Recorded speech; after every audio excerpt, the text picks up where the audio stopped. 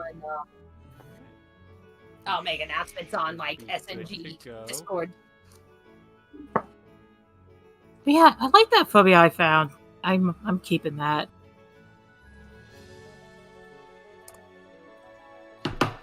Alrighty. Okay, send I love the description. It's on like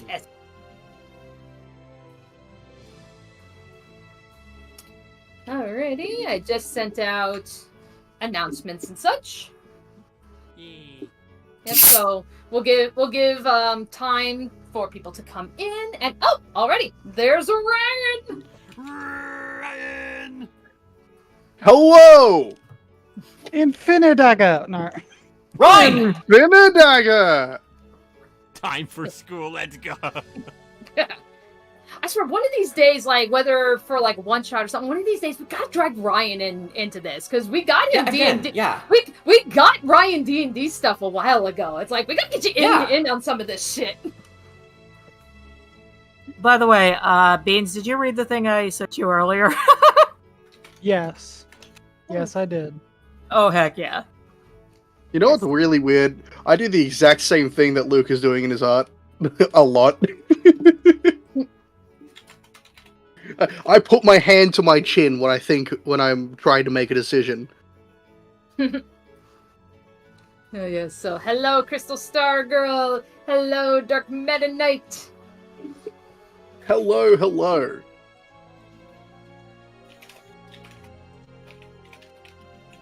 What the fuck? Infinidagger.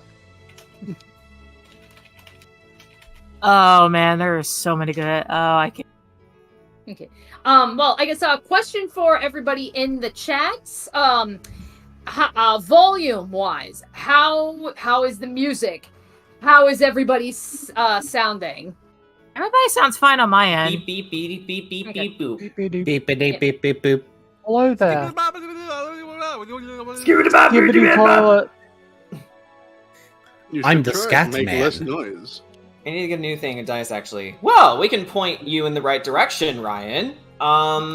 Hey, Jen, what's that site you like to use? Sage's Portal. Go to Sage's Die Portal is a Hard good Dice. That's a good source, too. You buy dice from Die Hard Dice, give them the reason you're buying dice from them, and they give you a coupon that is like a 30% off your next order. Hey. And Nice. Sage's Portal, they're pretty cheap, but they make beautiful dice. They haven't done me wrong. Aw, man, I already had to deal with class. JK. Actually, I wonder if Heaton's still sponsored by Ice Cream Dice. Oh, I think I remember them. Ice Cream Dice is pretty good. Yeah, because I know I- Heaton was sponsored by them for a while. I think the sponsorship deal ended. Okay. Oh, Ryan says... Ryan says, seems like the other people in the call may be a little bit on the loud side. A little bit on the loud side. Yeah. A little See- bit of noises. Well, See, that- this is why we need to know now because I'm not the one streaming this. That's This is what's Mhm. known as a sound check. Yes. Yeah, and I need to adjust. Yep. And it's just in time because it's just out turning a little past 7. Yep. So as soon as we get the right balance of the sound, right, I can give proper introductions. Alright. Okay, yeah. Alright. Lucky, I got you turned all the way up. Alright, so you may hear my voice in this chat, but I am going to be an observer. Yeah, Jordan. So, Jordan is in the peanut gallery today. Yes. Yeah, so as soon as the game starts, I'm just gonna, Moot. Hello, Dave.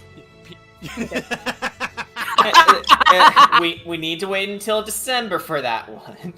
Join But me, yes, Dave. I am Dave. Everyone not playing is officially Dave. Okay, hello, Dylan Watts. Okay, let me see.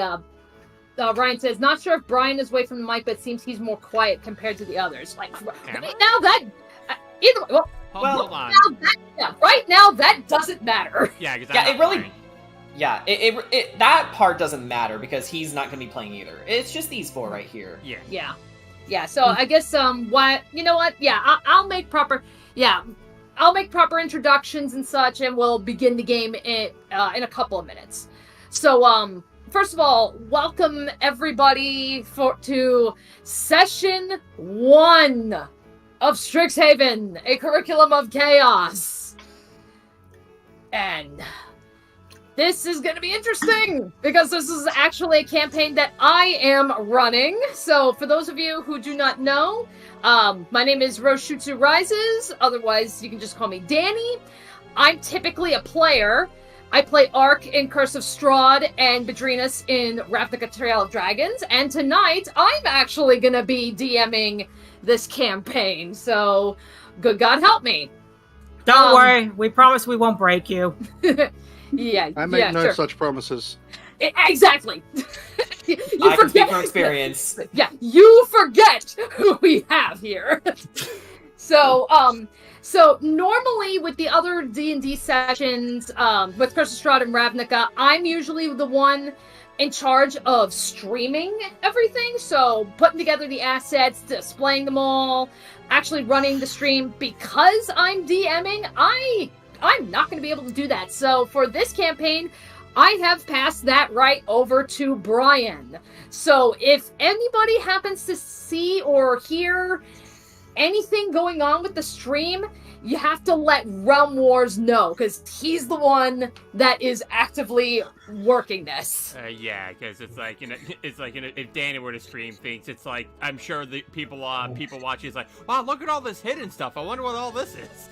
Yeah, I've got... Yeah, that would spoil everything. I've got so many tabs. I've got tabs and windows open right now, so it's like, I cannot manage a stream on top of all this. So, yeah.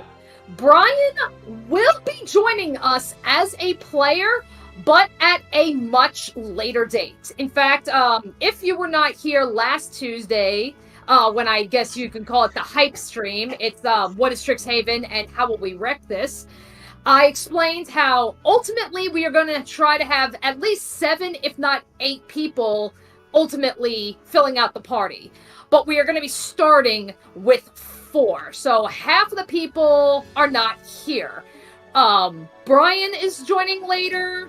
Arimari, who plays Corey in Curse of Strahd, and Ik in Ravnica, she's coming in early. She's coming in later. And Master TP, he's Mimi in Curse of Strahd, and Tuffy in Ravnica. He will be joining in later.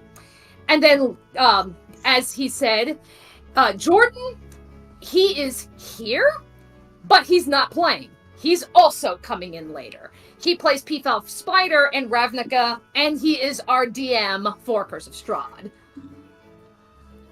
Oh, and we have a Brendan here. Yo! Chocolate fountain. Okay. So that pretty Do you much... have to say that every time? Come on. Oh, Yeah, it's like, that's your only thought with him. Okay.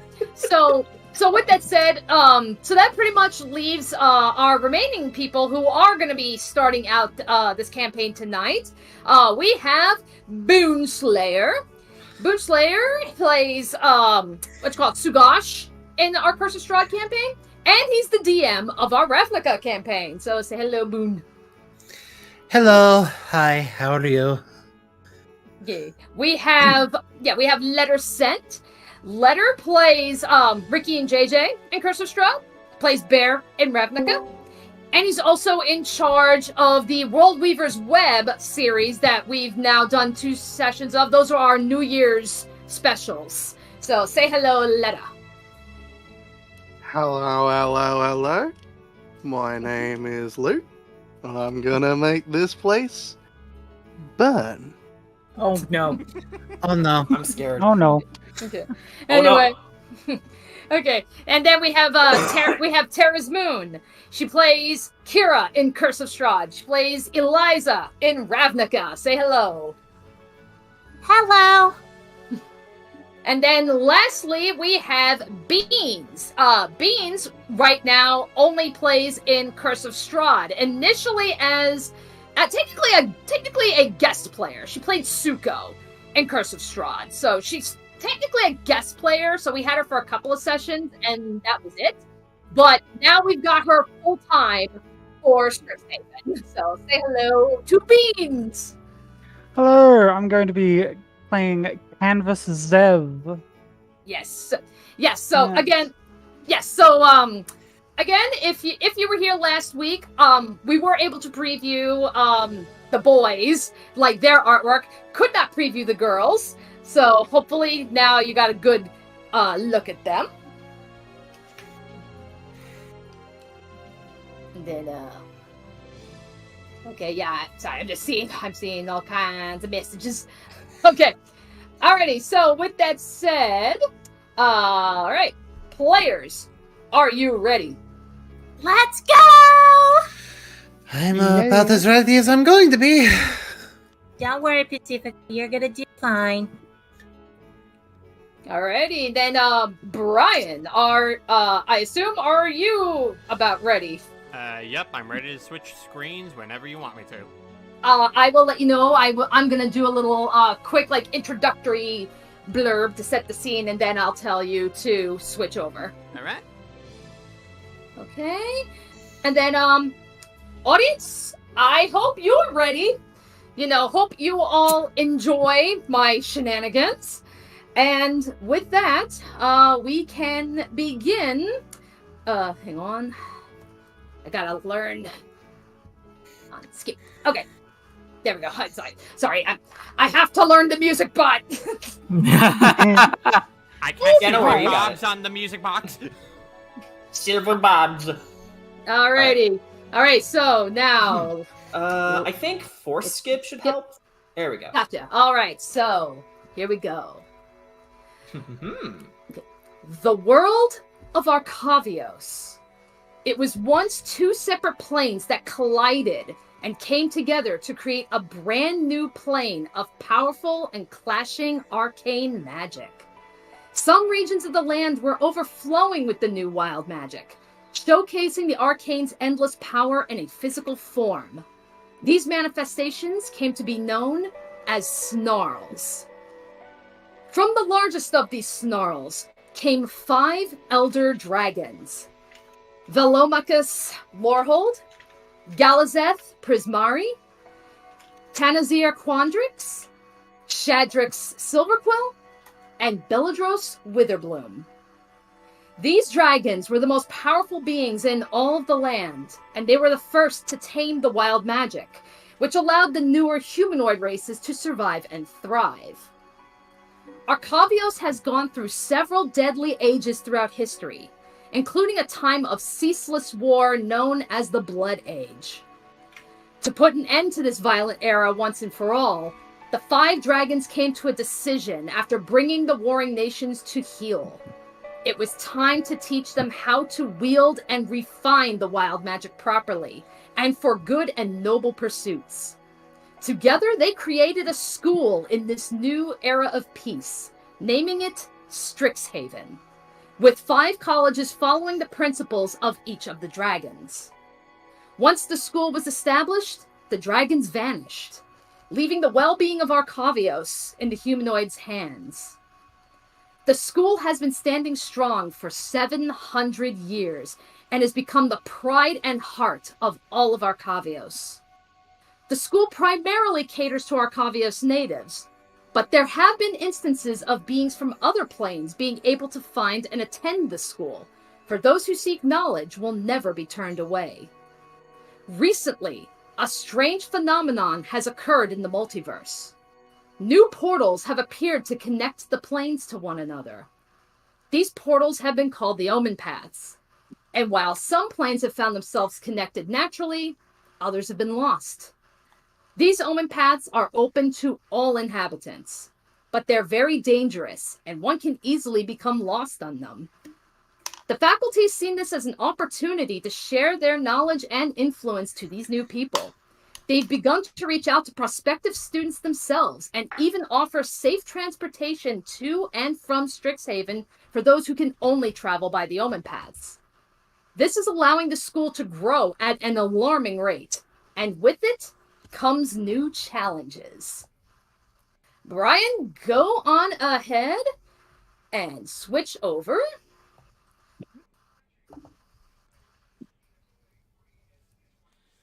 There we go. Okay. All right, who drop it? There we go. Oh, what? Wrong one. Hang on. Yeah. I gotta figure out, how do you put the music on repeat? If you don't mind me asking. I think it's loop. Is it loop? Okay. Loop. Alrighty, hang on. I gotta... Loop.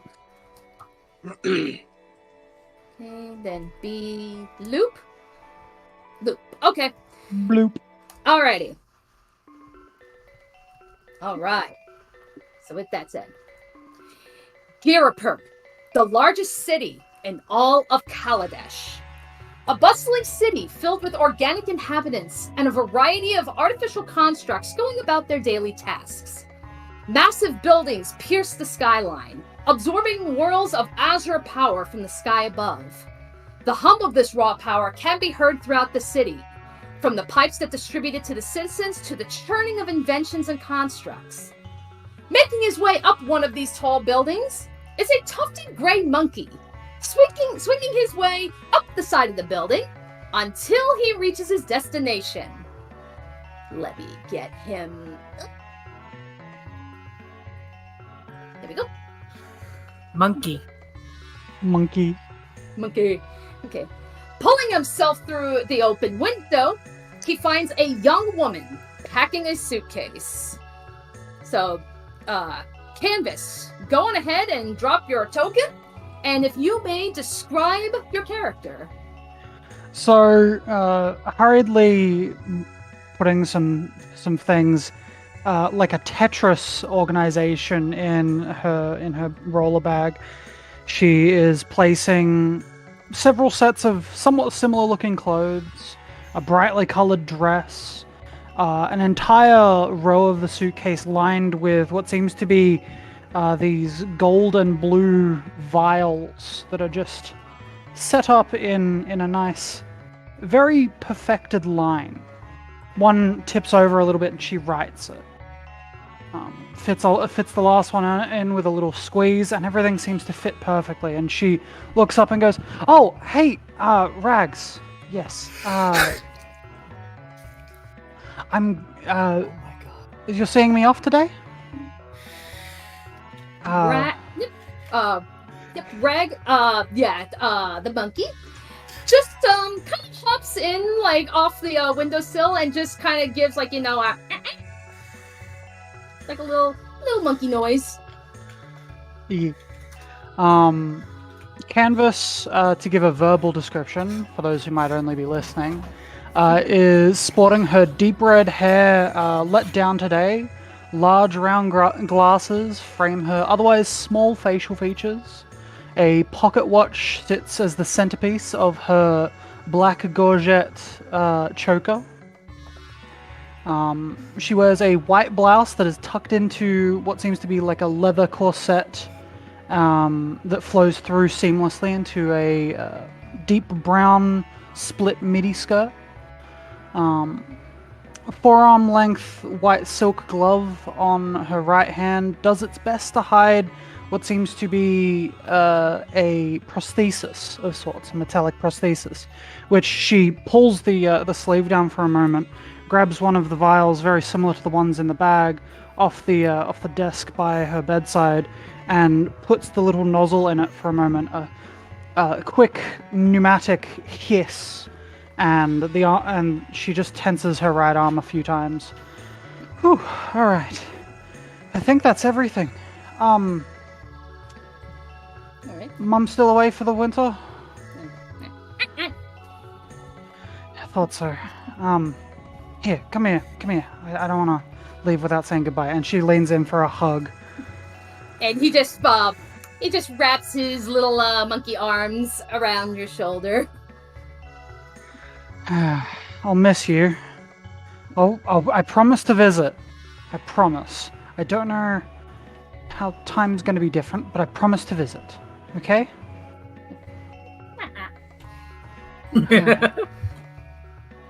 Well, I should grab something to eat. And she rushes out of her bedroom into here. Makes her way across. Grabs something quickly from the table. Probably some bread. Yeah, Ragavan will follow along suit. Probably steal some bread as well. Yeah. All right.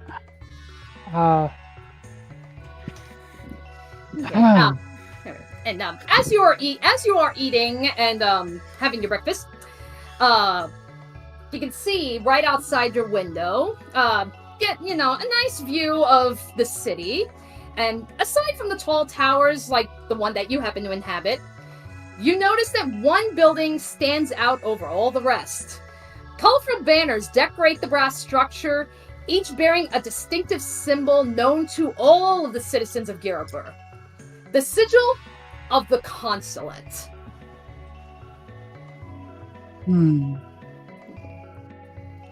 Canvas just lets out a sigh. Kind of peeks around it, checks to see if there's nothing coming our way. Nods. Be glad to be free of that mess. At least for a little while. Rags, do take care of the place. And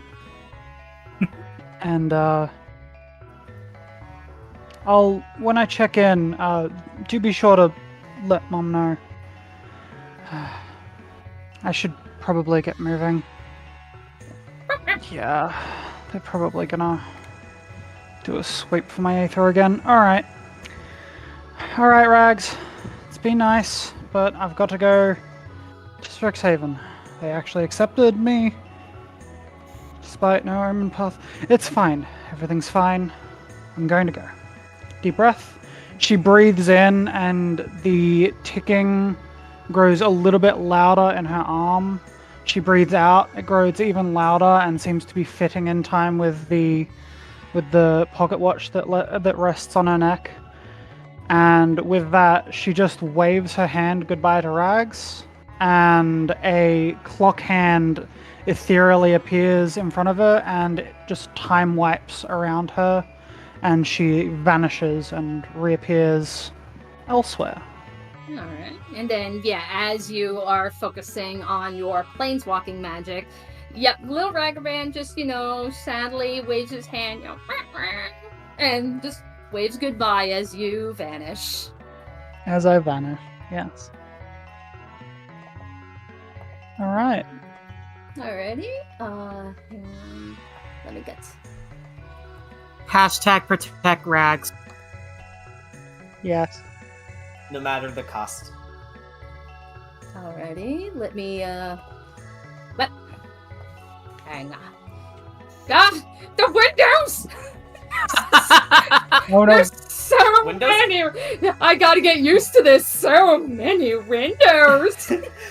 Yeah, don't worry. You'll get the hang of it with practice. We're service when you need them. Alrighty. And... God damn it, go away, Shadow Hearts! I love you, but no! That's not the music I want. Yeah, that you will also get a hang of. Yes, okay. So, with that said... Alright. Okay. Oh boy! Alright. Okay, there we go. I'm just making sure okay, yeah, I'm watching the stream also, just making sure everything transferred, okay. Oh, this is adorable. Okay. Oh, I think I know whose house this is. I love this. Yes. So, okay. Yes, I've been having way too much fun with maps. Okay.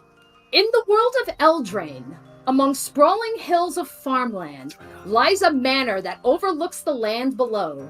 Made of stone and wood, surrounded by grand trees of red and green, a small sunflower garden, and a large fountain filled with red roses floating on the surface.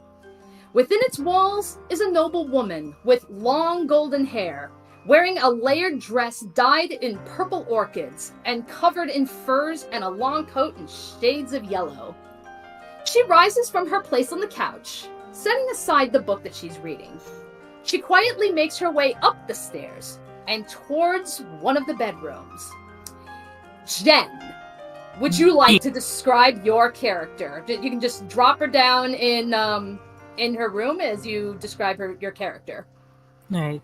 So she is a young lady with golden blonde hair, just like the woman that is approaching.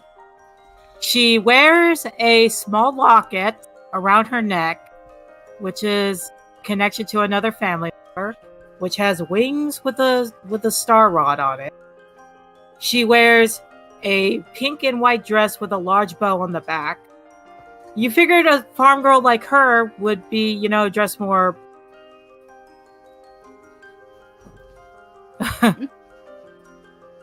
I dropped in the wrong room. Yeah, I'm pretty sure the room with the green floor is yours. Yeah. Okay. Yeah, okay, my bad. Yeah, because that's the one with the suitcase. And she's having a feeling for the old place. Yeah, that's okay. Yeah. Okay, so what was I saying? Oh yeah. So she wears a now you figured a girl like her would, being a farm girl would wear more worker clothing, but no, she likes to dress up very prettily because it makes her feel empowered. She has striking blue eyes, and she seems nervous as she is packing her clothes to prepare to go to a school known as Strixhaven, thanks to some connections between her family and the royal family. Okay.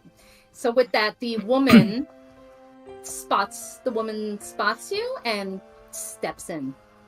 No. Are you okay, hon? You look nervous. Did you pack everything? I'm fine, Mom. I am nervous to say the least, but I've been waiting for so long for this. I know. You're finally maturing into a young lady. I can't be more proud of you.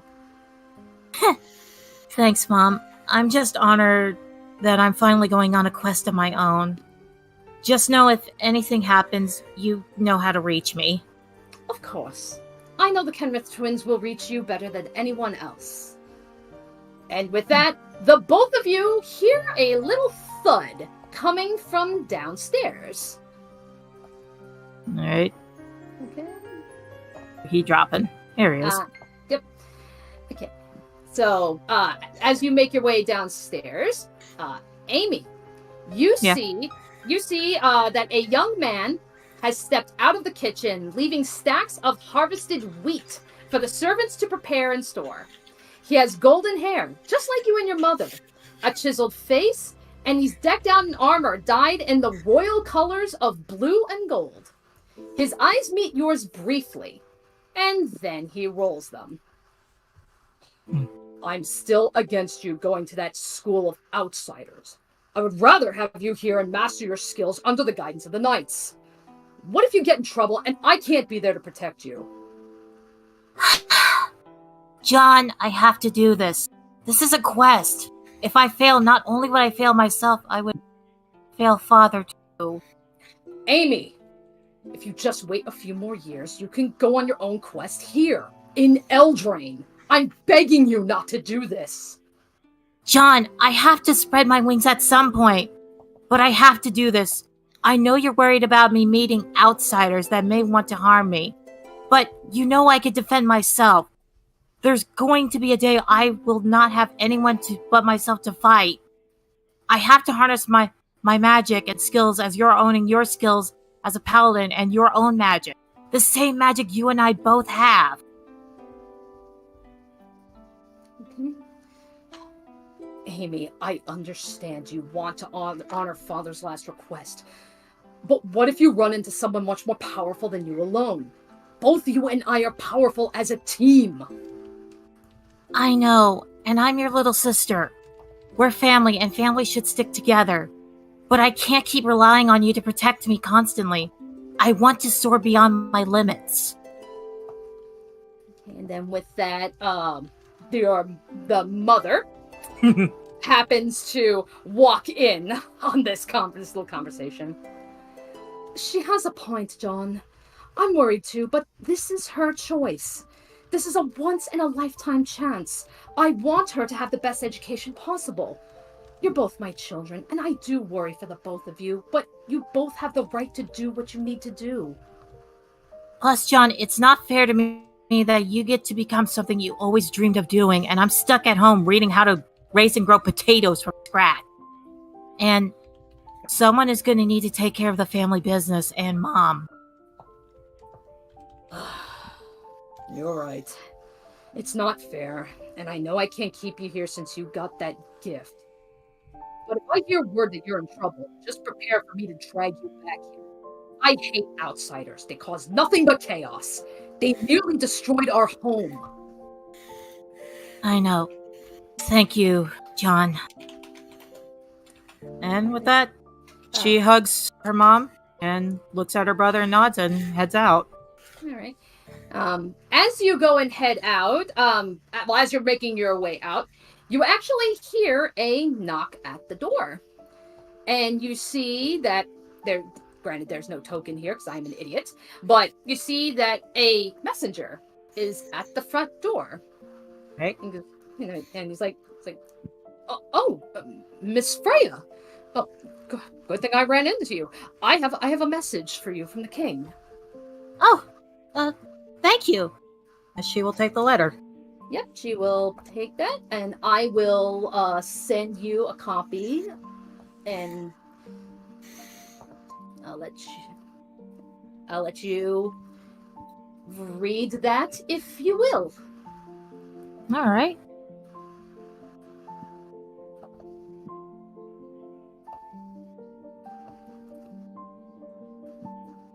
All right, I will read that, and you could go to another person if you want.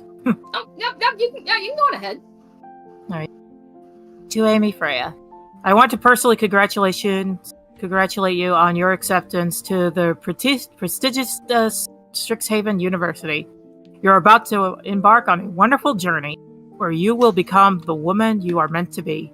My sister and I had found guidance when we were students. And I want to assure you that what you seek can be found there, whatever it may be. Your studies will be difficult, but know you're not alone. The teachers are wise and will direct you where you need to go. Hear what they have to say, even when they are contradictory. Give my regards to Dean Uvala Miss Collier when you see her. Uvilda Miss Coiler. Uvilda I was about Miss to Coiler. ask. Yeah. I can't pronounce certain words. Please forgive me. No, that's fine. Okay, so her name is Uvilda. Uvilda. Uvilda. We wish you great fortune on your quest. Go forth and bring honor to Strixhaven and all of Eldraine. Sincerely, King Will Kenrick. P.S. Say hi to Dean Nassiri on my behalf. I'm sure they're dying to know what I've been up to. Thanks, Rowan.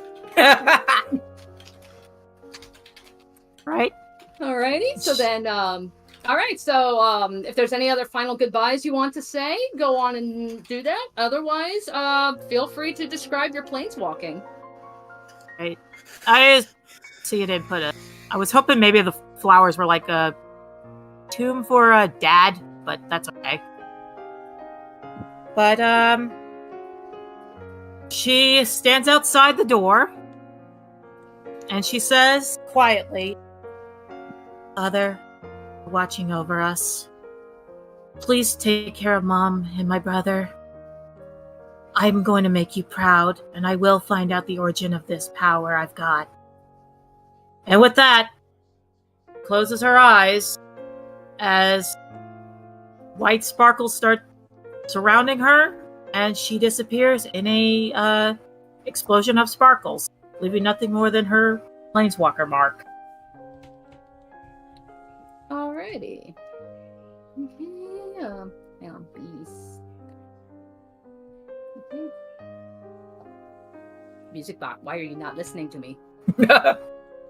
It's Music Bot. It doesn't listen to any of us. You'll come around to it though. I know, it's like I'm trying to get it I was trying to get it to stop so I can set up the next music, but Bongo.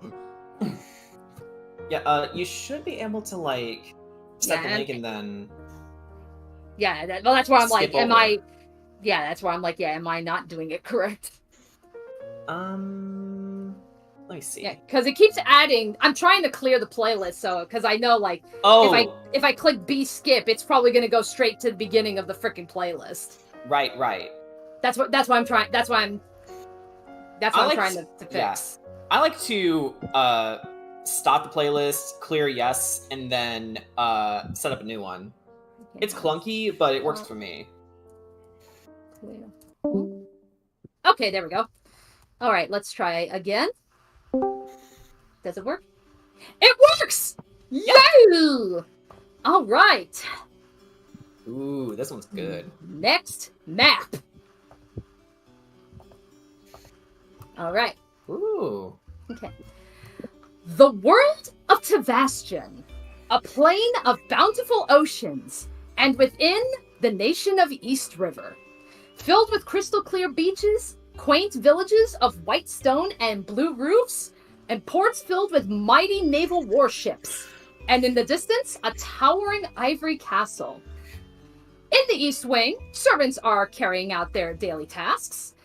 And within those walls, a young man with tan skin and brown hair, tied back in a ponytail, begins to stride through the halls, passing columns and frescoes of sharks until he reaches his destination in the East Wing. So, with that said, Boone, would you like to describe your character? Sure. My character is not the one with tan skin. He has sort of a light blue skin with silvery gray hair. And his wear is dressed in somewhat fanciful blue and red dress, even with a cape and everything. And he actually packed and repacked and packed again his suitcase last night, possibly the night before, possibly even in the middle of the night when he couldn't sleep. He's currently doing a couple of other letters that are related to his diplomatic duties as part of the Whitewater royal family.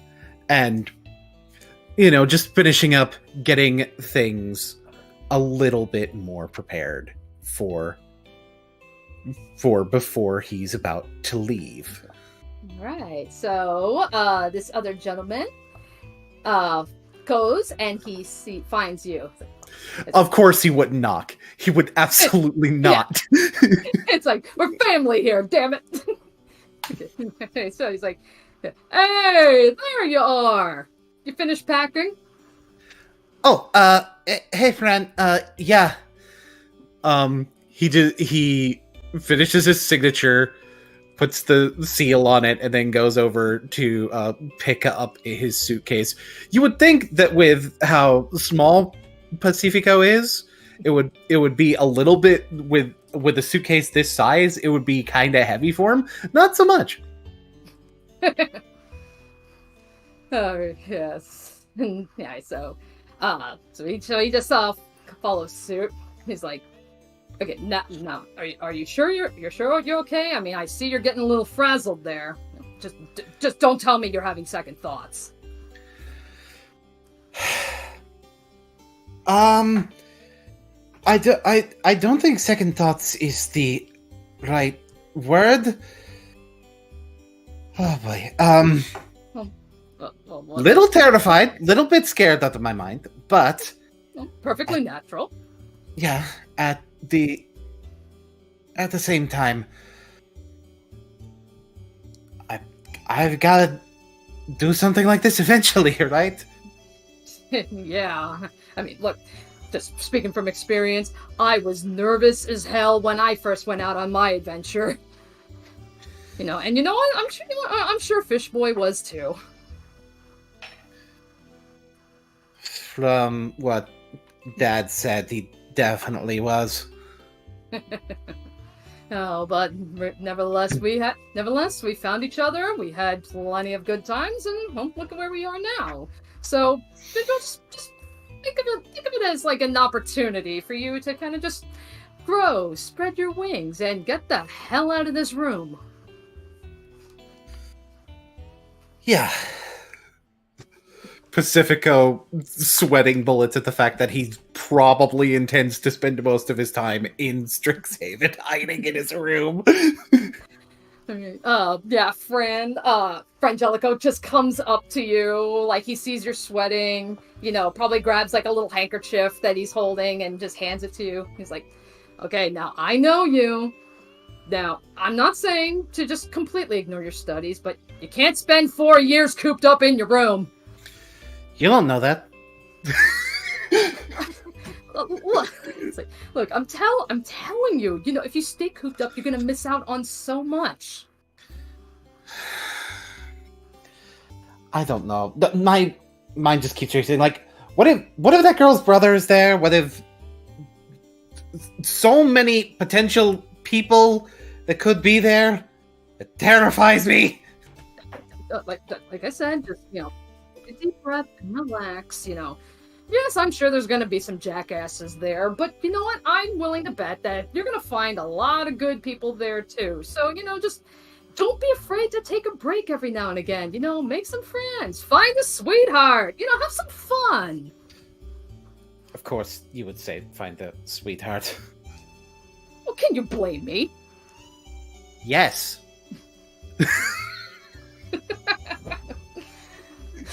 Okay, anyway, okay. So, looks like you got everything, squared away. So, you know what? Look, come on. Your family wants to see you before you take off. Yeah, okay. Alrighty.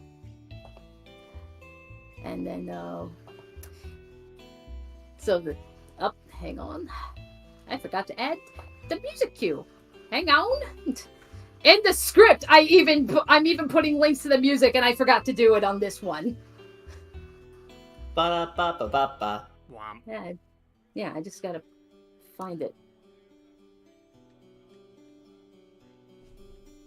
Okay, there we go. Let me copy the link URL. Okay.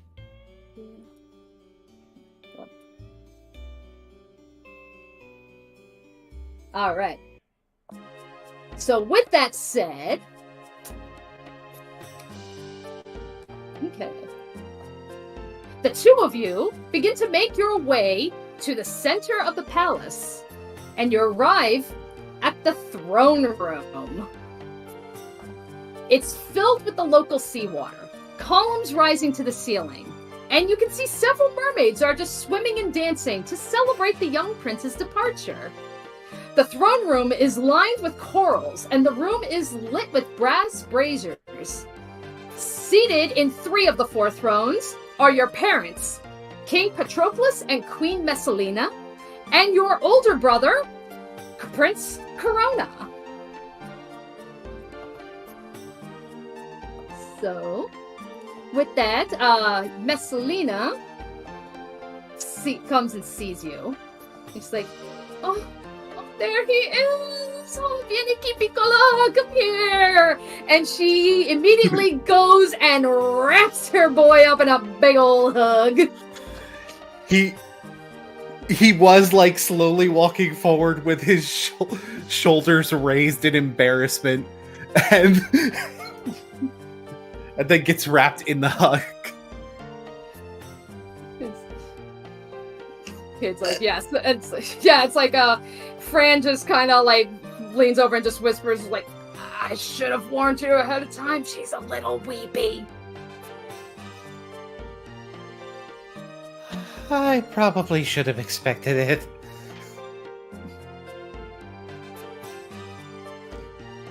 Alrighty. And then with that, you see the prince rises from his seat and comes down and joins you. He just, kind of grabs, he tries to grab your shoulders, Pacifico, and he's just like, Mom, let him breathe. Let the boy breathe. And then he just kind of pulls you away, and then he just stares at you. He's just like, how's it going? Pacifico, still still kind of cringing a little bit, although for slightly different reasons that his older brother is very aware of. Is just like, still kind of nervous. I'm not anywhere near as confident about this kind of thing as you are. You just had to cross a desert to get to your school! He's like, yeah, but you get to teleport. I guess it's faster and less dry. It's like, okay, look, I'm sure you've already heard this 100 times already, but just pace yourself. Don't worry so much. You'll be fine. Okay. And don't worry about Dad. I'll hold the fort. I suppose part of that depends on if Frank can stop snickering at his voice. Okay, and then with that, you'll hear billowing, "Hey, Pacifico!" And then, not really to rise from his seat, he is king and all. And he just goes, "Good luck with your school thing." Thank you, Father. Okay, and then your mother, she goes over. She just wants to give you yet another hug. Gives you a little kiss on the cheek, but she is trying to hold back her tears.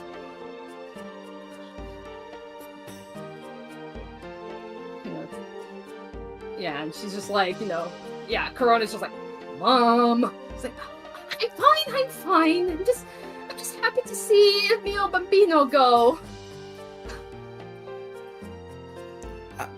I'll be fine, Mom. I've had to deal with the diplomatic relations in Ravnica and some other planes too. This is another opportunity similar to those. Little different, but Alright. Yeah, it's like don't. Yeah, and then Fran comes up and is like, don't worry, he'll be fine, And then he'll actually go and give you one last goodbye hug as well. And then he just whispers, "Don't forget about fun." Slight glare towards Fran at that comment. I'm just saying. Alrighty, so Pacifico. Okay, so Pacifico, anything else you want to say or do before you take off? I think that would pretty much be it. It's like, okay, I need a little bit of open space to planeswalk. It's like, So Fran and Corona will step aside together, and Messalina will also step back. So Pacifico's planeswalking. For one, fun fact: it often involves him launching a single foot off of a surface. There's two motions that are involved, but they both happen kind of together. It's a flourish of the cape part, which sort of creates this wave of water around him, and a leap off of 1 foot. And the leap off of 1 foot is where the planeswalker symbol shows up. And basically he sort of disappears into the wave of water in that sort of flourish as he sort of leaps off. Okay. Alrighty, then with that, he is gone. So, let's see, alright. Alrighty, so this now brings us to the next map. Okay. This is a world of forests and valleys as far as the eye can see. where civilizations of animals have learned to build and live within the trees. On the outskirts of a clearing, underneath an exceptionally large tree, lies a simple 2-story house. A windmill churns on the house's side, powering the various mechanisms that whirl within. The crackling of electricity and hissing can be heard above the sound of the windmill. While the ground level is filled with all manner of inventions that are half-finished, upstairs is simple, but tranquil. There's a couch for reading, a hammock for sleeping, and 2 smaller sleeping pillows on the floor. Letter, would you like to describe your character?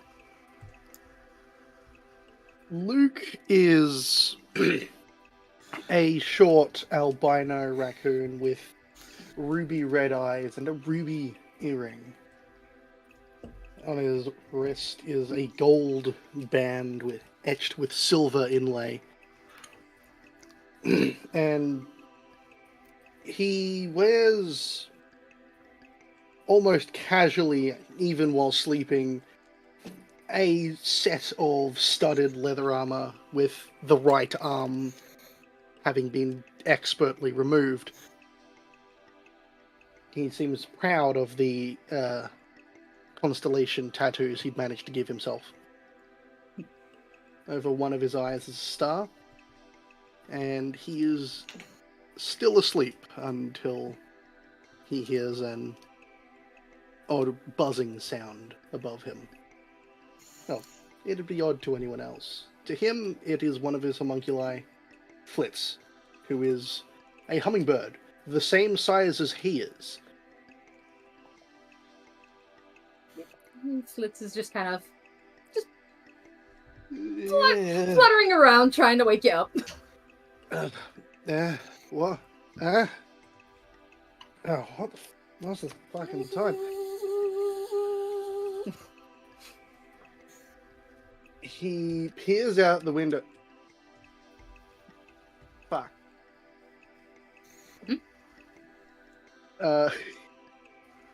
He pops out of the hammock. He's late. Okay. And then with that, you see another little automaton, kind of bounding your way. Would you like to describe him? Another automaton hops off of its pillow, a wallaby, again, around the same size as he is, both of which are mechanical in nature, with a shining emerald gem in their chests. It is clear from the inventions and his company that this young man is an inventor of various things. He swings his hand out towards the bag that he had next to his hammock, and a force drags it over to him and onto his shoulder. He's late. He doesn't have time. All right. Come on, we gotta get moving. I slept in. He's talking to the automatons. They can't respond, but he still talks to them. All right. So as you make your way downstairs, literally as you're approaching the door, you approach the door, and as soon as you open the door, you see a man standing there. G'day.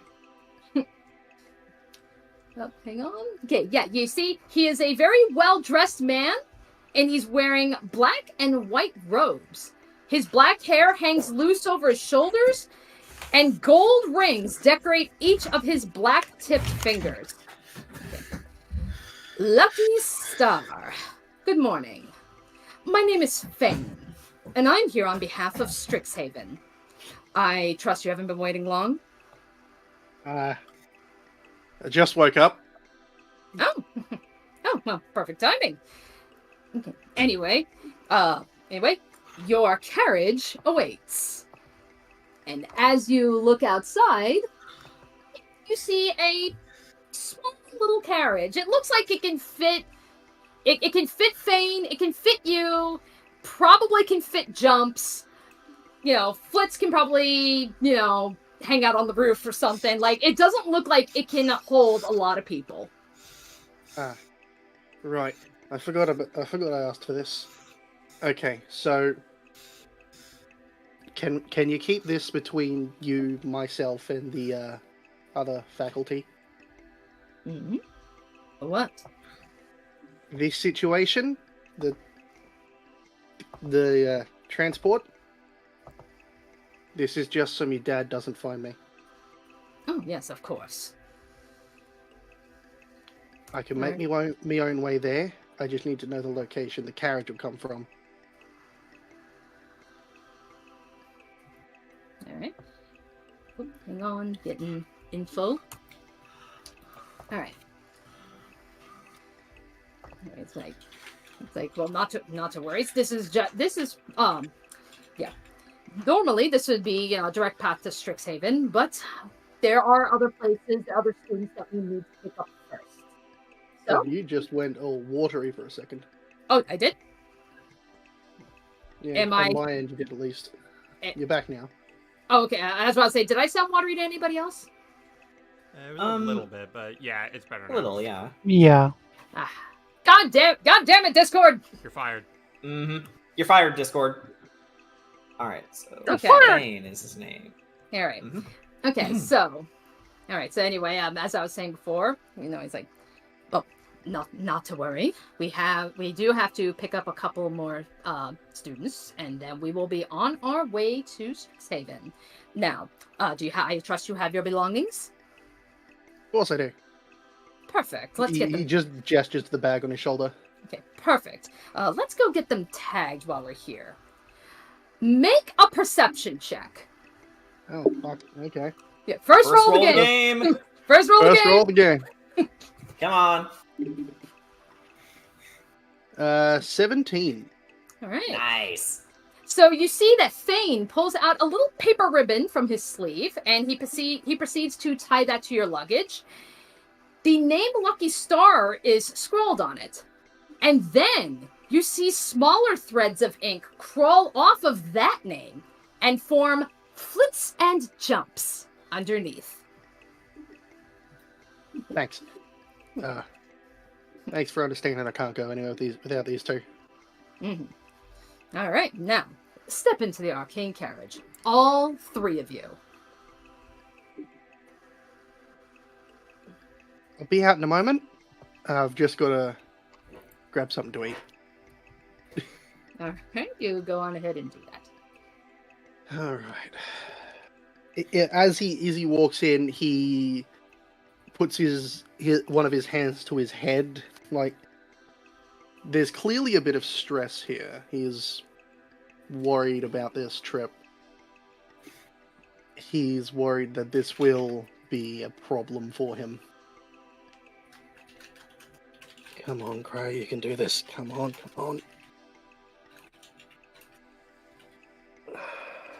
Your name is Luke. Okay. After readying himself and grabbing an apple, he turns around and walks out. All right, then. Let's roll. All right. Okay.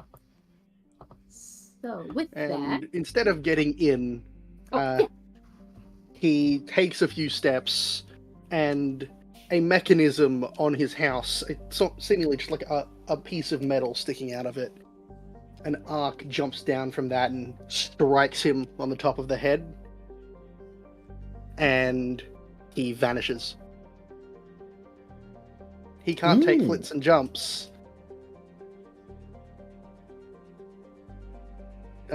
He disappears with a notable riff.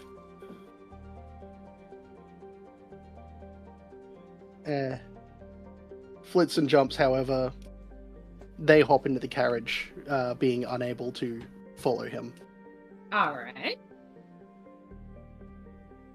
Oh, okay. Alrighty then. So,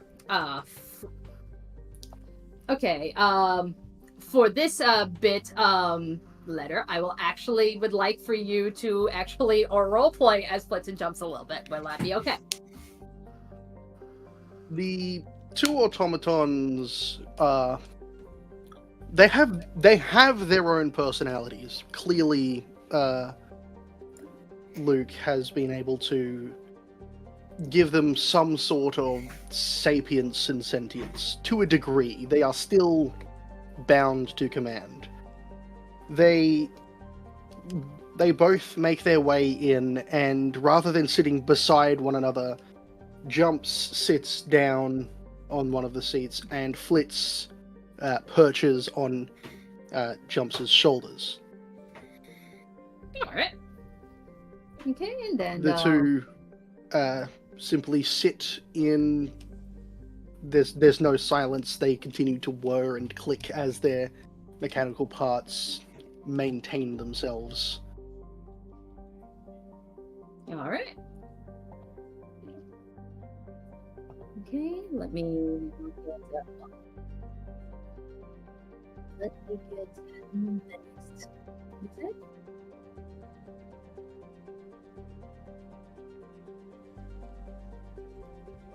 Alright. Alright. Okay, so. Alright, so now that we're here, okay. We are now going to return to Canvas. Canvas. As your planeswalking magic disperses, you find yourself in an elaborate manicured courtyard. You see fountains and garden spaces are decorating the grounds around you.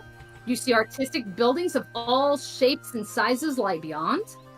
Most notably, you see a group of rocks suspended in the air, forming an archway over a path that leads towards a massive building. You can see numerous people, no doubt other future students, all chatting amongst themselves as they scatter around. A few of them, though, are wearing what appears to be uniform garb, with unique accessories and stylers tailored to each of them. But they all feature distinct color combinations. Red and white, blue and red, green and blue, black and white, or green and black. So feel free to drop your token. Where do I drop it? Pretty much anywhere. I mean, on this platform. On the platform? Alright. Yeah. I'm just gonna... Okay. Yeah. Alright. Okay, as you're landing, one young woman approaches you. And she's wearing a red cheongsam filled with blue embroidery of elaborate star patterns. The same star pattern that you see on your acceptance letter. Her black hair is tied back in a bun, allowing you to clearly see her face brimming with joy. So she comes up to you. Oh, good morning, young lady. Welcome to Arcavios, and welcome to Strixhaven University. Hi, you must be, was it Nora I saw on one of the boards when we were looking at the different extracurriculars? Yeah. You were a part of one of them. I think it was Nora. I'm trying to make sure I understand everyone's names around here. Need to get to know them so they get to know me. It's like yes, this is Nora. Okay, so. All right. So what did she say specifically? Okay, so she was just saying, she was just welcoming you to Strixhaven. Glad to be here. I'm glad my walk wasn't too difficult. That's have you good. seen? I'm looking for. She dresses a bit like a princess. You'll know what I mean when I say it, if you've seen them, but I don't. Okay. I don't see them. No. Chances are likely they haven't shown up yet. You know, this area specifically is for planeswalkers. Yes, she'll likely. I think she said she was. I'll wait here a moment. By all means, you're more than welcome to. And then, once all of our students arrive, like once you meet your friend, we'll be guiding you through your orientation at the Biblioplex. And don't worry about your luggage. You know, we will be delivering them to your dorm rooms personally while you're doing your orientation. All right. She kind of just like gestures the bag. It's all in there. All right. Be careful with it. It does have some slightly volatile vials in it. No. Okay. Did you hear that, Drasimir? You got to be careful with this one. And with that, you see a Minotaur approaches the two of you. He's got brown fur and pristine white horns. Glasses rest on his snout, and his large frame is draped in blue and green robes. Yet despite his large size, he smiles at you. He's like, I bid you welcome. May I have your name, miss? She stammers a little bit. Canvas Zevenwatt. You see he pulls out the quill that is resting behind his ear, and he writes your name on a little paper ribbon before he ties that onto your luggage. And then he's like, oh, can't forget. And he makes sure to write, caution, volatile luggage. Like a yellow tag shows up. Yeah. He whips up that's better. He whips up a yellow caution tag. I like this fella. He's very meticulous. Okay. Yeah, don't steal my Acre Vials. It's an expensive card. I mean, what? I mean, it was. It was. All right. And then, so Canvas, can you make an Arcana check? Arcana. All right. Rolling in real life's fine. That's a question, just to make sure. Yeah. It does not matter if you roll using physical dice or if you want to use the roll 20. Yep. 13. 13. All right. Okay. You can feel magic in the air. After it begins to fade, at the very last minute, you do recognize that this is planeswalking magic. Ooh. And appearing right in front of you is a young woman with long golden hair and an elaborate fluffy pink and white dress. Oh boy. Yep. So, Shall I drop? Yep, come on down. Hang on, does she say "oh boy" as she enters? Oh, nope. Nice. Yep. Alright. Okay. Canvas just smiles and nods to I've already forgotten her name. She Amy. just smiles and nods to Nora and just leans back on the on the bit at the edge of the courtyard as Amy appears. He's like, oh, I see. Okay. Well, a good morning to you, young lady. Welcome to Arcavios. Welcome to Strixhaven. And then Drasimir will also come up and ask for your name.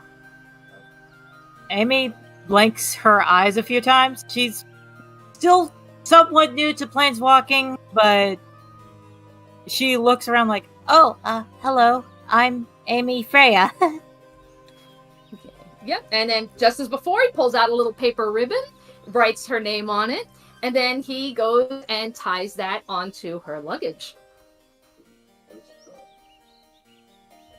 Hey, Amy, I was just waiting for you. It's me. I made it as well. Here early, I think. Maybe?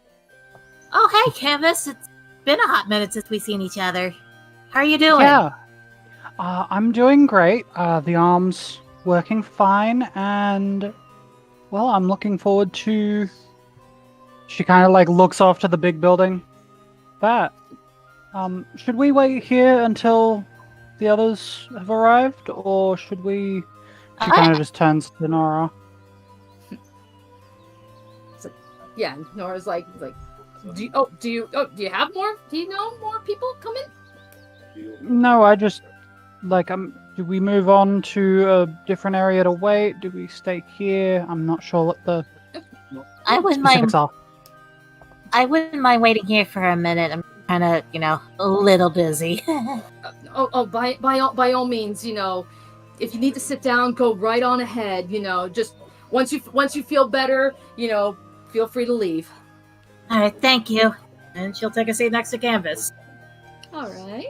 Okay, so I'll give you guys an opportunity to catch up if you'd like. So, any news? Anything change with you? Not really. Well, somewhat. I can't believe that I managed to get into the school of all places. And my brother's now a royal knight. Oh, coming up in the world. That does mean he's probably not home as much, doesn't it?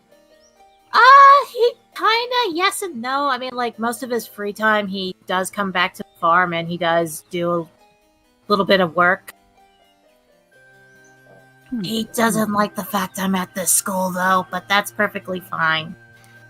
He'll get used to it. Some of us choose to learn, some of us choose to work. That's all I'm saying. What about you?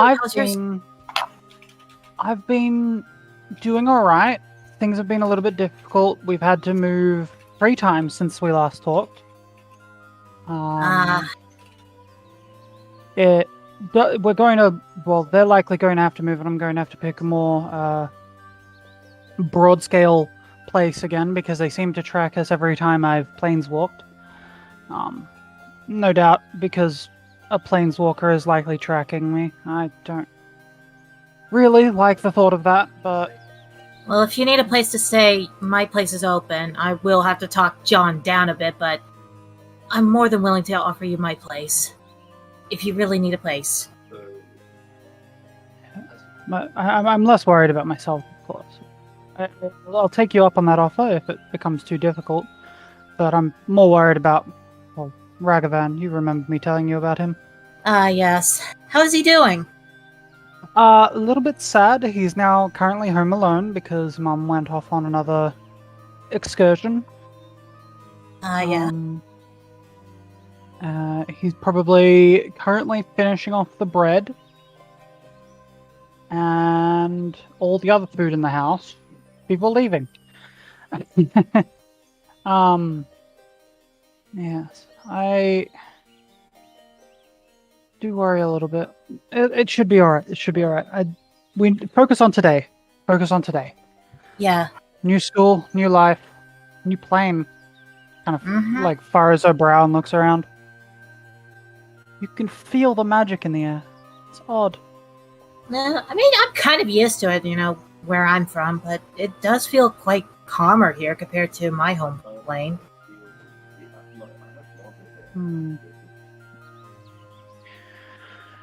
Oh, there it is again, and I'm just going to move us from this conversation as she senses another planeswalk. The funny thing about feeling magic in the air is that you can kind of see like a little tiny bit of almost like swirling water in a spot, and then it kind of swirls out, and Pacifico lands in a 3-point stance as though he landed from a jump. Notably, he's a little bit more used to planeswalking, so he's used to landing from those. When the first few times he was doing it, he was absolutely falling flat on his face almost every time. Yeah. That's him. He stands up straight, brushes himself off a little bit, and then he looks up. It's like, Amy? Pacifico, is that you? Yeah. What are you doing here? He kind of looks left and right. John's not here, is he? No, he's not. No, he's not here. It's good to see you. I'm so glad you're okay. She just hugs Pacifico. He hugs her back. Don't worry. I am still so sorry for what happened between you and John. He's just very protective. He cringes, rubs the back of his neck. I don't necessarily blame him. Either way. Wait. I remember on the tour before they said this was a landing area for... He looks towards you. It's like, wait a minute. Since when?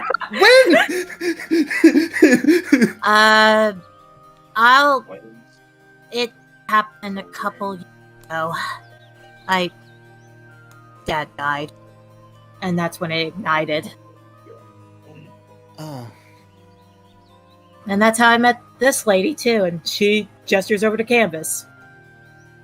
Canvas waves. The wave is a little bit too perfect, but like it goes to very specific spots when she waves.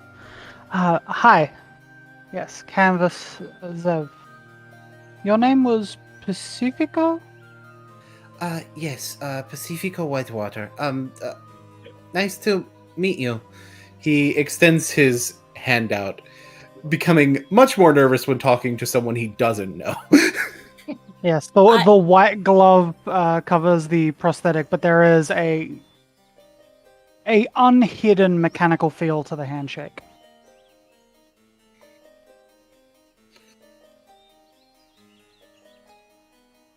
So, you know this one, I imagine? Yeah, she helped take care of me after my first planeswalk, as a matter of fact. Really? Oh, we have something in common. Lovely.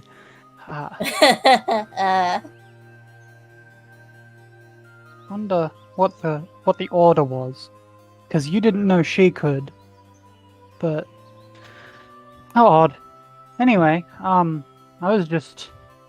we were about to head on our way down the way to start mingling with some of the other students, but well, you appeared in front of us. I have a bad habit of doing that sometimes. Yeah. Oh, gosh. And then, with that, Drazimir approaches you, Pacifico. I'm sorry to butt into your private conversation, but may I have your name? Yes, Pacifico Whitewater. Yep, and just as before, pulls out a little paper ribbon, writes the name, and then he goes and ties that onto your luggage. And then that's when Nora will approach you guys. And she says, Amy, are you feeling better? Yeah, I'm feeling a little bit better. Oh, that's good. All right, anyway, and then she turns to Pacifico, and to you, welcome to Arcavios, and welcome to Strixhaven. Thank you very much. Nora, was it? I think I remember from last time? Nora. He extends a hand for handshaking. Yep, and then with that, Nora takes your hand and gives you a nice firm handshake with that. And it is like it is kind of difficult for him to not be super formal.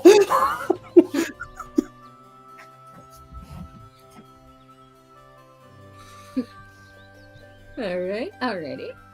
Okay, so then, and then with that, I'll need all you guys to make another Arcana check. Oh Ready? boy. Multiple ones. 21. Pacifico is pretty decent at those. What is 18 plus 5? 23. Yep, 23. Which also happens to be higher than what I got, which is 12. Okay then. Alright, well, regardless, so, Amy, you can distinctly feel more magic in the air, and it's coming in red hot! Everyone, stay back. I'm sensing something coming at us at full force. Oh boy. and everybody will back up. Closest piece of metal begins to spark as this force gets closer and closer before a bolt of electricity shoots from it into the ground, where a raccoon appears. Oh my god, what's that? Ah. Oh, that was a longer one than usual. Where am I? Did I make it? Hello. Hey, people. You've got 5 people staring at you. And then, so with that, Nora does approach Hyochu. So says, welcome to Arcavios. You are at Strixhaven University.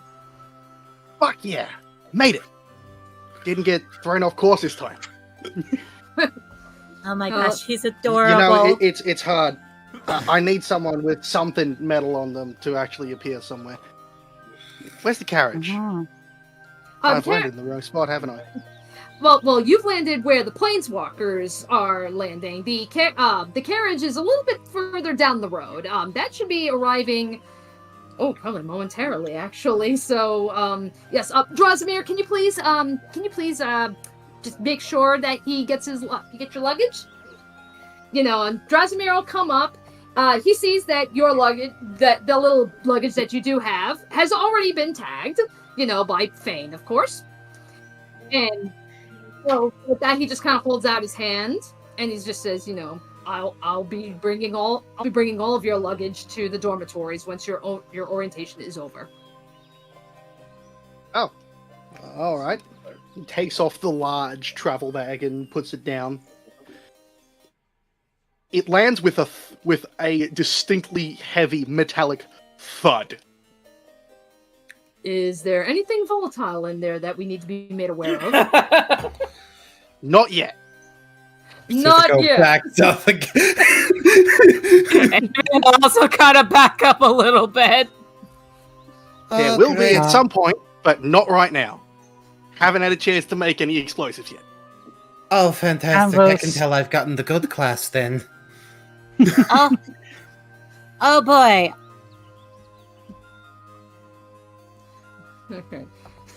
Okay, so...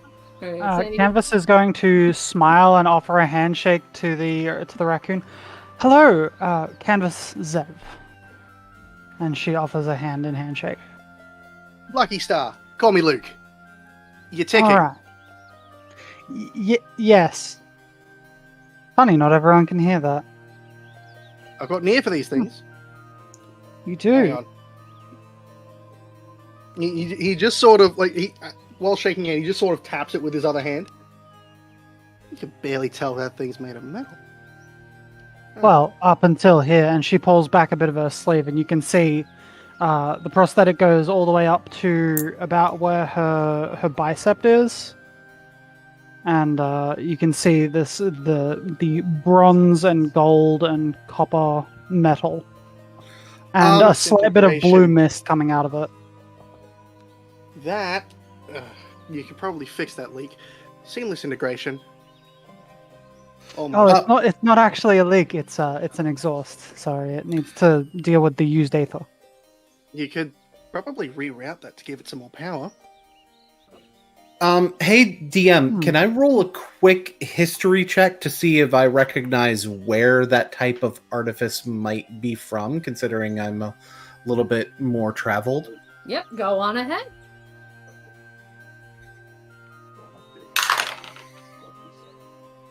17. I think that's enough for me to have been Kaladesh. 17's a pretty high roll, so yes, you do recognize this. Kaladesh. Yes, Girapol, actually. This one. Yes, one of the spires of Girapol is where I hail from. You ever want it tweaked a little bit? Come and talk to me. I'd be interested to see what your plans are.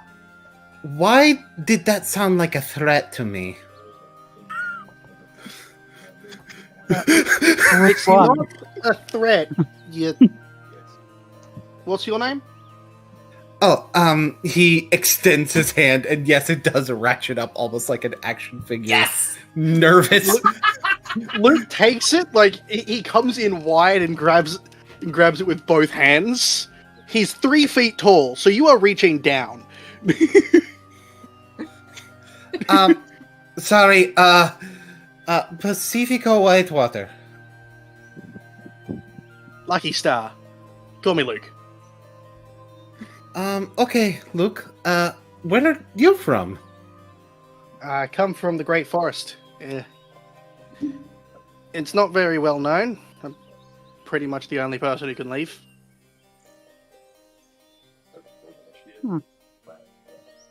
Maybe he's just quietly observing, like, trying to figure out if Luck is a fey creature or of some kind. Luke. It's Luke. Luke. My Yeah, bad. think like Luke. Yeah, like Luke Skywalker. Okay. Yeah. But yeah, Amy's just quietly observing, like thinking Luke is like some sort of creature, given where she's from. I'm from a bit lesser known of a place myself, at least I suppose in the wider multiverse. There aren't a lot of planeswalkers from Tavastion. Sebastian. What kind of tech do you have there? Got anything that, you have any way to make a machine that can swim? Why would I need to make a machine that can swim? For people who can't breathe underwater. Oh. Well, we do have ships. I'm not really an expert on that kind of, advancement. I'm a bit more on the, overtly magic side, myself. Hey, what I do is magic too, you know. No, mine is just, less, technological and more in dealing with the weave and whatnot. You act like I don't use the weave to make what I make. No, but there's like it's a very different. I think you know what I'm actually trying to say. Luke, Careful by the way, with at the this point Whitewater. has a very distinct grin. Like, Okay. he's clearly doing this on purpose. Okay, I take that back. You Canvas. definitely know what I'm trying to say. Canvas speaks up. Careful, Mr. Whitewater. He's talking circles around you. Well, when we're talking technology, that tends to happen. Amy had to give a Circles slight around giggle. most people. Amy Yeah. just had to give a slight giggle. I can feel someone staring into the back of my head. He turns to look at Amy. Who are you? Hello. I'm Amy Freya. G'day. Are you like some sort of fey creature? No, I'm a Marpak. Ah, I've never heard of that. Nobody really leaves the Great Forest. It's not a common place for visitors either. Not anyone, like nearly nobody can understand us. And he just starts speaking in what sounds to be chittering, and followed up by a series of whistles and chirps. I apologize, because, like, where I'm from, fey creatures tend to take on the role of animals and try and mess with people by talking them, like, oh man, a talking animal. No, everyone in the Great Forest is like me. We're not fey, we're just, how do I put this? We're sort of what happens when magic soaks an area full of animals. We're not fey, but we're kind of halfway there. We've got our own languages, our own people. I just spoke in Marpak and Birdfolk. Half the people there are birds. Ah, that's You know really that- nice. It's really interesting, too. You know, that does make it kind of interesting. I would imagine that the use of artifice magic and the type of magic that you're talking about would be somewhat in contradiction, but I suppose that isn't the case. At least in your case. Sort of a rare breed. Ah. Okay. Yeah, most of the Great Forest don't really deal in. He pulls out what looks to be just a hunk of metal with a pin in it. Not many people handle these things.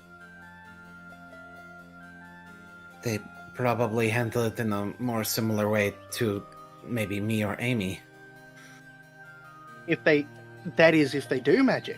Lots of them don't. Other ones they can talk to what are normal animals, I suppose you'd call them.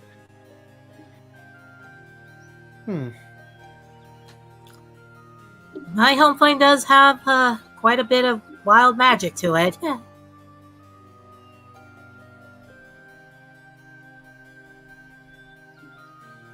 Alright. Okay, and then, so with that, Nora, you see Nora just kind of like perks up, and she sees in the distance. Okay, it looks like there's a commotion there. I believe the arcane carriage is just arriving. If you want to get there, now's your time. Alright, I gotta go pick up my friends. I'll be back in a bit. And Luke just makes his way down. Alright. So... Oh dear, we've gone through the music already. I thought I had you set on loop, damn it. Those are all Final Fantasy. Yeah, they are. They are. That's our Danny. Ooh. Are you surprised at all? No. No, Hoopa, we're not. Yes. Alrighty, so, how do I play the song again, like going back?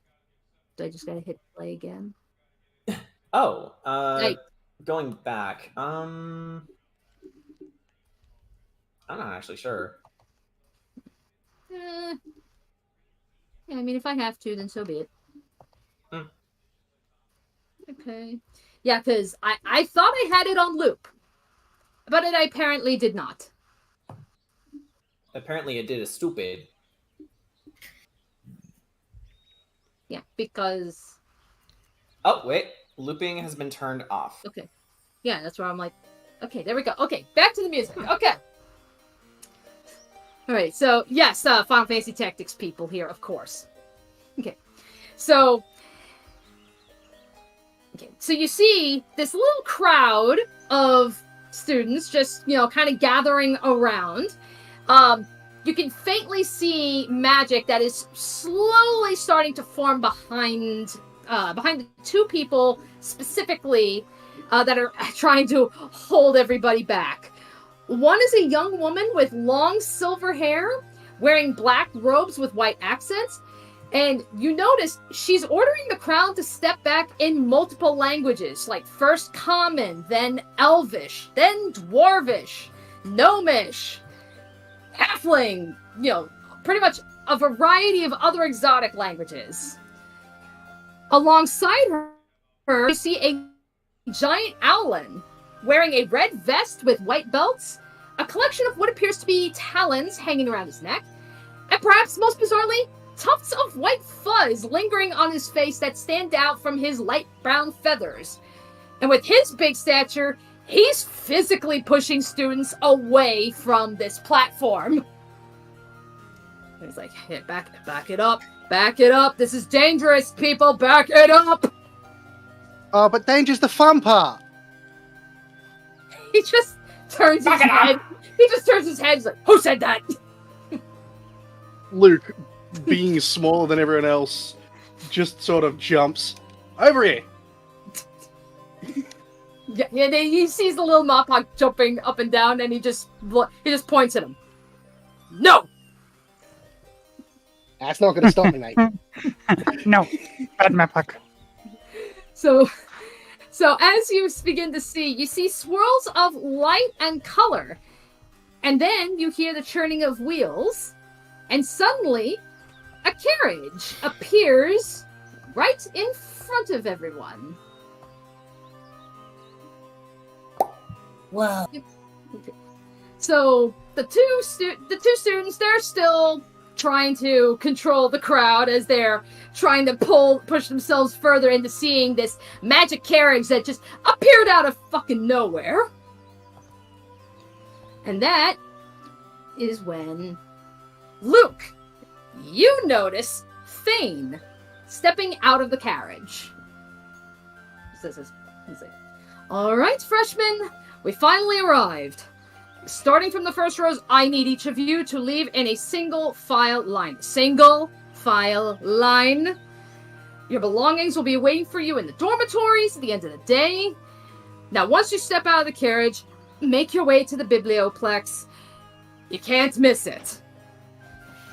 So, one by one, you begin to see some students file out of the carriage. Luke, you do see your little machine companions start to, come out. He brings his fingers to his lips and blows an ear-piercing whistle that is almost painful. Too close. And it's like just like his that. Creations bolt to him.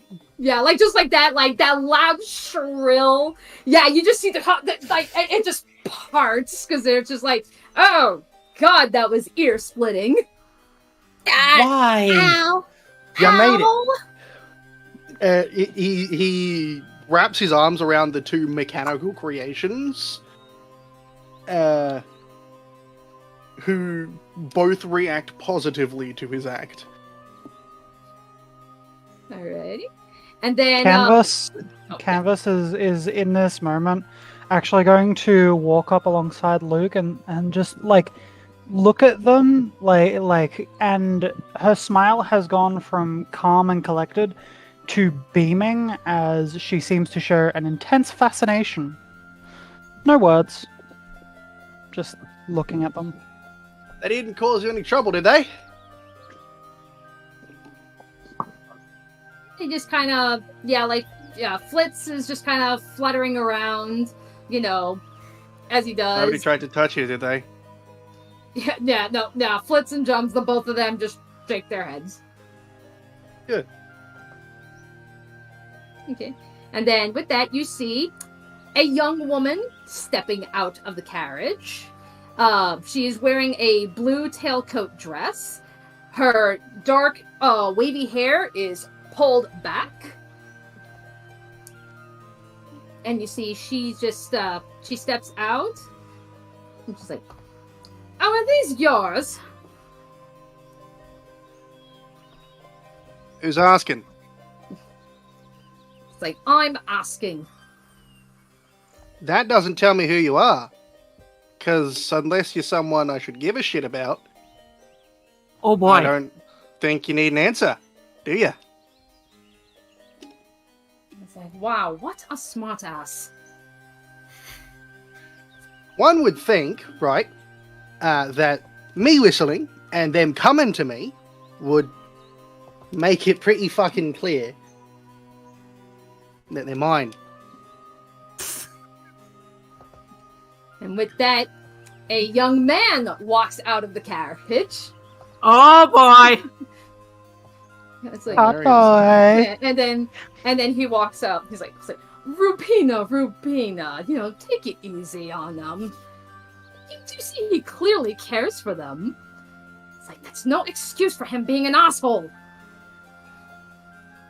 Where I come from, people introduce themselves before demanding information. Just a note. Upon seeing the man, Amy's eyes widen a bit. Her heart starts fluttering a little bit. Aww. And there's a small blush on her face, which I think Pacifico could see. Yeah.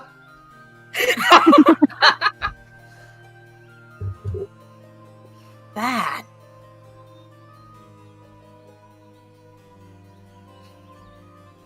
Well, you could find out. She'll casually just kind of approach, kind of like linger in the crowd, but just get enough to see if she can kind of watch and try to see if she can figure out more about this man. Passing by Luke and Canvas. And yeah, so with that, the young lady, the young lady, she's just getting freaking annoyed with Luke at this point. She's like, all I asked was if they were yours. It's no excuse for you to give me an attitude. You didn't ask. You demanded. There's a difference. Tone of voice means something. Yeah, then the young man just goes, it's like, Rabina, I think it's time to let this one go. Let's just go. You probably won't even have to see this guy again. He's like, gladly. And with that, she just pushes past and just heads on over towards the destination. And with that, he turns to you, Luke. He's like, I do apologize for her behavior. She's quite stern. No need. I'll happily fix it for her. It's nice to see other students arriving here too. It's heart beating. I'm Amy Freya. Let's see. Okay, and then with that, he approaches you. He holds out his hand. She shakes it. You go to take the hand to shake, to shake it. Yeah. He instead twists his hand to cradle your fingers and kisses your knuckles. Oh no! And the woman was dead. I need to inform you of something. This is the precise way that Corona initially introduced himself to Frangelico.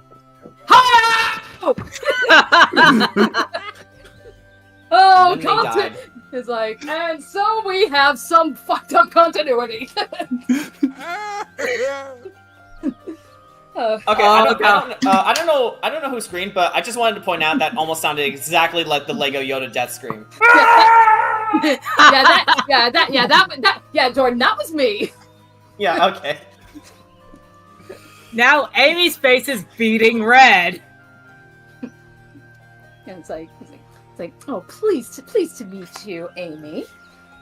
It's like, and my name is Quintilius Antifian Melantar III.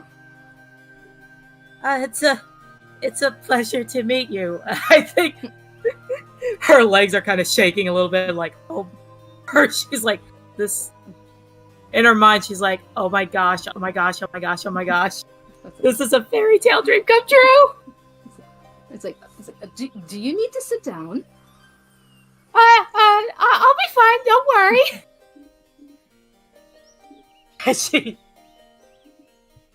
I hope to see you more, Alice. It's like, of course I hope to see you as well. And he goes and gives you a little wink before he turns and makes his way to go join the rest of the students. As soon as he leaves, Amy just pants herself. I think I'm gonna faint. I think I'm about to faint, and she just like collapses into Pacifico. That has got to be the fastest I've seen someone fall in love. And I'm 8 years old. That was adorable. I heard that was pretty similar with my brother, actually. Her face. If this was an anime, her face would be beating red and steam would be coming from her ears. Okay, then you see the young woman, she just turns and she just sees, like, Amy's state. What is wrong? I everything's fine. I just I just need a moment. My heart is still fluttering a little bit. Which one's asking this? The woman with the silver hair. With the silver hair. I'm going to just cough into my glove. My arm is going to spark ever so slightly, and I'm going to use message to just say, "She's just a bit flustered, hun. He's beautiful." Just whisper it across the way. And with that, she just smirks. Hey, hang on, come here. Your arm shouldn't be doing that. Luke is immediately tuned into the spark rather than anything else. It shouldn't be doing that. You can have a look at it after orientation, okay? Right. Machines are made to be fixed. Yes, they are. After orientation. All right. Then with that, Fane begins to step forward. It's like, all right, come on. You orientation. It's at the biblioplex. It's time to go. Vamos. All right. We're going. I imagine it takes Amy a little bit to get back on her feet. Pacifico is carrying her. Yeah, and Canvas is going to just wave her hand, and again the ticking sound appears. I'm just going to prestidigitate because I imagine she sweated a little bit. She's like, So it's just clean that up. Just deep breaths. Pacifico could also have the prestidigitation covered. I like the idea that multiple people do different things to try and help calm her down there. Yeah, meanwhile, like, the woman with the silver hair, she's just watching you guys just completely, like, fawn over Amy, like, between picking her up, and she just can't Oh no, help but Pacifico chuckle. is, like, doing the fireman carry. Yeah, like, she just can't help but just snicker. She's like, See small shark man fireman carrying a princess. oh, this is going to be very interesting. Tell me about it. It's gonna be fun. When I have a moment, I do want to reach out to shake the Silver Quill person's hand, and I just go, Mina, was it? You write for Strixhaven Star, right? Oh, why, yes. Yes. I wanted to say hi. I'm trying to get to know as many people as I can. And well, you're at the top of the list, so hello. And she offers her hand. All right, and then Mina come. Yeah, let me bring Mina to you. Yeah, and then she just she comes and shakes your hand. Yes, very very honored. My name's Canvas Zev, and well, I'm looking forward to my time here, and while not necessarily being in the same classes as you, because you're second year, I look forward to seeing you around the dorm maybe next year. We'll be here to help you when we need it. All right. And Canvas is going to go back to tending to her newly found acquaintances, seeming to cling to the planeswalkers for one reason or another. All right. So with that, we now move to the biblioplex. That was funny. I aim to please. All right, where we dropping, boys? Just like right where I'm pinging. In the middle? Right down. Down. Wow. Yeah, down. Holy Yeah, shit, this down. map is huge. Yeah, This is a big large map. This is a very big map. This is a Ravnica-sized map. Holy shit. Yeah, it's a very Yeah. big, very very big map. Okay. Okay. Yep. So You good, all right. Amy? Yeah, hi, I'm fine. He lets her down. Wow, that was even more than when you reacted to me. Yeah, I'm still sorry about that, by the way. You're fine. You're fine. All right. Okay, so as you all step in, you can now step in through the biblioplex. And you see... no. All right, so majestic marble archways, tomes seemingly stacked for miles, and the infectious energy of hundreds of young adults fill the biblioplex, the grand library at the heart of Strixhaven University. The sights, the sounds, and sparks of magic in the air are wondrous. So, alright, so as you step forward, you see a green-skinned orc with long ears, tusks, and round glasses wearing a green uniformed robe with black accents. And in his hand is a clipboard. And as he approaches you, he's like, "You four, are you in a group?" Fucked if I know. Well, you are now. He's like, Well, you are now. Names? Okay. Easy. It's Canvas okay. excellent. Canvas See it. Zev. Canvas Ziv. Pacifico Whitewater. Pacifico Whitewater. Amy assures, Amy assures Pacifico that it's okay. Amy Freya. Amy Freya. Lucky Star. Call me Luke. Alright, okay, Lucky Star. Luke. Alright, so this is how this is going to work. You're going to be going through the student orientation as a group. An upperclassman is going to help guide you through the orientation, which for you all is, as he's just scrolling through his clipboard, Drasimir of Quandrix. And then, sure enough, coming from elsewhere, well, not necessarily elsewhere, but from the planeswalking platform, you see Drasimir coming up right behind you. He's like, Luke turns around. You're Quandrix? he's like, yes, I am. Yeah, he's wearing green and blue.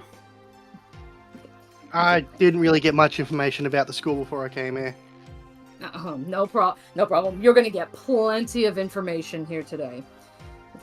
Well, I'll let him take it from here. And with that, the orc just walks off.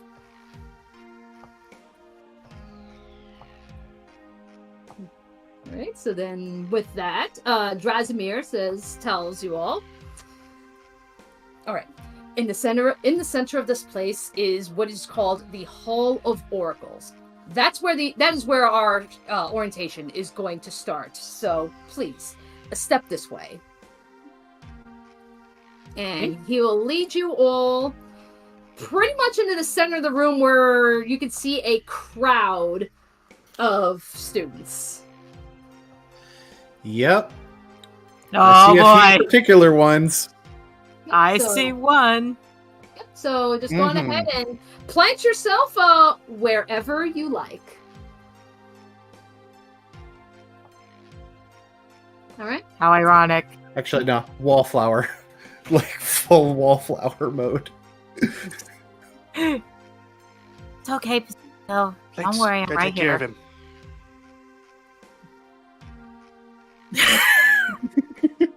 Really? What does Flitz actually look like, by the way? A giant hummingbird. A giant hum. Medium-sized creature, a hummingbird. It is flying constantly. It is very not quiet. Fascinating server. Yeah, so, just as a reminder, Flitz is a hummingbird and Jumps is a wallaby. Alright, so, the Hall of Oracles, it's filled with statues of the university's past oracles, leaders of Strixhaven, and the wisest mages in Arcavian history. At the center of the hall, a pulsing ball of magical energy, the Strixhaven Snarl, fills the area with light as bright as the sun. An almost sacrosanct sense of calm descends as you step into the Hall of Oracles. Magic begins to swirl in the air before dissipating, revealing an old woman.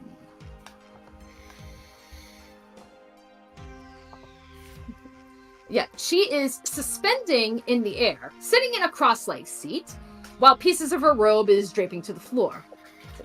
Brilliant scholars, your attention, please. Despite her frail appearance, her voice booms throughout the hall. Welcome, one and all, to Arcavios' finest school for magical studies. For our extraplanar guests, may I introduce myself? My name is Jadzi, the Oracle of Arcavios. One of my sworn duties is to oversee this school and to ensure that you all understand and respect the power that this plane has to offer.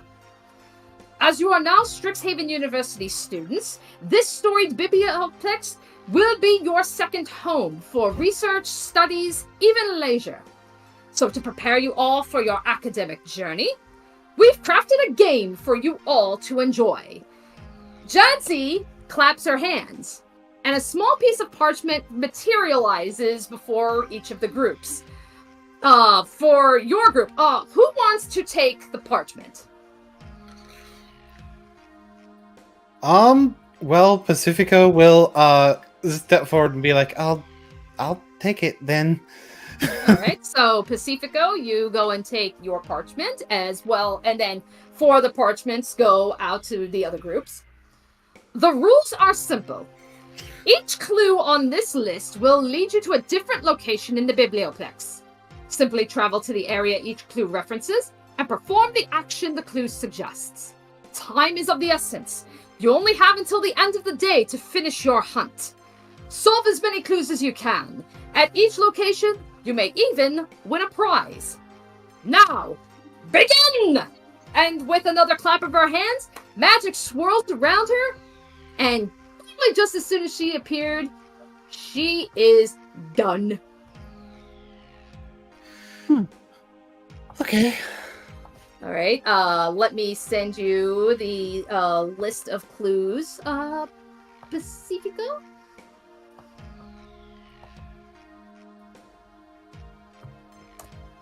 Amy was too busy swooning over Quintelis to notice. There may have been a slight reaction from Luke was too busy Pacifico. focused on the snarl.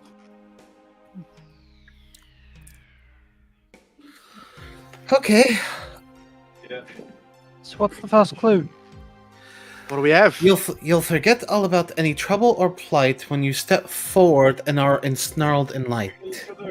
Well, it's the snarl, isn't it? It's right there. Oh, okay. Yeah, I suppose. Pardon me. Excuse me. Excuse us.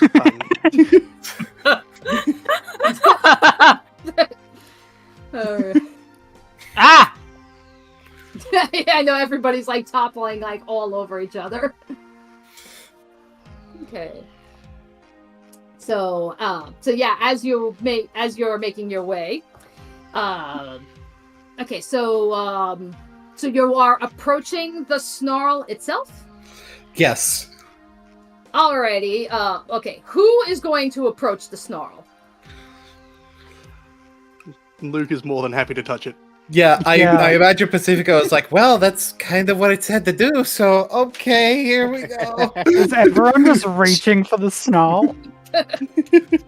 Alright, so Amy? Just like, shrug, this is what it said, right? I guess I touch. Kind of nervous around dogs.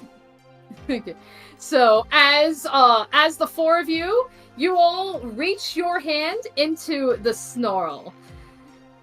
And you can feel like a rush of power, just kind of going through you, almost cleansing in a way. And then you feel something forming in your hands. The 4 of you look down. Each of you has received a potion of healing. Oh, sweet. Oh. Oh, cool. He hands off the potion of healing to Flitz, and the chest cavity opens up, as he puts it in there, and then click, click, click, closes up again. I'm not even going to ask. I built them to help me with things. Expect me not to use them? No, I suppose I just wasn't expecting that specifically. You're gonna have to get used to expecting some rather unusual stuff around me, mate. Expect the unexpected around inventors. You get used to it. Okay. Yeah. Yeah, I can confirm as my first planeswalk was at Canvas's home plane. You want a glove that electrocutes people? A what? No. You just say that out in the open. Yeah, he does. So, I can make you one. Next clue. Well, let's skip Pacifico over just the like dangerous devices. just like steps kind of this way a little bit as he's reading the clue, not able to focus with Lucky in his ear.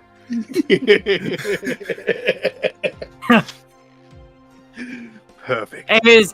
Amy's just there to guide him to make sure he doesn't bump into anyone. Alumni Commission works when they retire, seeking promising mages to inspire.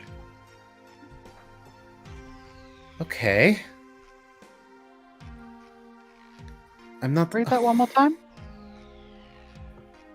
Alumni Commission works when they retire, seeking promising mages to inspire. Statues. It's got to be the statues, right? Surely. Probably. So what Possibly. do we do with them? I guess, do we touch them like we did with Gnarl? Let's see. Poke. Amy? You go to inspect the statues, and you see that, and you see nothing is there. Alright. No, it's got... It says Alumni Commission works. Is that a place here? Canvas, make an investigation check. It's a dirty 20. Dirty 20.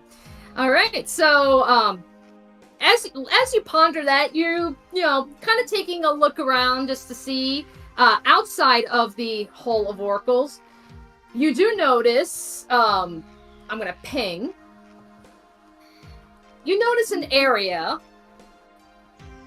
that seems to be filled with artwork.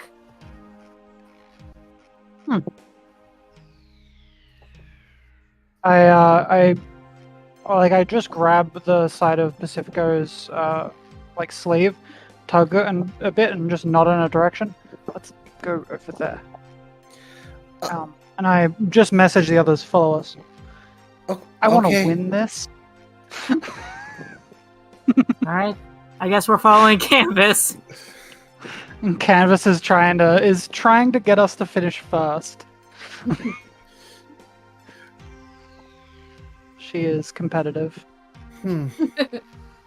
Luke hops on, jumps, and the trio bolt across the room. The raccoon rides a wallaby across the room. All right. Truly, we are in Australia. Truly, because we definitely have raccoons commonly. There's a reason he made them so large. Okay. So as you step in, you see that this is a student and alumni art gallery.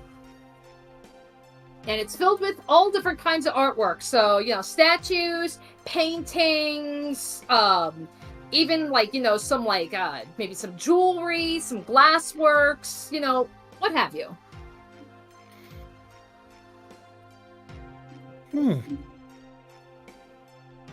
These are really pretty. I would like to investigate the various different murals. Yeah, go on ahead. Make a investigation roll. Yeehaw. I would also like to investigate. Then make an investigation roll.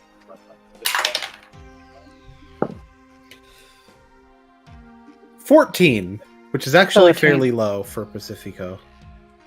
Could I provide the help action to Pacifico? Because I am expecting as well. I'm trying to think. Canvas, did you call out your number yet or no? Yes, I did. Okay, yeah, because I didn't hear that. Yeah, mine was 13. Oh, you both got 13. Okay. No, I got 14. Oh, 14. Okay. Okay, gotcha. Alrighty. I guess yeah. We'll leave the rolls as is. For this time. It's a no help action. Yeah, we don't need the help action for this one. They rolled pretty high enough. Okay. So as you're inspecting the various art pieces and the murals, you come across a portrait of several older alumni wearing Prismari College robes. And with that, you see a plaque that reads, "At Strixhaven, we were all inspired."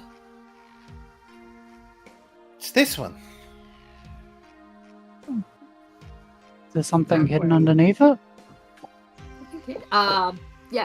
Canvas, as you go to inspect that, you see below the plaque, you see a small lever. Pull the lever, Canvas. Road lever! I pull the lever, making sure that the door is closed, so there's no students getting a free answer.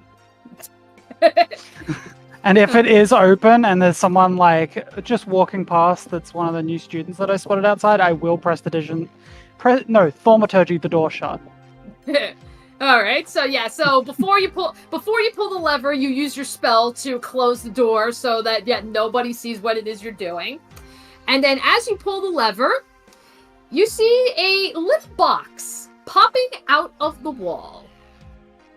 And inside the box, you see 4 Strixhaven pennants, one for each of you.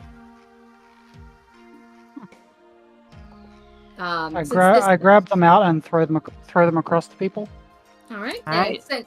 And I'm posting under important info what the Strixhaven pennant is. It's a magic pennant, bears the symbol of Strixhaven or one of its colleges, Lorehold, Prismari, Quandrix, Silverquill, or Witherblum. When you wave the pennant, the symbol on it glitters, and the pennant sheds a bright light in a 10-foot radius and dim light for an additional 10. So hey, free light source. Cool. Like a cool, super cool. candle. Or Luke like a almost catches it, but misses. And it Sorry, I put a bit lands. too much gusto in that one. Instead of him catching it, hops into the air, and an appendage pops out of its head to grab the pennant before handing it to Luke. Thanks, mate. What an odd servo. You'd be surprised how many things these two can do. Luke, could I later commission you to make one of these little bots for me? Well, it depends how big you want them. You need to... Let's handle this first. Okay. Yes. We'll talk about details about that later, but yeah, absolutely. I think we need to skip clue 3 because it says to serve up this list, so we may have to get rid of the actual list of clues. No, we just note down the clues somewhere else. And then hand over that. What does it say? Well, what it says, each group deserves a free treat for their investment. Serve up this list and enjoy your refreshment. Kitchen. It's a kitchen. Yeah, we go to the kitchen. Is there a cafeteria, or are we going to Fire Jolt? There is a cafeteria in the Biblioplex. It is different from Fire Jolt. It's Right. Serve up. We've got to go to somewhere we need food. I'll copy the list while we're headed that way. Yes. Don't think we need to do that. I don't Anyway, think we need to, but it'd be safe. I'll do it just in case. Besides, I like writing. Actually, wait. I think the fourth clue is closer. These leafy beds aren't always what they seem. Give them a pat and see what you glean. I think I saw.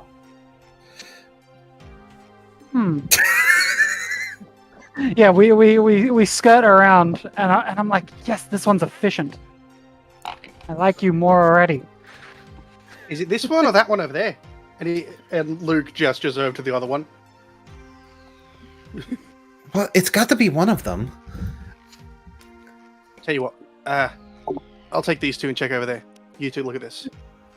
Also, you might want to make this the stream view a bit of a different area, by the way. Whoever's in charge of that. Forgot. That would be Brian. I have it on there. It's just that the stream itself on YouTube might just be delayed. Oh, gotcha. Oh yeah, mine's turned off live again. Oh my god. It's time for an investigation. Yes, I am gonna need you to make a investigation check. I'm gonna assist on this one. Okay. All right. Before you say anything. That's gonna be an 18. And Luke's end is a dirty 20. All right. So for Pacifico and Luke, as you go through all the lush arboretum, you realize that some of these shrubs here, they're not ordinary greenery. They are in fact awakened shrubs, each with a glistening crown of leaves. That's adorable. Yeah. So they're just kind of like, shake, they move, they see you, they just kind of like, wiggle.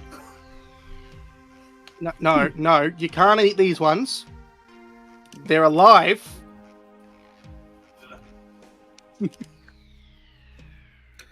Oh. All right then. Not my first time seeing talking mushrooms. Well, not mine either. I wonder what brought you guys to life. Maybe I could do that at some point. Let's see if the fifth clue is closer than the third as well. So do we get something Luke from this? pats one of the living ones. Yeah, we pat the ones that actually have little crowns pat. of leaves. Alrighty, so Luke and Pacifico specifically, as you go and pat the little awakened shrub, you see it just you pat it, kind of nuzzles into your hands, and then you see it kind of lifts its little roots like hands, and they give the both of you a cuddly Strixhaven mascot. Oh, I want one. Which one? I'll put this under important information. I will leave that up to you. It's your choice. The cuddly Strixhaven mascot. It represents one of the mascots of Strixhaven. This soft, tiny magic toy is perfect for cuddling. If you press it to your arm, shoulder, or leg as an action, the toy stays attached there for 1 hour or until you use an action to remove it. The toy can also be used to fight off fear. When you make a saving throw to avoid or end the frightened condition on yourself, you can give yourself advantage on the roll if the toy is on your person. You must decide to do so before rolling the d20. If the save succeeds, you cannot use the toy this way again until you finish a long rest. Luke just wraps it around his wraps what is for him a fractal around his neck and makes his way over to the others. They gave me a fucking dragon. Oh, that's so cute. And what did Pacifico get? That's a good question, because now I have to decide if the shrub knows. You know what? I think the shrub knows. Mine's a little elemental guy. Definitely not fire though. Little water elemental. Little water elemental. It's like, this almost feels racist. Oh my Oh, god. come The on, sh- Gil. shrugs. You can do better than that. Wow. What? He sticks the elemental to his shoulder. Just like, after that one, fuck you. I need an emotional support plushie. So can we also get plushies from patting them, or do we just get enjoyment out of patting them? At this point, you guys just get enjoyment out of patting them. Yeah. I was like, you're not Okay. handing out that Yeah. many magic items. So, right, let's Yeah, see yeah, about... it's like no, so it's like yeah, Luke got one from one garden and Pacifico got one from the other. I think that's pretty fair. Well, that's pretty good. Yeah. Okay, so let's see if the fifth clue is closer than the third one. Some stars are ancient, enduring, and bright, but others, maybe you, were born on opening night. Stage. Is that the stage over there? Yep, Probably. That would be right there. Pacifico will nervously step up onto the stage. Amy just flat outright just goes up there. Yeah. Canvas does a little bit of a leap. All right. So when you all reach this amphitheater, you see a impressively lavish stage, and the curtains are drawn back as if to reveal performers on opening night of a major production. I strike a pose. Pacifico sweats. I would like Romeo, to do a Romeo, wherefore art thou, Romeo? I would like to make a performance. All right, go ahead. That is a dirty 20. All right. Okay, so as each of you go and do whatever it is you do on the stage, you hear kind of like a loud snap, and you see bright floodlights pretty much coming over you guys. So all four of you have a spotlight. Amy, because whatever performance you did, what did you do that you got the dirty 20? Well, Amy decides to sing a song that is from her home plane. It talks about a fair, some kind of herbs, parsley, sage, rosemary, and thyme. Oh my god. Oh my god. I'm sorry, off topic. I have to laugh because, Scarborough Fair, I'm actually choreographing a lyric routine for a student recital I have in 2 weeks, and it's to Sarah Brightman singing Scarborough Fair. So as far as son of a bitch, I can't get away from this song. I have an idea for Pacifico. Oh, okay. Now that you've said the spotlight thing. Okay. With Pacifico, it's gonna be slightly more nervous. And it's like, okay, I don't think I should do that, but he's going to basically not enter actual Blade Song, but sort of do a performative version of Blade Song, as it were. Okay. Yeah. You know what? Just for the hell of it, go on ahead and make a performance roll out of that.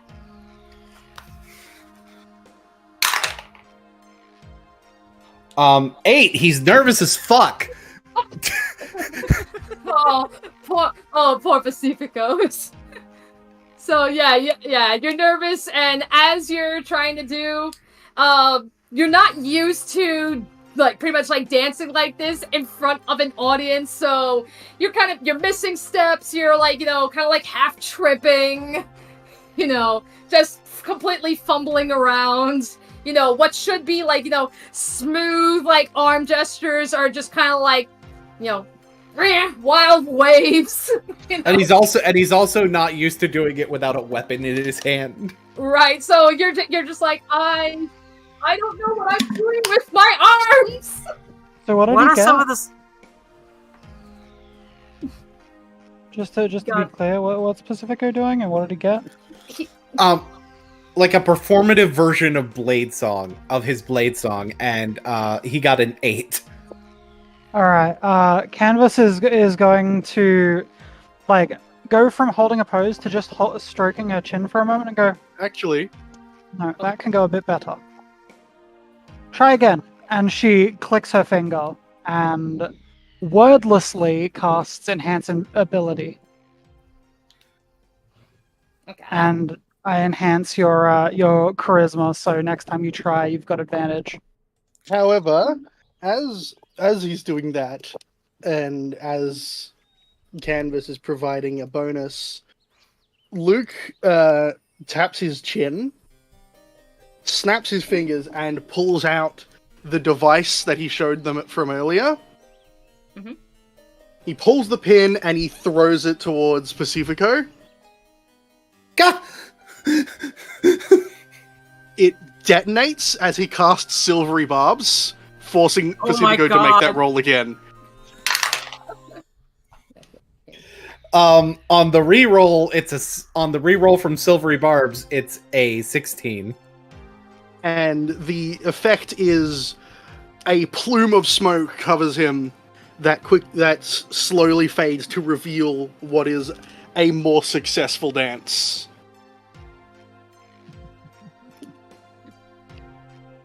Alright. Alright, so yeah, so I guess so Pacifico, between Luke and Canvas, doing their magical shenanigans, suddenly what was just this stumbling mess of a routine, begins to become a little bit more refined and, even graceful and elegant, a little bit closer to what you're accustomed to when you are practicing on your own. Just a slight comment. Canvas's magic isn't the most comfortable thing in the world because the way that it corrects and makes things better is a little bit forceful. In the your arm would fall to the side, but there's something stopping you, and your leg might have slipped out to the side, but there's just something that stops you, and it's not quite you. Yeah, I can imagine that it almost and by the way, that was just the Silvery Barbs advantage. If I were to do it again with the enhanceability advantage, then that would be a whole other thing. But yeah, I can imagine it's like the stumbling is way more fucking graceful now. Alrighty, so as Pacifico, as you're kind of trying to regain your composure, you're in the middle of I guess you could say maybe kind of like a twirl, and as you as you're twirling and you begin to face what presumably would be the audience, you see several students just kind of gathering around. They're just they're just kind of watching you, just like, what the hell is this guy doing? Does Quintillis end up seeing Amy perform as well? Let's just say, yeah, he does. And, when he sees Amy performs, he stands up and, gives a nice clap. She bows.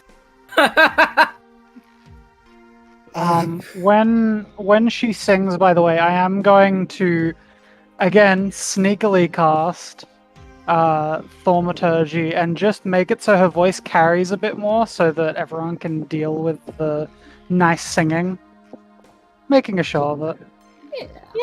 Yeah, so I think, just with that alone, that's also, fuck it. I will drag everybody. So, those who weren't drawn in by Pacifico's stumbling are instead drawn in by Amy's singing, and they are just completely floored.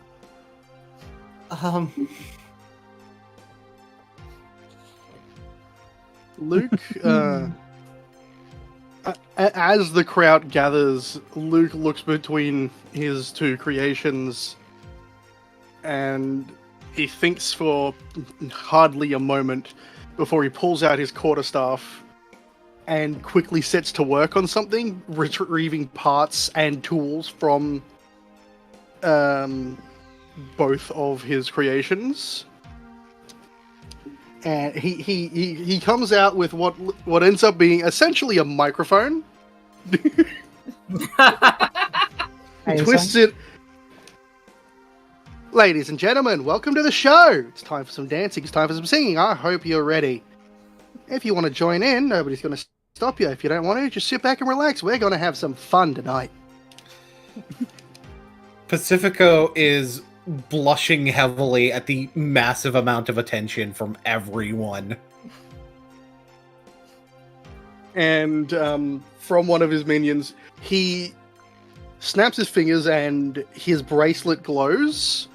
He launches something out of jumps, which detonates into fireworks in the air of the building. All right, and yeah, pretty much with that. So, at Luke's encouragement, you see, like a young man just jumps on the stage and just pretty much begins to dance. Amy, a young woman, walks up to you and would actually like to share the microphone. All right. So she approaches you. That being said, though, you're kind of immediately put off by her because she has, long black hair, makeup, but her face is just covered in piercings. It's okay. Yep, so you're a little thrown off. She's the notorious GOTH. Yeah, so she walks up to you and she's like, "Oh, thank you, darling." And with that, she joins you in singing. Yes. And funny enough, there are two versions of the song that are both regular, medieval, and kind of like gothic.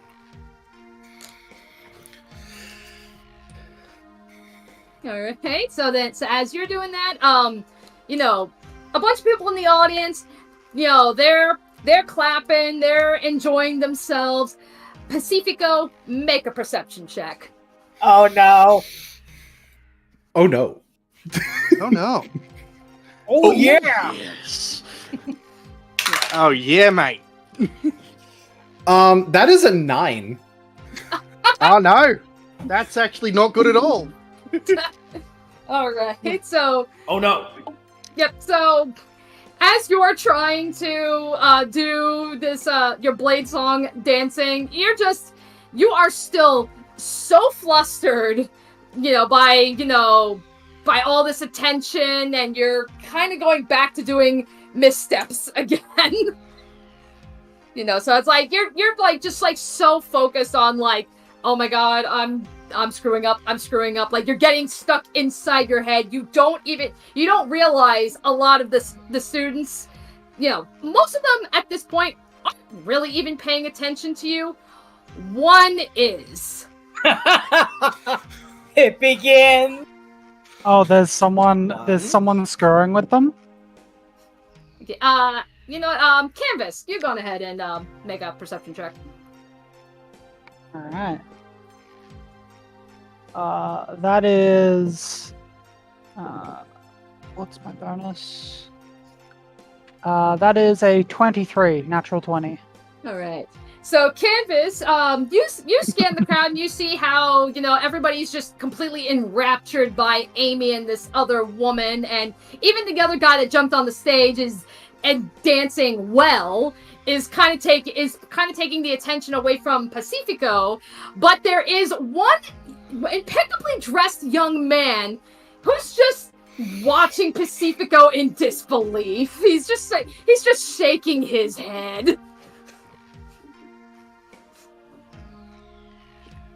Canvas is trying to make sure everyone's doing their best.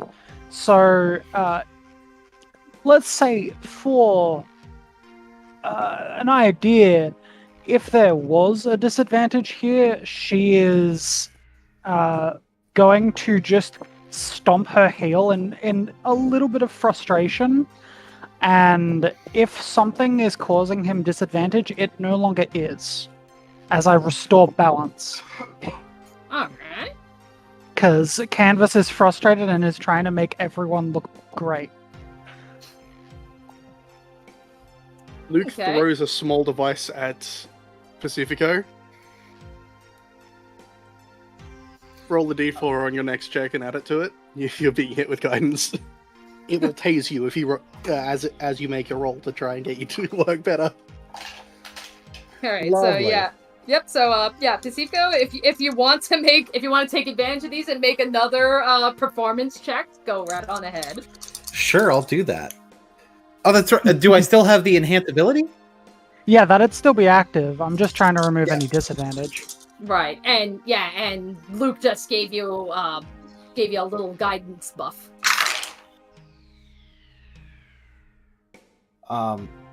One of the d20s I rolled, because I rolled both of them at the same time, landed cocked, so... Okay. That's a dirty 20. Woohoo! Okay. Back in business, baby. All right. So with the help from both Canvas and Luke, you begin to find your footing again. Hey, And- I think I'm finally getting used to doing this without a weapon. I think I'm getting the hang of this. Yep. And with that, you're finally, regaining your steps and, just finally starting to find your flow.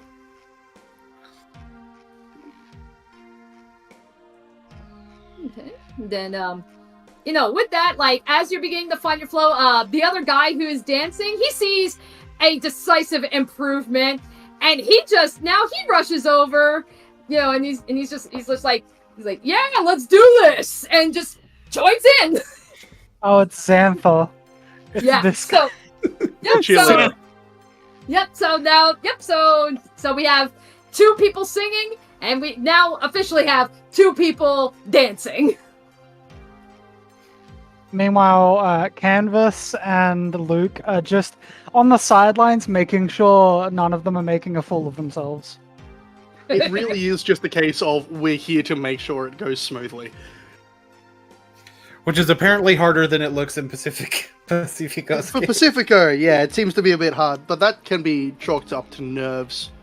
Also, as Luke is aware of the ticking did grow louder for a brief moment, and it is noticeably in rhythm with the way that currently Pacifico is dancing. Okay, It's trying to keep rhythm for him. That's how Yeah, my so- enhancement works. Okay, so it's like a metronome. Yeah. Okay. Alrighty, so then, as these performances go, and then eventually they finish up. So now, everybody, take a bow. Yeah. Any bows?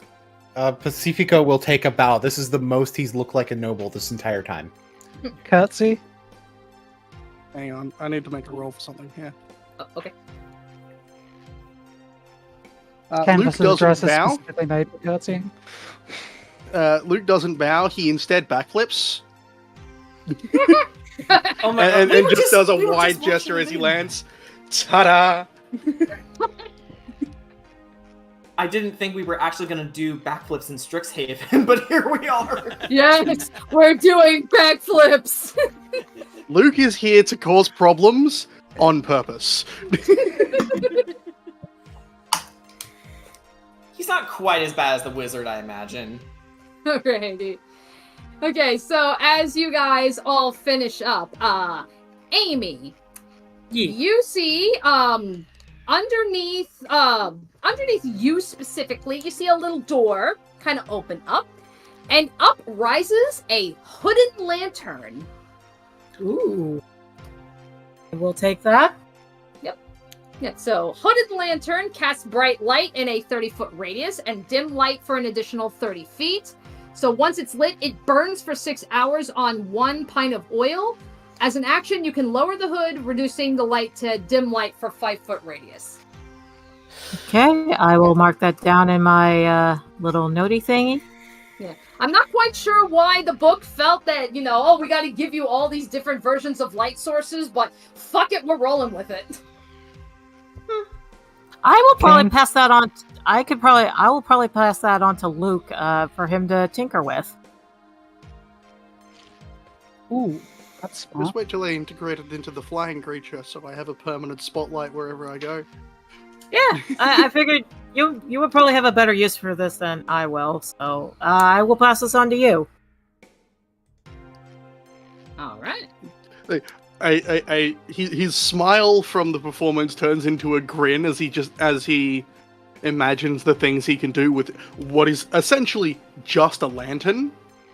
But the look in his eyes says he could probably turn this into some kind of explosive.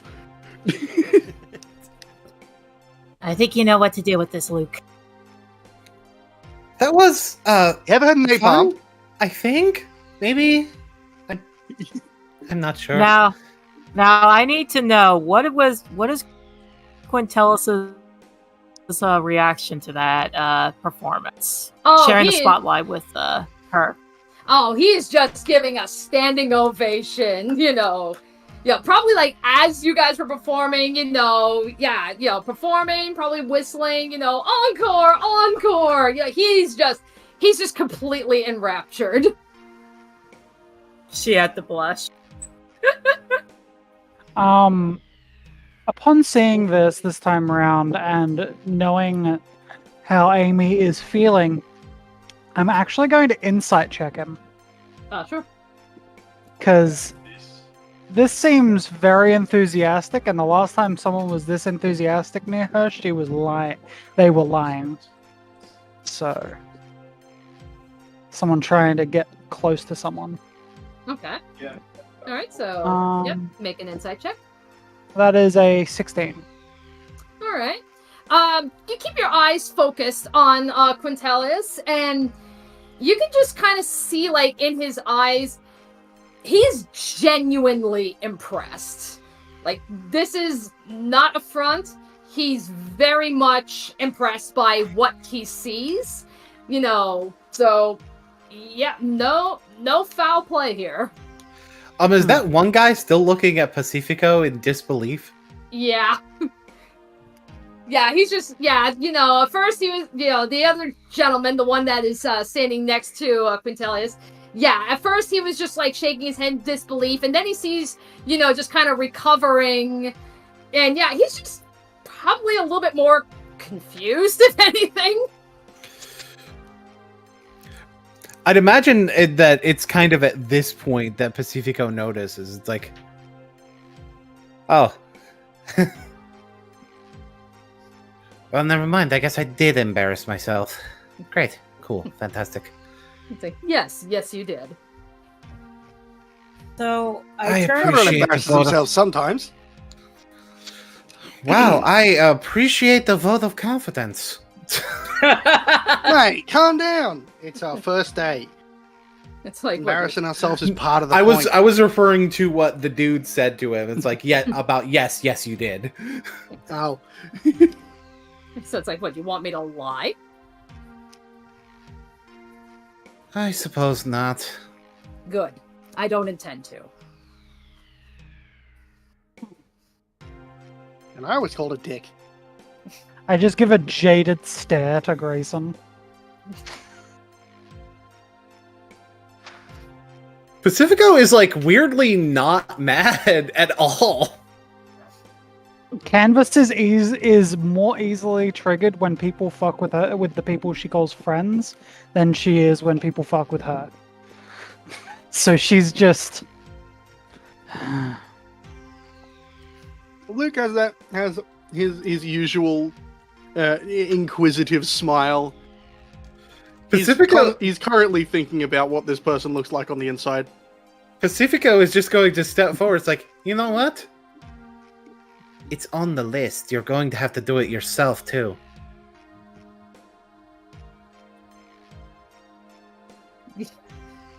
Yeah, and I think he's just kind of like, he's just silent. He's just kind of like, just narrows his eyes.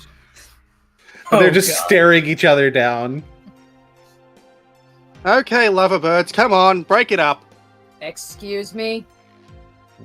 What? I said break it up, lover birds. Buddy, Does it need to be more Please. I monosyllabic? have taste. You clearly do. He's right here. Let's keep moving. Luke just shoos Grayson off. Go on, get.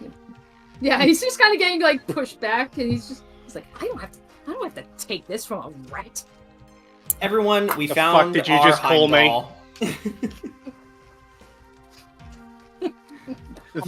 That seems to have set something off in Luke. What did you just I'm call gonna me? look forward to fucking with Grayson. Yeah. Amy turns to the woman and she's like, "That was a great performance." Oh, you too.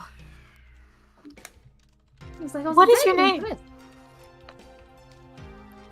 He's like, I'm sorry, I'm hearing furious typing. That's where I was like, what was it that you were asking her? Oh, It's yeah, I like, hear it she too. was asking her name. Oh, okay. It's like, okay. Oh, my name is Aurora Luna Winterstar. And how about yours? What's your name? I am Amy Freya. Oh, very nice to meet you, Amy. Offers her hand for her to shake. Yeah, and with that, she takes her hand too. We must find another day to perform together. Of course. Maybe this weekend. Oh, sure. Yay! Karaoke night. Karaoke nights at Strixhaven. Yes. Violent shit posting happening in the background.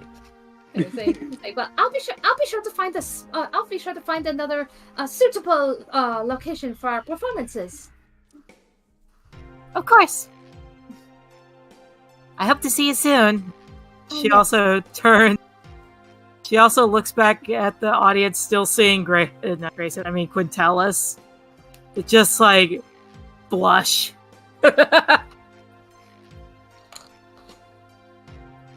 Alrighty. Okay, so so with that, everybody's just kind of starting to scatter off now. Let's go do the last one.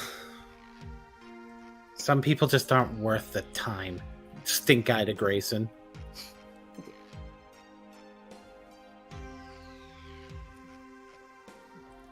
Curious. Let's get away from the crowd so that way they don't overhear us.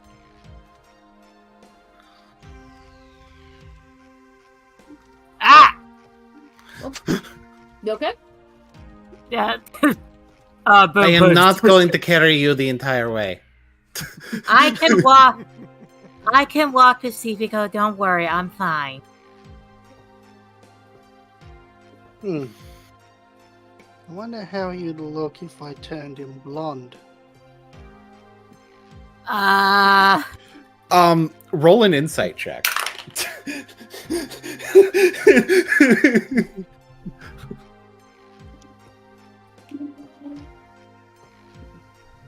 If because he's musing to himself about being called a rat.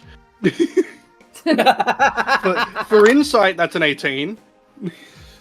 My roll was a dirty 20. You don't notice it. No, Luke doesn't notice it. He's too busy focusing on how he's going to get that jackass back for calling him a rat.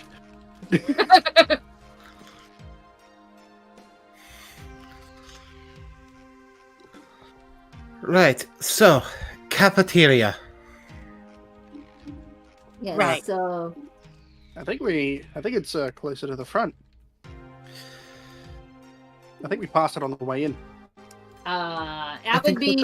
it would be this little area right here that I'm pinging. Hopefully you guys can see. Which side of the map is that on? Right here.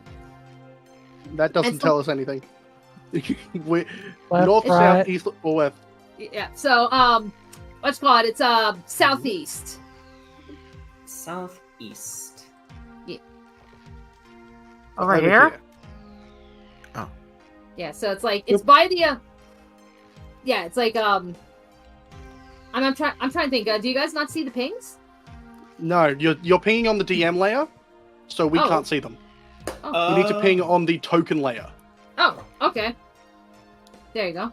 Okay. There So we go. I was Okay. right near the entrance. Down there. Okay. Yeah. Okay. All right, we just have to. Not part of the learning process. Don't worry. We need to Yeah, see, give. I know that Is problem there with someone speed are the working same here thing. currently? We just have to serve the list and. Did you read the Serve clue for the it list. again? Each group deserves a free treat for their investment.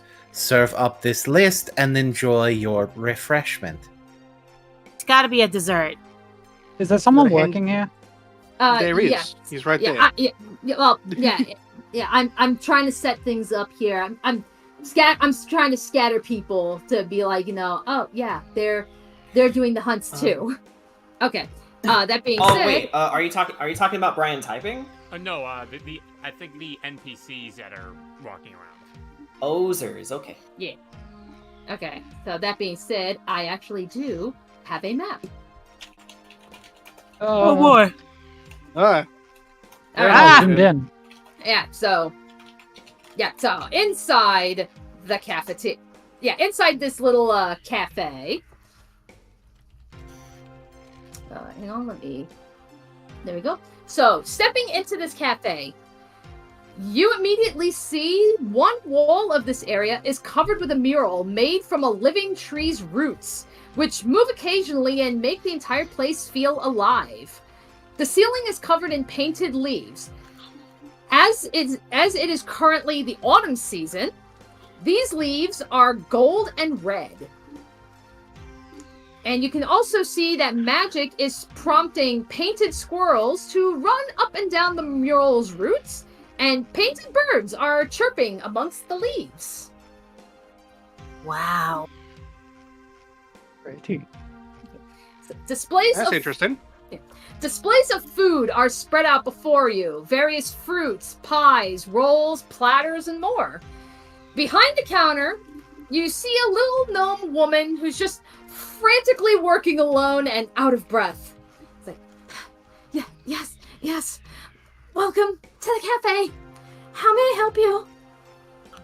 Oh, hi. We're looking for something. You got any coffee? Actually, wait, do you have coffee? Please tell me you have coffee. I'm on the same page as him. I need a cup. It's like, yes. Hang on one moment. And you just see she just kind of, like shuffles around and, goes to bring up 2 small cups of coffee. How much? Oh, by the way, we brought the list. It's like, oh, yes, the list. Okay, I get it. Just give me a minute. Okay, and then, hang on, let me, pull up real quick. Amy whispers into Canvas's ear. I've never seen 2 guys go crazy over coffee before. Okay, all right. Yeah, this is kind of Okay, so as she... showing of a vice. Okay. It has been 2 hours. I am suffering from caffeine withdrawal. Anyway. I can stop whenever I want to. Canvas just so- blinks You a didn't few have one times. on the way in. Yeah, so she goes and brings up your cups of coffee, and she's like, "That'll be one copper each." A copper for coffee. Great. That's cheap as hell.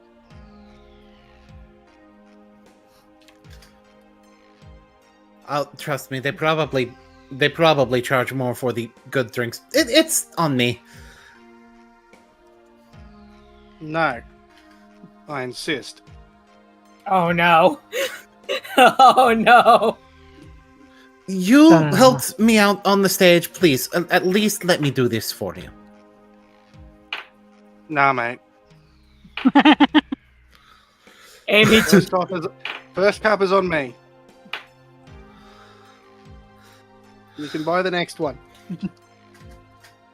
I suppose that's fair. Yes. That seems reasonable. Luke twirls out a couple copper coins and puts them on the counter. All right, and with that, she takes the coins and goes and deposits them in a little safe box. It's like, okay, so yes, orientation, that's right. Sorry, I mean, normally I have a full staff on hand, but the school hasn't started yet. All my student employees haven't arrived. Oh. And so it's like, I'm just running a little behind. Well, I can imagine the orientation each year is kind of rough on you, huh? It's the hardest day of the year. Do you want some help? Oh, if you could help me, that'd be wonderful. I just need help with the restocking, that's all. I mean, people that have come here so far, I mean, you've just blown through everything so fast. What do you say? You guys want to help us? Help her out? Do we have anything else on the list? This is the last thing we've got. Then sure. I don't see why not. Alright, we will start helping, I guess. Alrighty, so I'm going to need each of you all to roll a dexterity check. Oh boy, this is gonna be fun. Ooh, Dex. If I see anyone struggling, I'm going to probably... Oh no, it's going to save for magic. Luke is gonna guide himself. He's gonna apply his little taser bot to his arm. 12. Okay. I got a 21. Dirty 20. And you are not stupid. Okay, actually, if you guys can actually, put down, the rolls specifically that you got in the, the dice rolls, channel.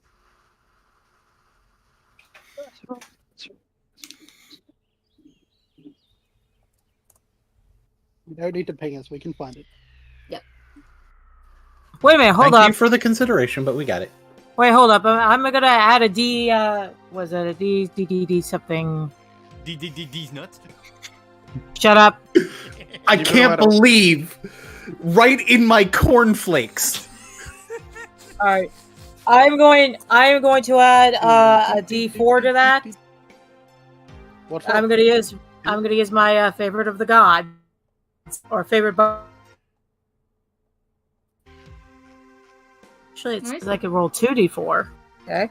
Yeah, it's like, what does that ability do? Well, actually, favored by the gods only triggers if you fail. Yeah. Alright. So, I guess if that's... So you actually get to wait and decide. Okay. Yeah.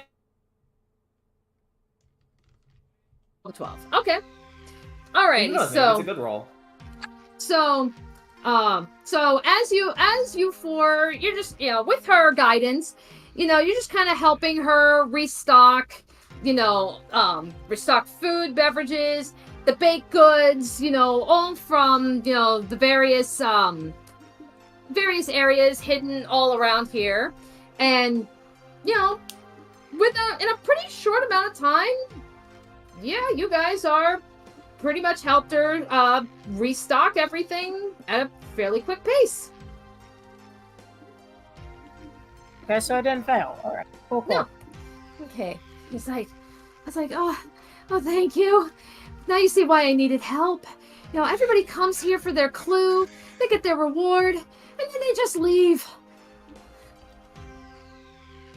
I'm also going to cast Prestidigitation and just clean her up a bit. Okay. I was like, oh. I feel like that goes faster with 2 prestidigitations. Yeah. I was like, oh, thank you so much. Okay, I know this took some time away from your hunt, but really, I'm very grateful for the help. It's all the better that we kind of came here at the end of ours. Mm-hmm. I'm using We Mage had more Hand to... time. I'm using Mage Hand to help clean the dishes. I mean, if you Alright. got it, want it. Canvas takes off her glove to assist in the bakery stuff because she can do so without worrying about the heat as much because of her hand. All right. But otherwise, Luke has just deployed a series of smaller creations that are just moving things around and putting them where they need to go. Ray of He's just Frost to standing- help Ray of Frost standing to help over them like refrigerate a things. god above his minions. Ray of Frost Also to help fi- with refrigeration. Yeah. And Firebolt to help keep the fire lit. Pacifico is not going near the fire. All right. So as each of you are employing your individual skills to help out with all these tasks, you not only help restock everything, but you also even give her a little bit of a head start on on baking things. All right. So she's just like, you guys are too much. It's okay. I know how you feel. Alrighty, well, now on to business. Alright, so, with the scavenger hunt. So, for your reward, she holds out. Basically, she holds out for you all, some I guess a coupon for a free meal. Oh, sweet. Yeah, just hold on $5 to off that, at and I grab, Applebee's. I just say, just hold on to that, and I just reach over to get some freshly baked bread and just walk around the counter with it.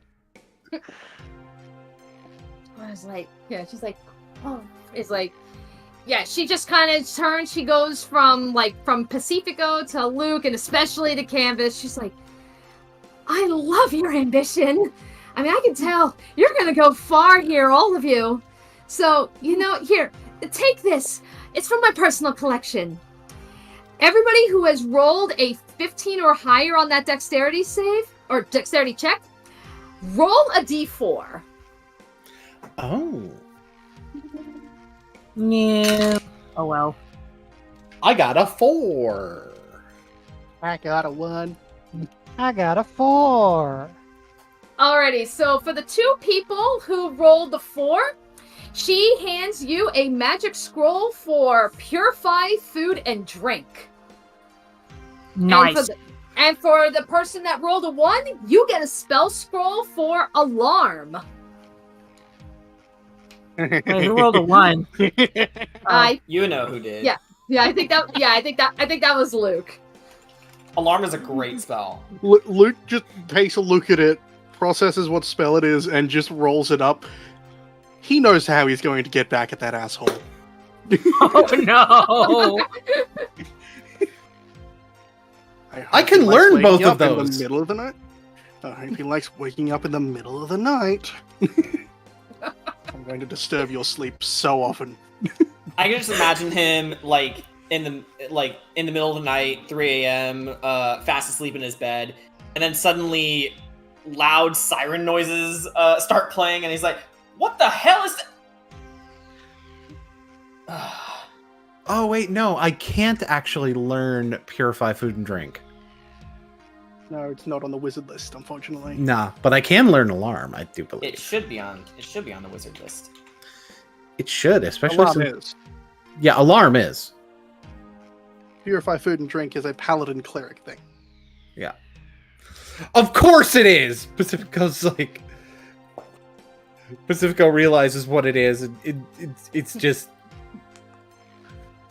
Now I am a divine soul sorcerer. I can learn.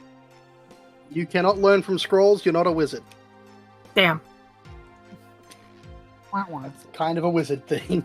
Yeah, and besides, you already have access to certain spells. Yeah. Don't get greedy. That's what I was saying. I said I can learn that spell eventually. Alrighty. Okay, so with that said, you all take your rewards.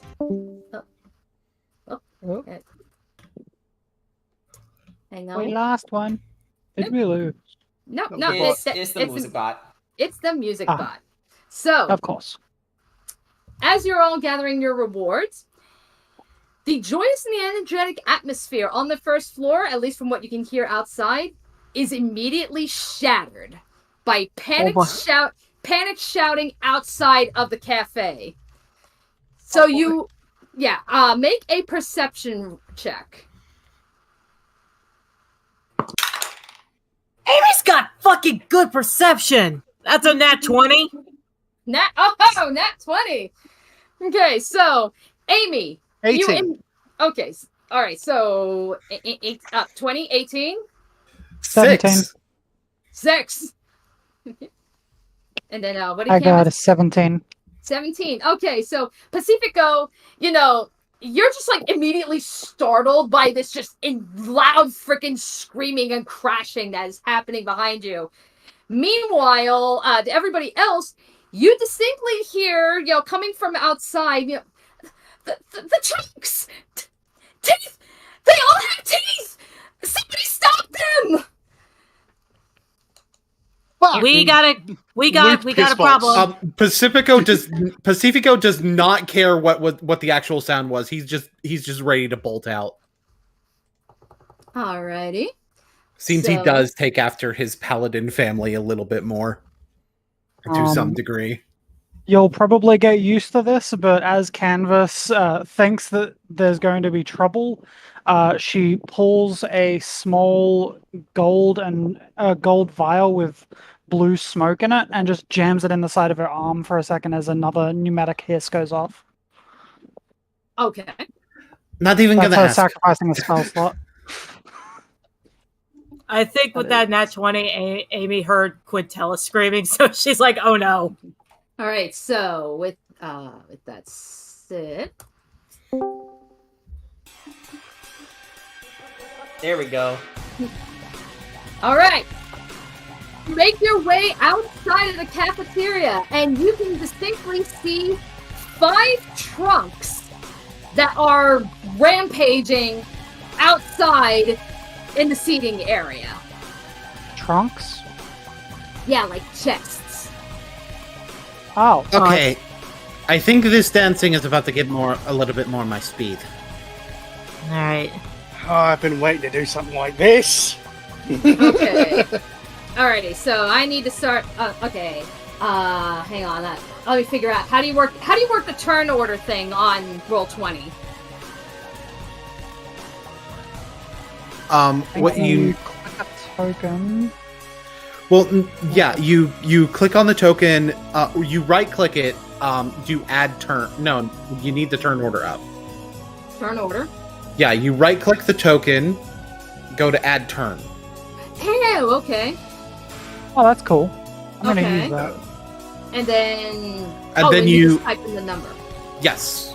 Gotcha. Okay, so let me get everybody's Initiative. Yes, so let me get everybody's initiatives in real quick. I'm used to rolling initiative still. This proactive initiative thing makes it so much easier. Yeah, like While you're putting the initiative in, I'm gonna use the rest of it real quick. Yeah. By all means, give me a couple of minutes. I gotta get all these orders in. And Stat what blocks, usually- orders. We prefer rolling initiative beforehand because it saves so much time. Yeah. Yeah. Especially in larger groups. I personally like to do it in sessions where there is combat planned, so that way we don't fumble around going, okay, you rolled a 21, you rolled a 4, the enemies rolled a 19, 18, gotta write all that down. No, this cuts and trims the fat so much better. Yeah. And I forgot. Yeah, let me assign these guys colors too to make it a little bit easier to. That's really good for clone enemies. Yeah. As Luke runs out, he reaches up to his hair tie and he quickly pulls it down, shakes it a bit, and it quickly transforms into a small cannon, which he throws down onto the ground beside him as he moves. Amy's Candace using the Aether Vial was her sacrificing a spell slot or two to restore her sorcery points. This I'm is back. Luke pulling out his Eldritch cannon. Nice. Amy's hands start glowing white, and Only Pacifico and Canvas have ever seen her hand glow white. Pacifico seems to sort of be rolling his right wrist, sort of gathering magic into it. I'm not sure if Amy has seen him cast this spell before.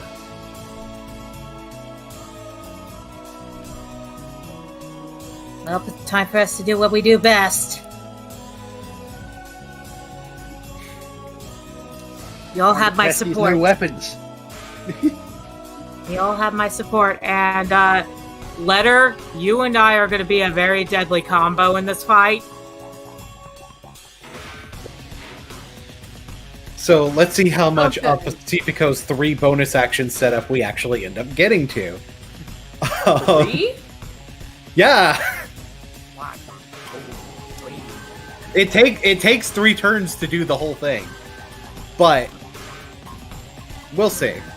Yeah, it's like, oh yeah, it's like, I forgot. We got Drasimir here too. He's supposed to be, he's supposed to be the guy that's kind of like overlooking your group. Let me bring him up. Okay. I believe I got all that taken care of. Alright, so Pacifico, you start the top of the round. What you doing? So Pacifico, with that, like,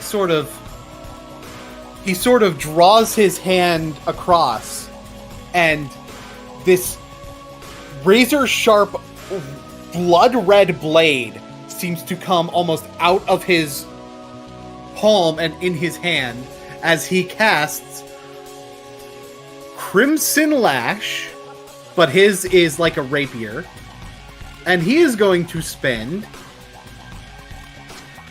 his D12 hit die and a level 1 spell slot. Alright, no. And yeah. Now he gets to attack.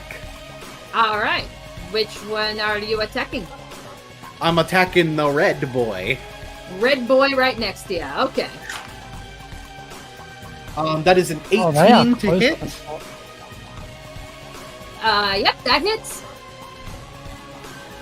I get to roll Dabblage. I get to roll a 9 for Dabblage. Dabblage?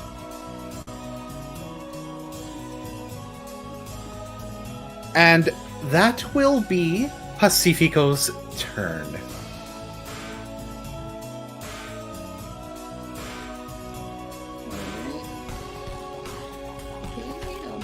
I'm trying to remind me. Wait, how much damage did you do? 9. 9. Okay. Alrighty then. 9 damage. Alrighty. So then, okay. I'm figuring out the button. Okay, so Drasimir.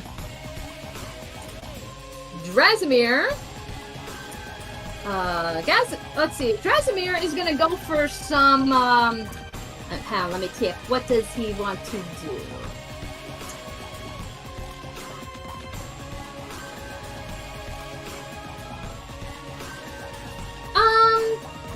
Okay. He's going to just do a guide. He's gonna do a guiding bolt. Oh, cool. Let's see. Not quite. Yeah, like. Let's see. Can he hit it? He just made it at a 13. He just made it. Alrighty, so 4d6. Whoop. Where's the damage? Alright. Oh, that's a 21 damage. And with that, dead. So just with that guiding bolt alone, he just completely obliterates this chest. Checks out. Dominated. Well, I had already hit it with the other attack too. Yeah, soften him up for him. Yeah. Alrighty, so okay, Amy and Luke, you both are sharing an initiative. Who wants to go first? Luke, do you want me to go first? Because I could set you up and soften one of these guys for you. Oh, don't worry, I can set myself up. Alrighty. So, I did the calculations. These two are in a radius. Because you all know me and how much I love this spell, I'm casting Shatter. Yeah. Alrighty. So these two, because I'm centering it right here in this point. These two... Yeah, what's the radius on Shatter? The radius is 10 feet. 10 feet. Oh, okay. So yeah, these two are going to have to make me a con save. Con save. Hey, watch this. You targeting here? Yeah, that. Con save. Alright. That would be a 6 and a 4. They both fail. So guess what? They're going to take some 3d8 thunder damage. Alright, roll me some damage. Well, I need to make sure it is... Okay. Alrighty, so 3d8 thunder damage. Let's go. Oh, that's not bad. Oh my god. Oh shit. That's almost max damage. 8, really? 7, 7. 8, 14, That's 22. 22. Gotcha. Okay, so...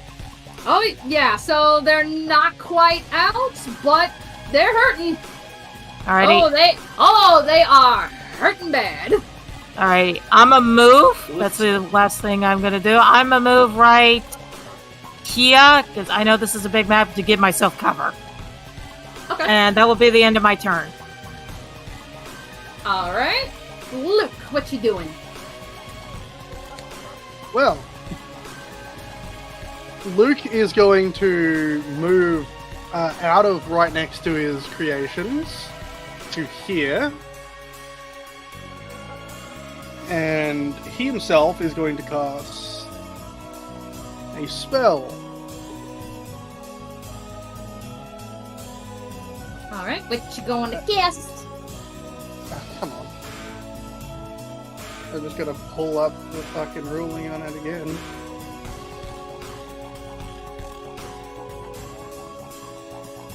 Okay, I need the one that I'm next to make a dex save for me.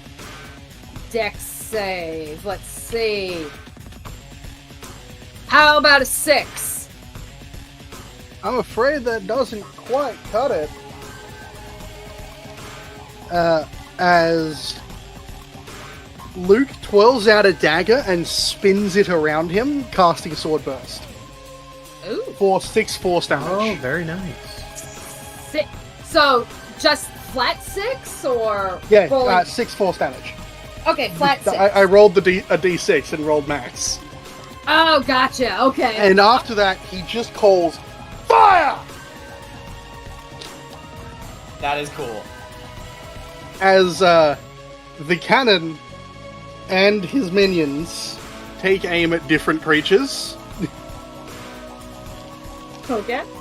The cannon takes aim at purple, whereas Flits and Jumps aim at blue and yellow, respectively. Okay.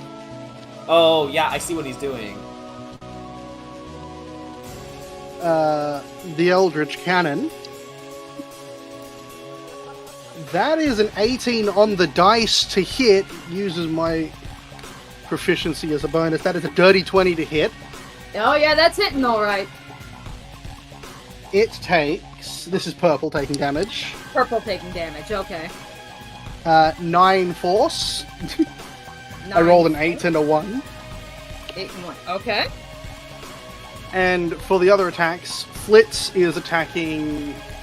Which one? Blue again. Blue. Yeah, I think it said blue and yellow. Yep, that is a 6 to hit. No, 7. Alrighty. Sadly, that is a miss. And jumps is another dirty 20 to hit. Yep, man, that absolutely hits. For four force damage. As on his command, all 3 shots ring out at once. Okay. That's my turn. Alrighty. Canvas, what you doing? You got 2 very softened enemies for you.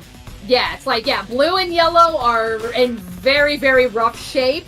Purple has taken some hits, and I believe green's still doing pretty damn good.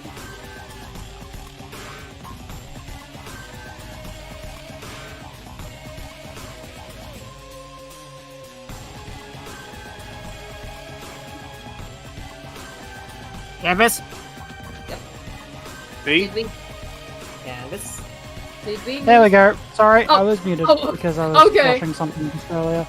No problem. So she's going to flick her hand out to her side. The aether smoke congeals in and then appears in the form of a knife, and she just flicks delicately a ice knife across to blue. Alright. That's really cool. Pun intended.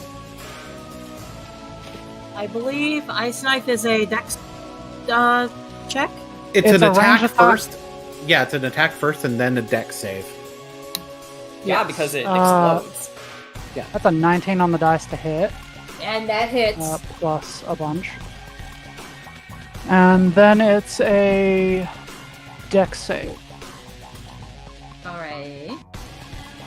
Alright, so this is blue Yeah, it's blue. doing the deck save? Okay, how about a 7? 7 does not pass, so it's additional bit. 15 ice damage. 15, Cold alright. damage. Alright, Cold so But yeah, same thing. alright, so with that,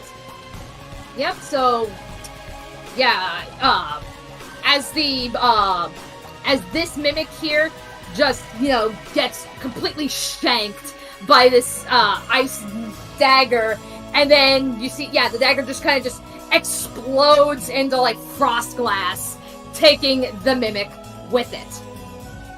And like little splinters, crop up, I imagine. Yeah. Yeah, little splinters of ice. And a little bit of the fog, that's left after that happens, kind of floats up for a second, and Canvas quickly whips her hand across with a quickened chill touch on yellow. Because cantrip and God, spell. sorcerers are fucking cool. Yep. Magic. Meta magic is so fucking cool. Not 20. Oh, you got that 20. You got I that wasn't 20 that on happy that. about the other one because it was a skill check and they don't matter as much. Hang but on. that's an attack. If I may, for the natural 20.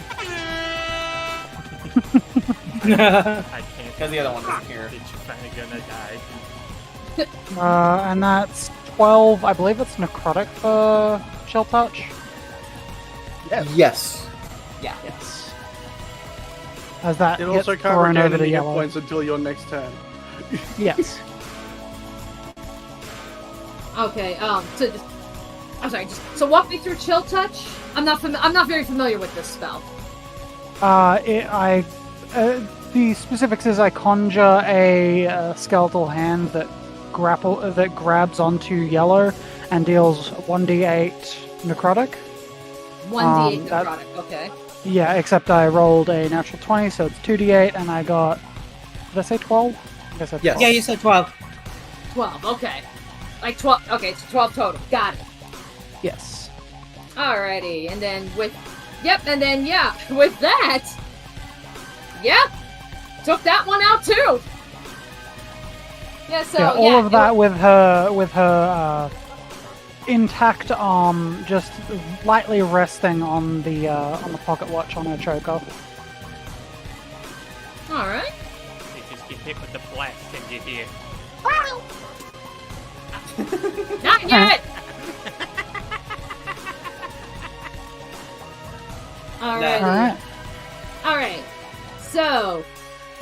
here, purple is going to go for Luke, just because you happen to be right there.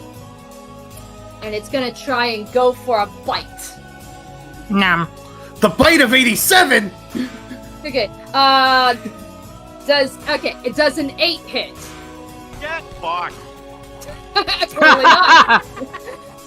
Yep, so it goes to take so this little bastard tries to take a bite and Luke just calmly just steps to the side. Alright. So now green's going for Drasimir. And green is also gonna try to go for a bite.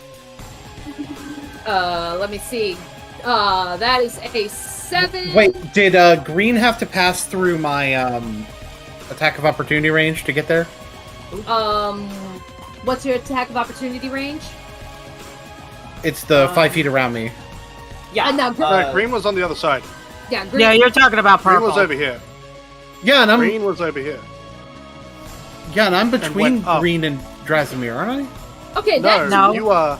Yeah, that is weird because it's like I'm here. Drasimir's here. Green's. No, I Reload know your page.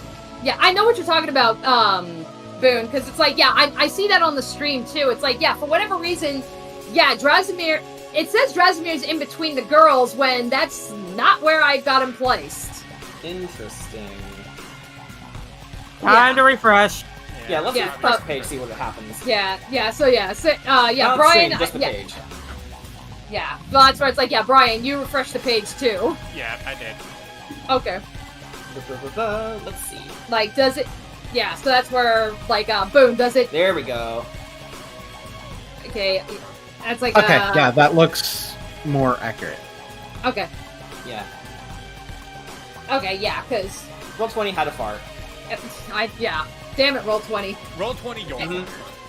Okay. Well, either way, it It doesn't is really. fired. Well, either way, it rolled a 7. It does not hit. So. Yeah. Again, like he tries to take a bite out of the Minotaur, and the Minotaur is probably just looking at him like, really? You know, it'll probably just like stumble on itself, like trying to gnaw at his little hooves, and it's just like, no. Yeah, or like maybe he just backsteps a little bit, like just slowly and looks down as it bites his tongue or something. It's like, no, we can't have that. Alrighty, so, top of the round, Pacifico. So, here's the thing. Pacifico is really smart and also comes from a military family. Mm-hmm. The screams weren't down here. Even though realistically I don't necessarily see what's going on up there yet, I know there's more than just this, and I also know that this is pretty much neutralized. Alright, so what do you want? So, what are you gonna do? For Pacifico's bonus action, he's going to activate Blade Song. Wind whips around him as instead of the more performative method of dance, this is the real thing.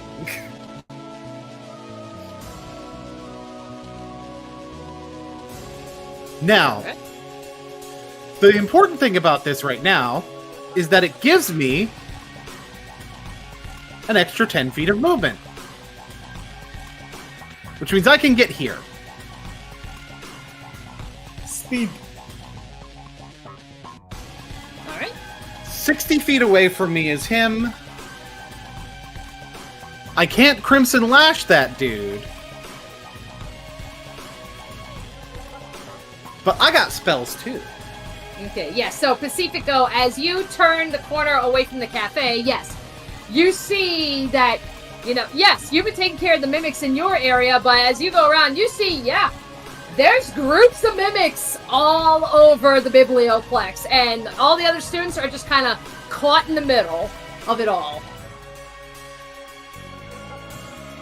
My Ray of Frost does have a range of 60 feet, and this guy happens to be 60 feet away from me. All right. So, I'm gonna shoot. All right, go for it. I'm basically gonna tell the others, neutralize that, there's more. Oh boy.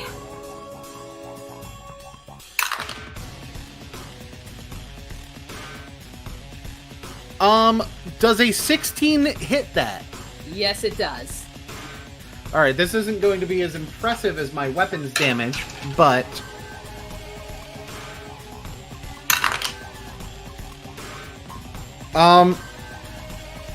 It's going to be 6 damage, and its speed is reduced by 10 feet until the start of my next turn. Ooh. Okay. Let's, Oh, and the other relevant thing for when something attacks me, my AC is currently 22. Okay. Alright, I put a little boot symbol on it to be like, okay, it's basically slowed. Nice boot. And I am going to put a... You know what? This symbol probably works for Pacifico's Blade Song. I'll figure out an exact symbol to use in the future, but that'll work for now. Okay. And that will end my turn. Alright, so with Drasimir. Alright. Drasimir is he's gonna focus on green. And he is actually going to attack with his horns. Good man. And he got a nat 20 at it! Nice. Heck yeah, boy! That fucking corpse. Yeah, turn that into sandpaper. Okay, so let's see. So, what's that? Let me see. Plus... Alright, so... Okay, so that will be 8 damage on green. And yeah, green's in pretty bad shape. And then let me see, did I give him anything that can be a bonus action? I do not think so. Oh, yeah, there is a bonus action spell. Okay, he's gonna Misty Step. So, let me see, 30 feet away, so 5, 10, 15, 20, 25, 30, just move away. Get thee away from me, Satan. Yep. Okay. And that will end Drasimir's turn. So now, Amy, what do? I've got these ones. Go for the others. Alright, we'll get the other students out of here. So, I'm gonna back up Pacifico by joining him. Right about here. And, that mimic that he attacked, right? Yeah. Since he's nice and softened, I am going to cast Firebolt. Firebolt. Pacifico flinches a little bit. That is going to be a 16 to hit. And that hits. Alrighty, so that is going to be 1d10 of fire damage. 1d10 of fire damage. That's a 7. That's a 7. Alright, yep, still hanging in there, but, took a pretty big hit with that fire. So, yeah, he's been burnt and frozen. Yeah, freeze or burn. And, that will do it for my turn, because I am right now saving my big spells. Right now she's gonna also start looking for a Quintelis. Okay. Alrighty, so that ends your turn? Yeah. Alrighty, Luke, Luke's minions move out of the way as he prepares something. I'm gonna move 20 feet to here. I'm gonna provoke an attack of opportunity from purple if it's gonna try that. Yeah, I can try. Okay. Remind me, how do we do attack of opportunity? Make an attack roll. Alright. 11? That misses. Okay. Okay. Yeah. If this helps for the future, an attack of opportunity is when an enemy leaves your attack range, or vice versa. And it's basically their chance to, well, attack you and see if they can stop you. Gotcha. Yeah, trying to get a pot shot before you run away. Yeah, exactly. man. That's a cheap shot. Okay, gotcha. I need both of these mimics to make me a Constitution saving throw. Constitution saving throw. Let's see. One rolled a 6.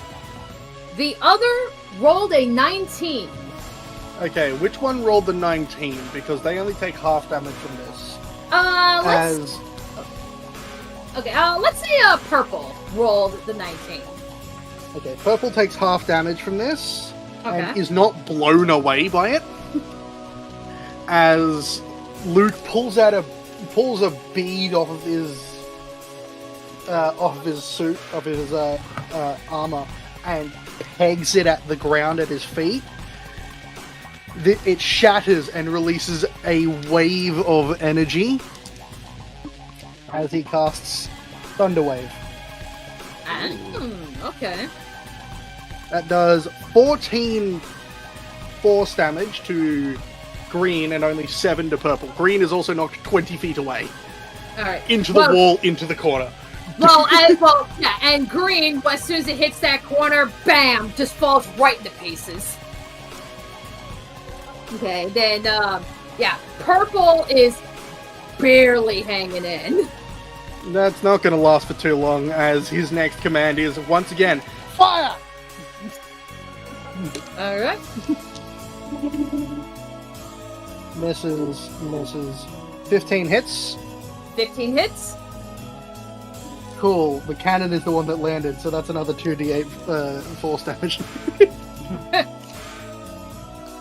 That is 11 force damage, and it is blown back 5 feet. Flies into the air, and then upon hitting the ground, boom, just shatters again. Oh, does it take any of the tables and chairs with it? You know, why not? But That's if a cool image. Yeah, if anything, and I'm going to move back this way 15 feet.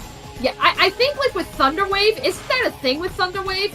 When you push things back, anything that isn't anchored to the ground gets thrown back.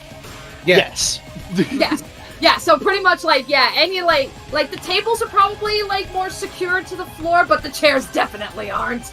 Right. And everyone within 300 feet can hear it be cast. Yeah, it's this loud echoing boom. That probably got the mimics. I think Luke took care of it. Yeah, but we gotta help the others. Absolutely. Alrighty, so I trust that is the end of your turn, Luke? That is the end of my turn. Alrighty, so Canvas. Alright. So, just making sure I'm nice and cool. So that has been dealt with, and we've been told to go this way. Canvas is going to glance at the suddenly appearing Minotaur. The smile is a little bit quickened away by her running.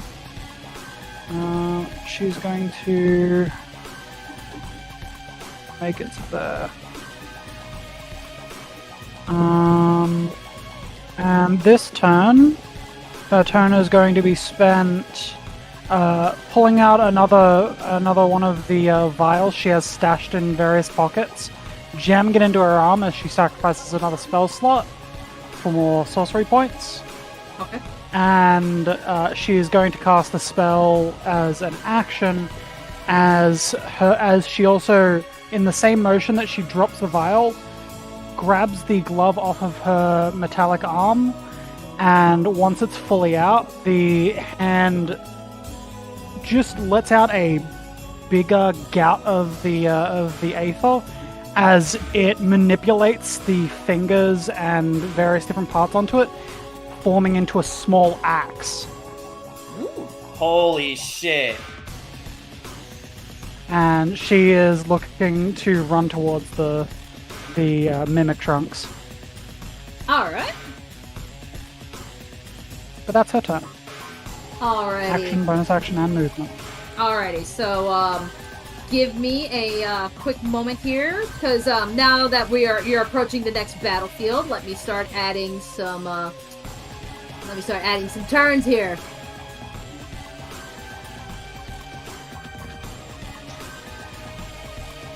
Come on.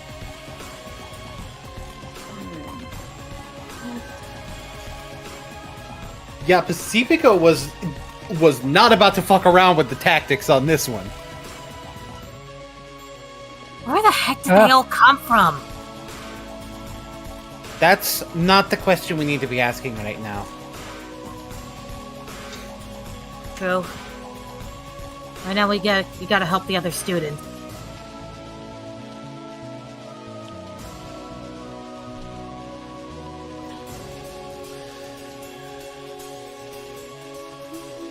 Secure the area first, then we ask why. Right.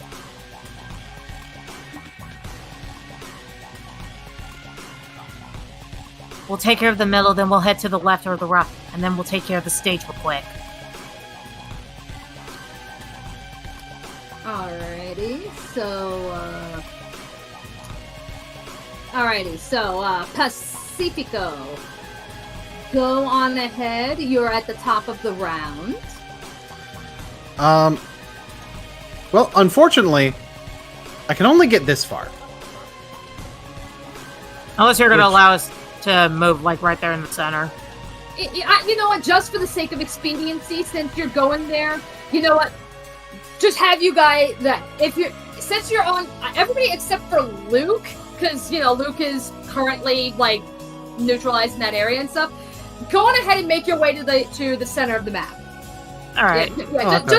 Just for expediency's sake, let's just. So can I basically just take an extra move action to get where I want to go? Yeah, just go on ahead. Like, yeah, we don't need to be. Yeah, we don't need to be like spending like all day here. We could say that I leaped over the dude. You planted your foot on the trunk and jumped off of it. Yeah, like you do a somersault jump. Yeah. So he's at this one. Now, I could actually complete the full setup here. But I don't think Pacifico would want to activate the last part of the setup.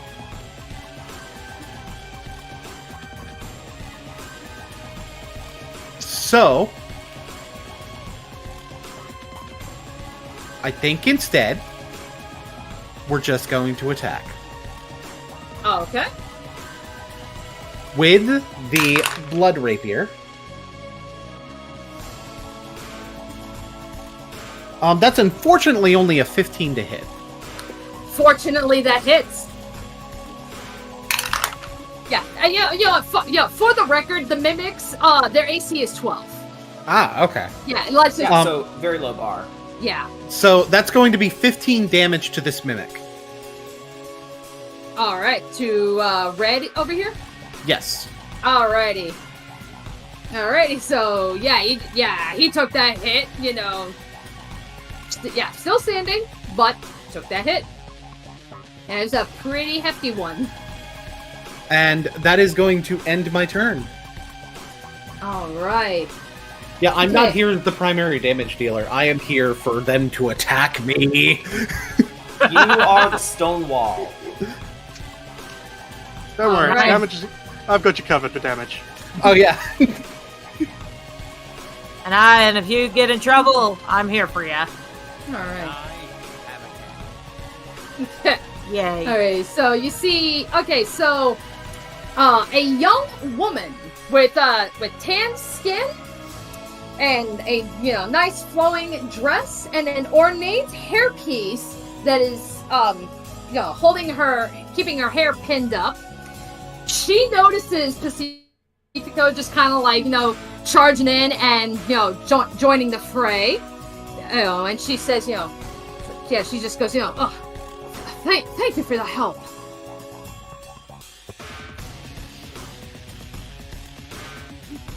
He nods to her. They are all over the place. We definitely need to make sure we clear out as much as we can as we move. Got it. Okay, and then with that, let me see. She is going to cast... What is she going to cast? Fireball. No, no. This one does not have fireball. This would be the wrong place. Exactly. Shifty eyes.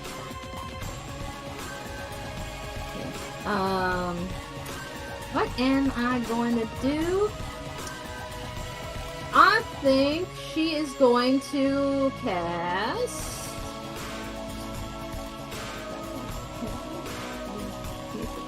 Okay, she's going to cast some fairy fire. Ooh. Yay! I love that fucking spell. Unless it's on like a really scary creature like a zombie. It's like, ugh, why'd you make it easier to see? Okay. How do you get the little arrow? How do you get the little arrow that determines how? Okay, you want to click on the left, you have the measuring tool. Oh, gotcha. And you can click shape to change which shape it is. You can do circles, cones, beams, and lines. Okay. The way I like to do it is, and then you just click the spot where it's originating and then drag out to the right size. Oh, gotcha. Okay. I just need to see, like, okay, how far away is everything? She's casting fairy fire, right? Fairy fire, yeah. So fairy fire is in a 20-foot cube. Yeah, would be challenge. Yeah, it would be a challenge if she didn't have distance spell. Yeah. Whoa! Oh shit! That's awesome. Yeah, my first foray into trying out a goddamn sorcerer. Welcome. I have one problem. Someday. Yeah. Distance spell doesn't increase the area of effective spells. Oh. It lets you cast them on targets further away. Okay. Oh, it's a 20-foot cube, and you can choose where in a range of 60 feet. So you distance could you could choose a range of 120 feet to put that cube in if you use distance spell. Oh, okay. She can put the cube where it hits the most enemies, right? Yeah. Even right now, though, even with just the 60 feet. Yeah. So it doesn't increase the size of the spell. I believe that's a different meta magic. That is a different meta magic. Yeah, it's just sending it farther out. I think. Yeah, you can hit everything but purple. Oh, okay. Yeah. However, unless she is careful, it's probably going to hit everyone. That she does not. No, I gave her distance subtle. Luckily, fairy fire, all it does is grant. Everyone gets to make a dex save to not be affected by it. Mm-hmm. Yep. Alrighty, so let's. Hi, magic researcher here. Hi, actual wizard here. Alrighty. Huh. Okay, somebody rolled a nat 1. I believe I'll need to make a dex save. Big money. I got a 22 on my dex save, so. Yeah, big money. No advantage against me. Here, I'll put this wiggly thing on it that's fairy fire. That's... Okay. That is a 4. I will give that to, blue. That is a 7. God damn, man. These guys are rolling pretty freaking low. I mean, Man, it would be a shame if we had a bunch of damage dealers. I know. And then, okay, and then one of them rolled a 9.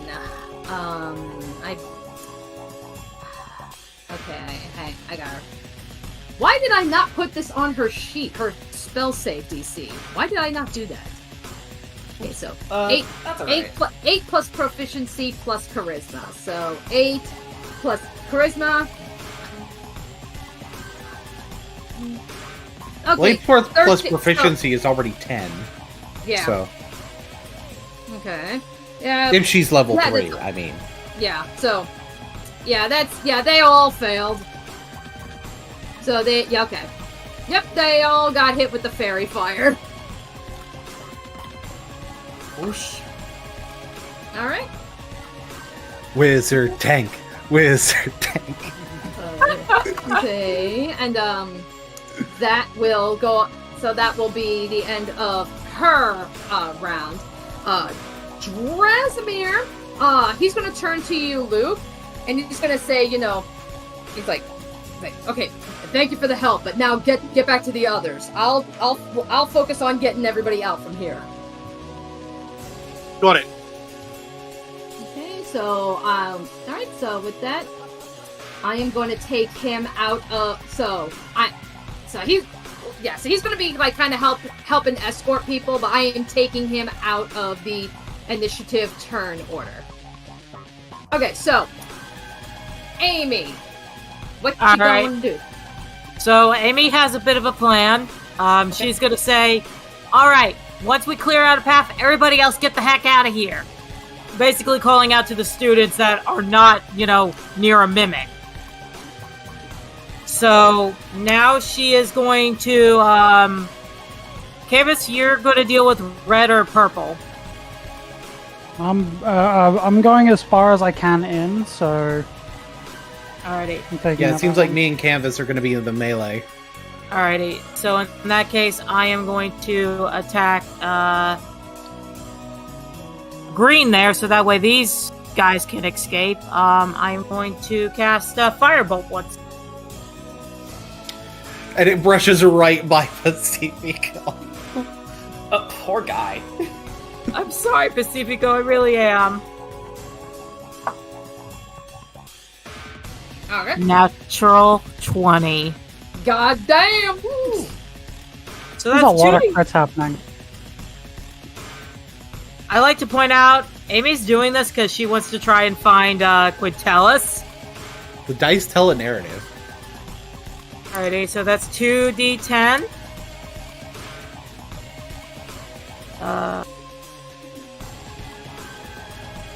That is 12 damage to green. 12 damage to green. Now, I'm going to twin spell. Oh boy! So, purple here. It's about to take a chromatic orb, if I'm allowed to do that, right? Is it a bonus action spell? No, it's twin spell. No. I'm spending, Did you cast Firebolt? Yes, I did. Casted Firebolt. Did you cast Firebolt using Quicken Spell? No, I didn't. Then you cannot do this. Damn. Yeah, you can twin Fireball. You can twin Chromatic Orb, but you didn't quicken Firebolt to be a bonus action, so you can't use 2 normal standard actions. Okay, then never mind. All right. You can't do 2 level spells on a turn. All right. Firebolt is not a level spell. That's a cantrip. It's just that she didn't quicken Firebolt to make it a bonus action, so she could do the twin Chromatic Orb, which is honestly something you can do, but you do need to make the twin spells target different creatures. Okay, that's fine. Okay, so I will twin spell Chromatic Orb on purple.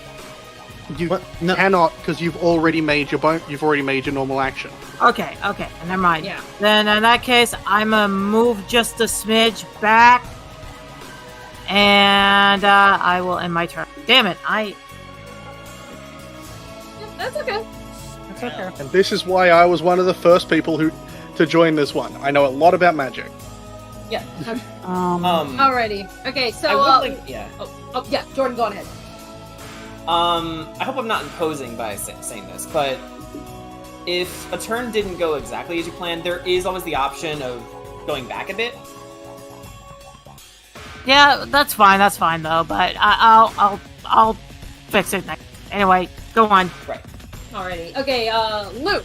Where are you going? Are you going to join this group, or are you going to go somewhere else? I'm going to join that group because... Actually, no. I know what I'm going to do. I'm going to start heading towards the west to the group around the foliage and art room. Okay. Okay, so you're making yourself west. Oh, and look, and Grayson is one of them. Alright, so... Yep, so That's I guess as far as I can make it. Okay. Behind all of you, Luke is headed in a different direction. He scooped up his cannon and literally pushed it into his hair to make it stay there as he runs intermittently between his creations. However, let's see.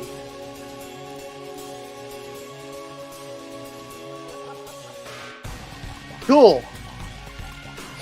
The cannon fires at this one all the way over here. What? Okay, what range does this cannon have? 120 feet. Oh my god! Spellcasters. This isn't spellcasting, this is artifice. Spellcasting. It's like, dude is literally cannoning across the goddamn library. The echoes in here must be painfully loud.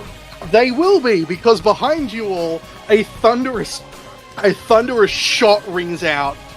That is a natural 20, as the magic from this room overloads the cannon. How is it you guys consistently get natural 20s? Not a problem. Violence! Yeah. It is violence. Everyone loves violence. So I need to re-roll one of my d4s. My d4s, my d8s, because I didn't have 4 planned for this. Okay. 5, 10, 18 force damage, and it's blown back 5 feet. Oh my god. Okay, so... Alright, so... Violence is never Okay. The answer is yes. The answer is fuck yes! The answer is bang! The answer is... Oh my god. Oh no. I need to make 2 more attack rolls because my homunculi are also in range to shoot purple. Oh my god, they are. Get fucked, purple. That is a 12 and a 14. Yep, if it meets, it beats. Cool. By the way, purple should no longer be affected by Ray of Frost. Oh, yeah. I don't think it survives. As the two shots converge on their target, it takes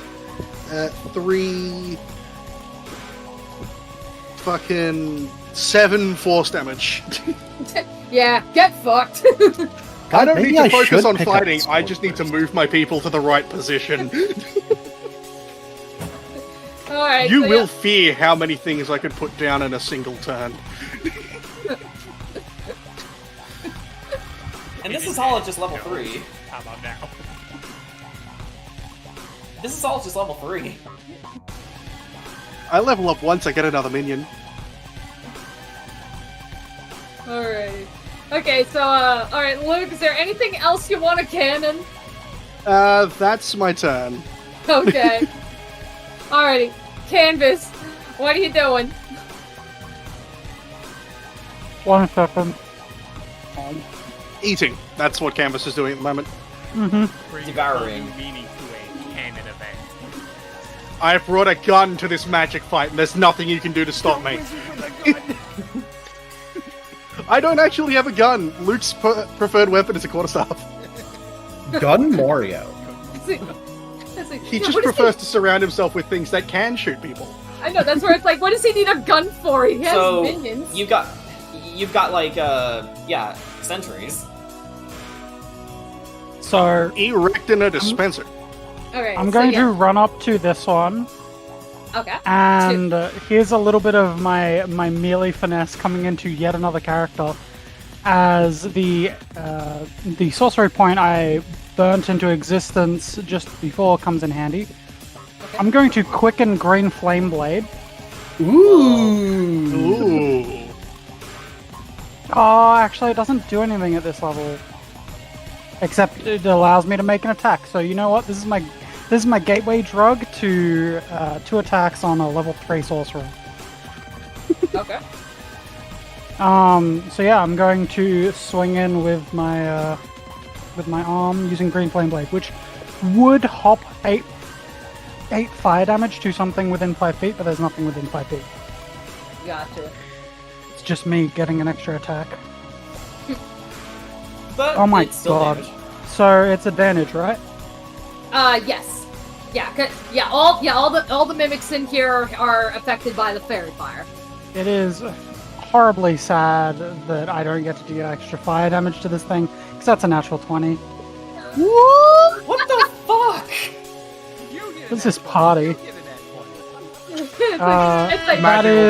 Magical violence. Yeah, it's like, Jen, what did you sacrifice to the dice gods today?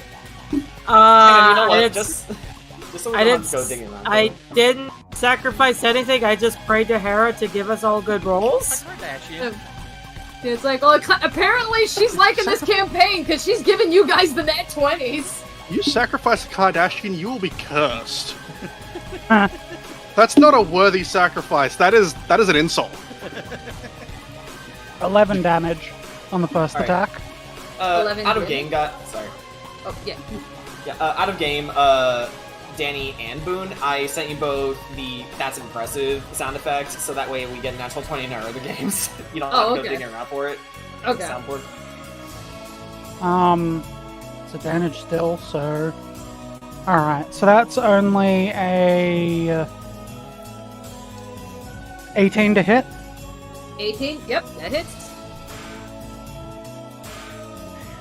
And that is 7 more damage. Alright, to Green?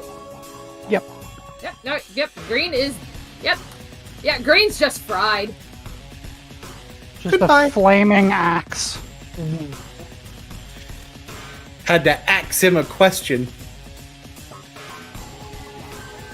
The answer was Picked no. the wrong planet! Alright, that's my turn. Alrighty. So, this would be Yellow. Yellow is gonna make his way here. Can Yellow... Let's see. Can Yellow hit with a bat? Advance. I don't think it can because it rolled a 4, so no. Oh my. Dice tell a narrative, and it's fuck these wooden bitches. Yeah, or perhaps these mimics aren't meant to be very good at attacking, but to send a message. Or maybe it is, I don't know. Alright. So anywho, you see this gentleman in the corner here with dark skin and like a bright, like fire red hair sees the mimic going after this girl with green curly pigtails, and he's just like, "Oh no, you don't!" And I love him. And he's gonna cast Eldritch Flame on him. Yeah! Eldritch Blast Homebrew! Let's see. That is a 15. Oh yeah. So that is a D10 damage. 10 fire damage. That is 8 fire damage. And he's got Repelling Blast. So it goes back 10 feet. Ooh. And that's, I believe... Let me see. Did I give you any bonus action stuff? I didn't hear any bonus actions. Oh wait. No, I'm checking. I'm checking to see like. Yeah. Did I give him I realized any bonus it actions? as So, soon as you said it. Let's see. Action. So many things are actions. Action, and ooh, I do have a spell that's a bonus action, which I should be able to take because Eldritch Flame was a cantrip, correct? Yes. All right. You can do an action spell and a bonus action leveled spell, or I believe vice versa too. Okay. Alrighty. So in that case, Hex. So he's gonna place a hex on. He's gonna put a little hex on Blue here.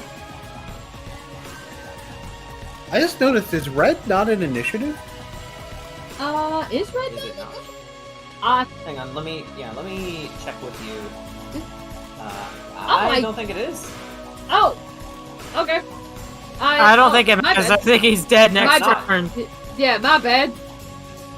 I'm I'm sorry, Red Mimic. Right. Red Mimic. Fuck you. That's okay. Yeah. Fuck you. You get a 1. That's fair. Yeah. So it's like. No one likes me, so that's fair. Yeah. So there you go. So okay. I'm sorry about your initiative, Red. So you get your initiative turn is 1. That's all right.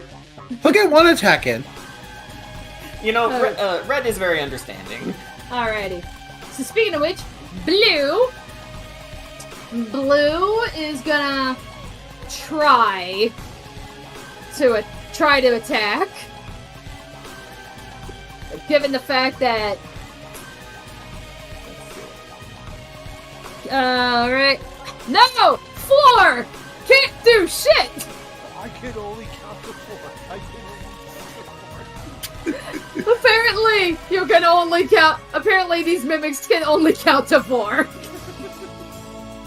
That sounded very close to another word, but let's not get into that. Alright, no problem.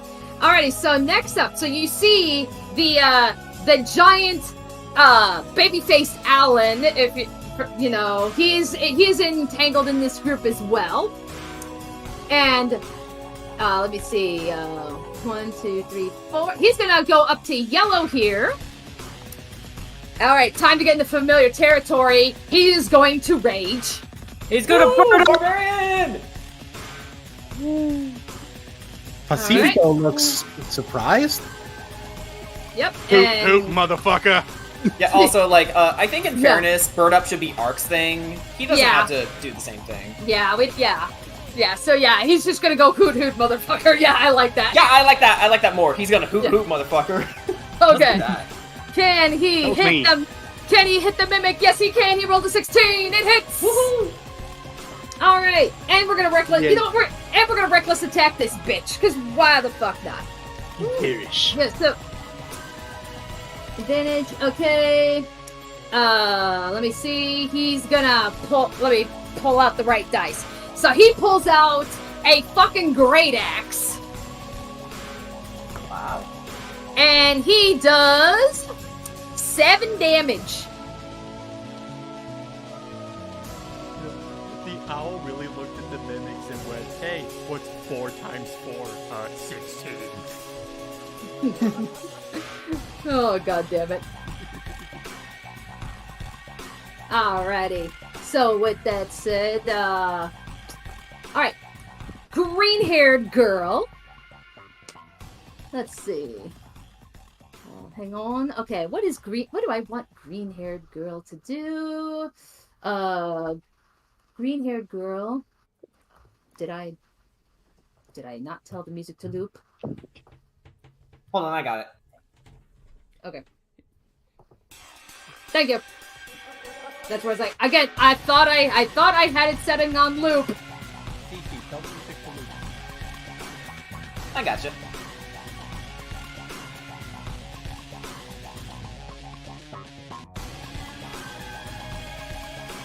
Alright.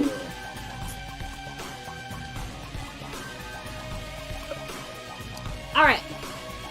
So, green-haired girl Let me see. What is the range on this? Target AC within range 90 feet. Okay. All right. Time to use one of the Strixhaven spells. She's gonna use Vortex Warp. That sounds deadly. All right. So the target must succeed on a Constitution saving throw, or the target is teleported to an unoccupied space of your choice. So, let's see. 6. Okay. So she is going to cast the Vortex Warp on Blue. And she wants to send Blue a little bit closer so we can also get fucked with Red. Hi!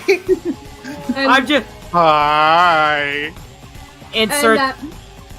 And with that, I'll end her turn. Alright, poor dinky little Red. Can Red hit Pacifico? No. If you get a natural 20, I swear. No, I rolled number 4! And guys, I am using different dice every time! Oh my god. Okay, maybe that one that you're using for the enemies, or No, maybe it's they have some bad mojo on them. It's like, dude, I have 7 D20s at my disposal. I am using a different one every time, and they're all rolling 4. Now you know my pain. Yeah, it can only count to 4. Okay, Pacifico. Okay. Well, to be honest, I was going to do a thing where if Pacifico ever took damage, he would actually do like a little saving throw just for me to see if he does something. But oh my god, these poor that's not mimics! happening. I feel so bad for them. I feel so bad for these mimics. Well, an 18 hits Red, for sure. Yeah. Okay. Let's see how dead he is. Oh, not as dead as I would hope. 7 damage. He dead. Dead enough. Yeah, dead. He's dead enough. Stab through. Looks at Blue. But like you stab Red once, and then for whatever reason, it just explodes. Like not like a splintery awesome way, but more like those meme explosion graphics. It's that. The mighty number 9 pizza explosion. Yeah, that. You know what? Just because I know where other fights are happening, yes. I'm just gonna move basically here. Just a little bit. And that'll end my turn. Alrighty. Okay. Go with the decorative piece in her hair. She is going to cast. She's gonna try and cast Mind Sliver on Blue. Alright, so can't succeed an intelligence saving throw. Can I get something other than a 4? Get a 5. I did get a 5! What? Good. This is top quality content. Hey guys, I'm getting better at this counting thing. I think I'm getting the hang of this. Alright. So 1d6 psychic damage. What does it get? It rolls a 5. I will say Blue is fucked. Blue's done. The yellow. Right. The yellow mimic's like, I hear boss music and I don't like it. Alright. So after killing that mimic, even though there's one left that the Owlin is taking care of, she turns to you and she says, she's like, I think we got it from here. You know, go on ahead and help the others. I was thinking the same thing, actually. Alrighty. Okay, so Amy, what you gonna do? Where are you going? I'm gonna back up Luke. So I'm gonna follow him and go west. Alrighty. Okay. Again, for the sake of expediency, yeah, just put yourself right in the battle. What the battlefield you want to go to? Like you're going towards one of the shrubs. Yes. Yep. So just go on ahead and put yourself there. Yeah. Just for the sake of expediency. Yeah. Alrighty. So I yell out, "Y'all need some help!" Okay. You see a dwarf girl, who's, yeah, she's just like, yeah, she's ready to go. She's like, yeah, let's do this. Alright. Yeah. Oh yeah. Oh my god, can she say that? Yeah. Oh yeah. Alrighty. Perfect. So let's try this again. I am going to twin spell Chromatic Orb. Okay. And I am going to aim for this mimic right here. Okay. And what's the other target? And the other target is this mimic right here. Okay. So the two that are closest to you. Okay. Yeah. All right. So here's the first attack. That is going to be a 13 to hit. And it hits. Alrighty, so that thing is going to take my stuff. It's going to take some lightning damage. Lightning damage, okay. Yeah, I need a bit of hop in it since I cast. Shut up, Jordan. You've done worse. Right. So that is 3d8 lightning damage. Okay. Ready. 3, 6, 7. So 16. Yep. Alrighty. Is that on 16 on both of them? Or 16 on this one? Oh, 16 on that one. Okay. Alrighty. So, and that one will take same damage, same lightning damage. Alright. Ooh, that's better. That's a little bit better. 8, 3, 4. So that would be 15, I believe. I believe so. I think. Alright. Alright, so yep, with that spell, you did some real hefty damage. Like, they are barely hanging on. Amy wants to find her Prince Charming. Alrighty. Amy, anything else? That will do it for me. And I want to point out I am using this thingy here as cover. Oh, okay. Alrighty. Luke, what you gonna do? Like, who's getting the cannon? Oh boy, it's great that you asked, because Pink is about to first of all eat a firebolt as Luke quickly slots something onto his hand and twists it slightly, causing a sort of just a ball of fire to condense on his target rather than firing a projectile. Alright.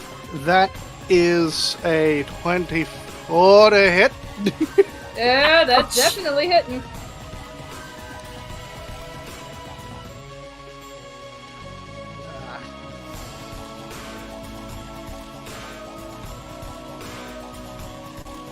There's everything happening. Brain, thank you for working today. I do require it. That is 3 fire damage.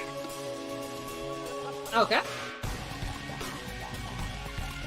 Well, you all know what's going to happen next. Bitches love. It's like, fuck you! Yeah, fuck you! Fire the cannon! That is the cannon's roll of a 15 to hit. Yep, it's hitting. It's a D8. That's 2d8 force damage. Yeah, stay on the table. That's 6 force damage and it's blown back 5 feet. And this is on Pink? Yep. Yeah, pink got fucked. And the other two aim for blue. Okay. Unfortunately, neither of those hit. That's a 3 and a 4 on the dice. Oh, yeah. But it's nice and soft. Hey, you can't win them all. That's okay. Alrighty. Okay. Then in that case, Canvas. What you doing? Because you're at you're at the Hall of Oracles. So Yeah. One moment. I'm just going to.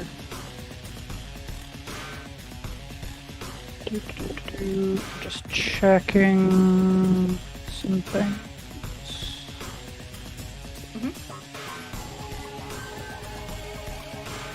Alright, because they did say that they were good here, that they were going to deal with that, so I would probably like to join these guys over here, except because I'm on the northern side, I think I'll probably end up helping against these mimics over here, up to the northwest. Alright, and again, for the sake of expediency, just go on ahead and plop yourself on the battlefield you want to go to. Yeah, so I'll just start here Okay. to make my way in, and then so I'll run up to here and just give a swing against this one. You'll need to color it for your own sake at some point. Yeah, I will make you red. Alright.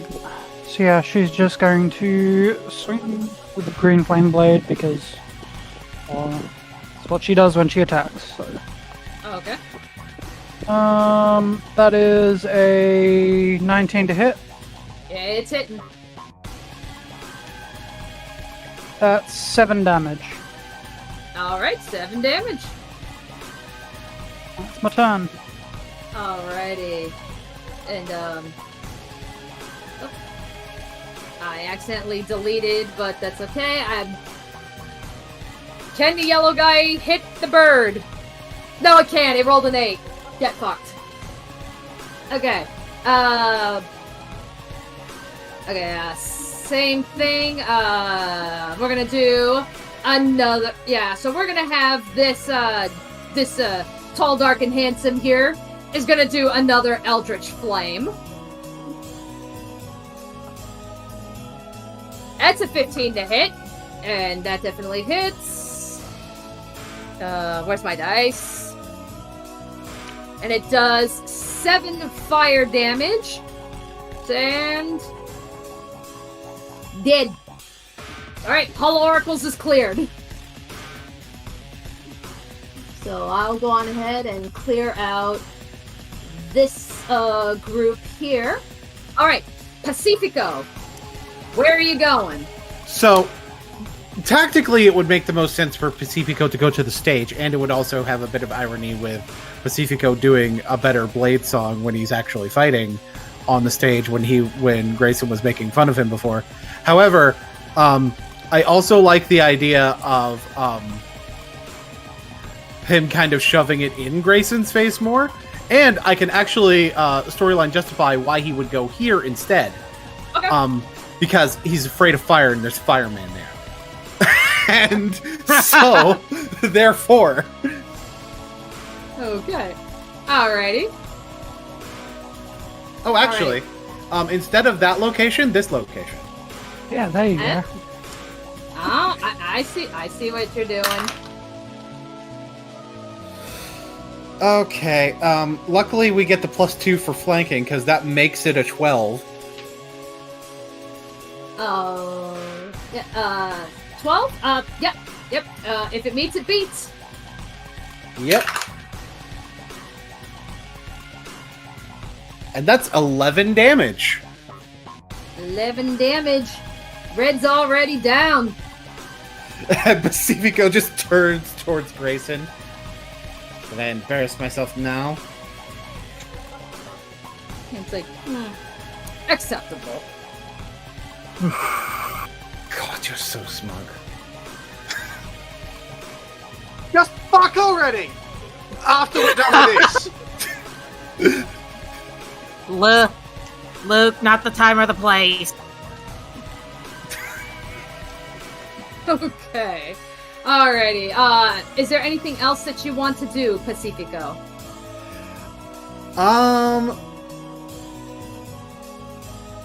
That will be it. I don't think his smugness was enough to make him do the thing. Alrighty. Alright, so with that, Grayson, he will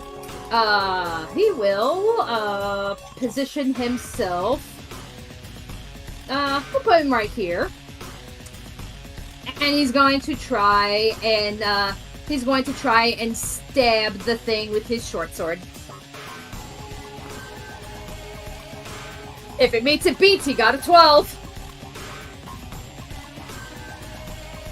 And 5 damage. Okay. Alright, so, it takes a swing at it with his short sword, and, it doesn't kill it, but, probably cut, like, a decent-sized chunk out of it. And I think that's all I can do. Hang on. Oh! No! Cunning action, let's go! So, bonus action. Rogue. Yeah. Of course he's a fucking rogue. Alright. So with that, bonus action, he is going... Yeah, took a swing, bonus action, right back. He's like, yeah, he took his pot shot.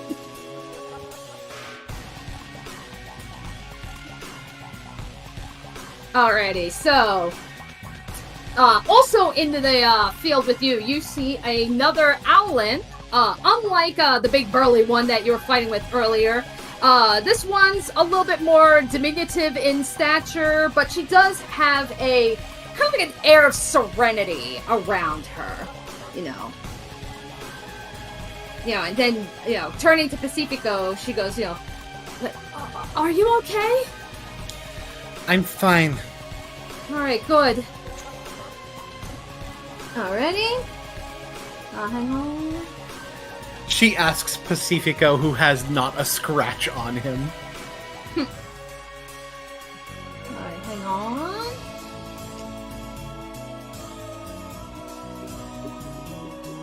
Alrighty. Okay, so, so she's, so she turns to Pacifico, so seeing Pacifico, she's like, it's like, okay, that's good. I'm here to help you when you need it. And she is going to do... hang on, let me see. Where is the range of everybody? Perfect. Okay. Should be able to do some emboldening bond here. Alright, so she's going to use... she's going to channel her divinity.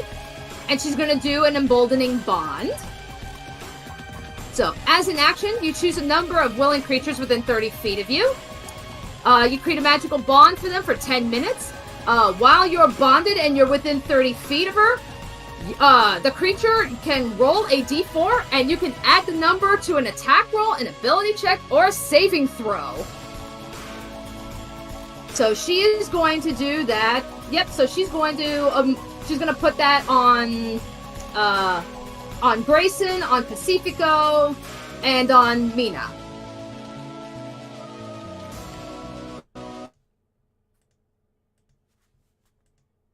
On all of the air quotes Silver Quill students. Yeah, so we'll just give I'll just give you like a little heart symbol here just to show like, okay, you're bonded, so she's basically giving you buffs now. And that is going to be the end of her turn. Amy, what are you doing? Alrighty.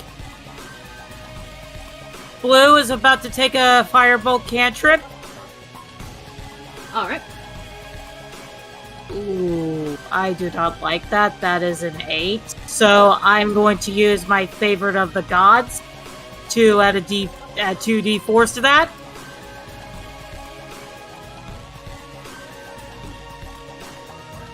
Okay, that's a lot better.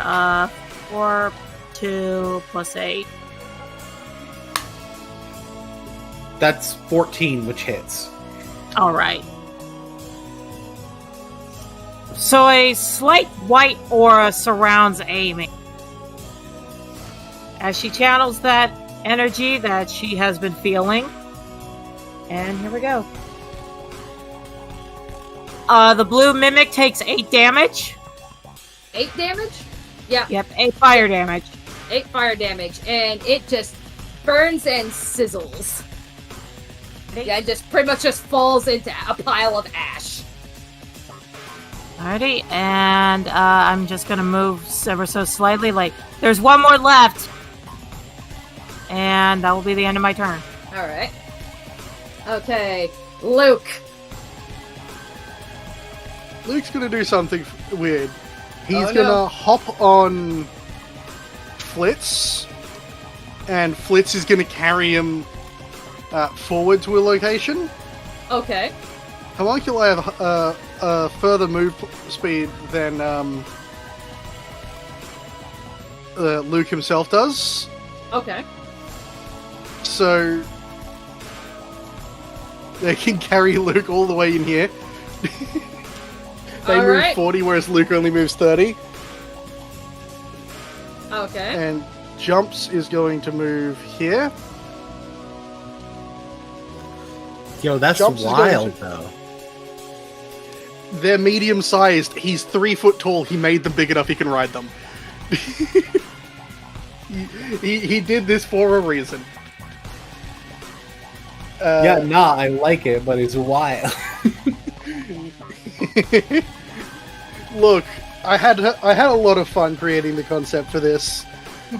Jumps is going to fire on the orange one. He's got fire on orange. Cool. All right.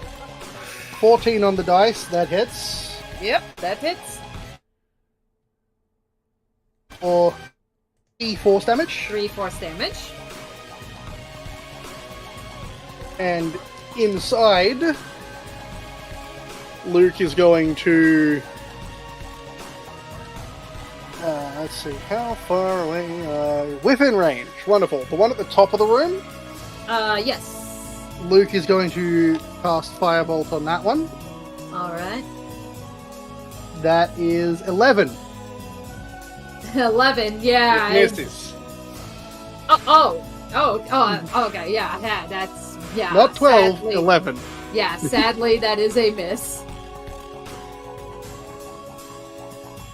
Then the cannon fires. Oh boy. That also misses. That's a 3 on the dice. Oof. Bugger.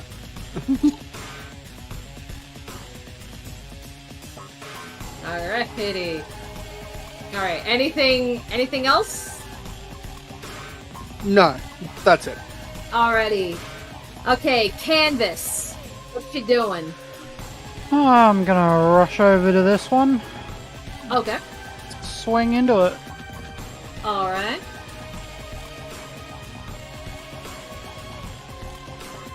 That is a 14 to hit. That's 14 to hit. Yes, 14 hits. Alright, that's 8 damage. 8 damage. Yep. And that one, yep, that one is done. Like, between that and the pot shot from Grayson, such, yeah, that one is down.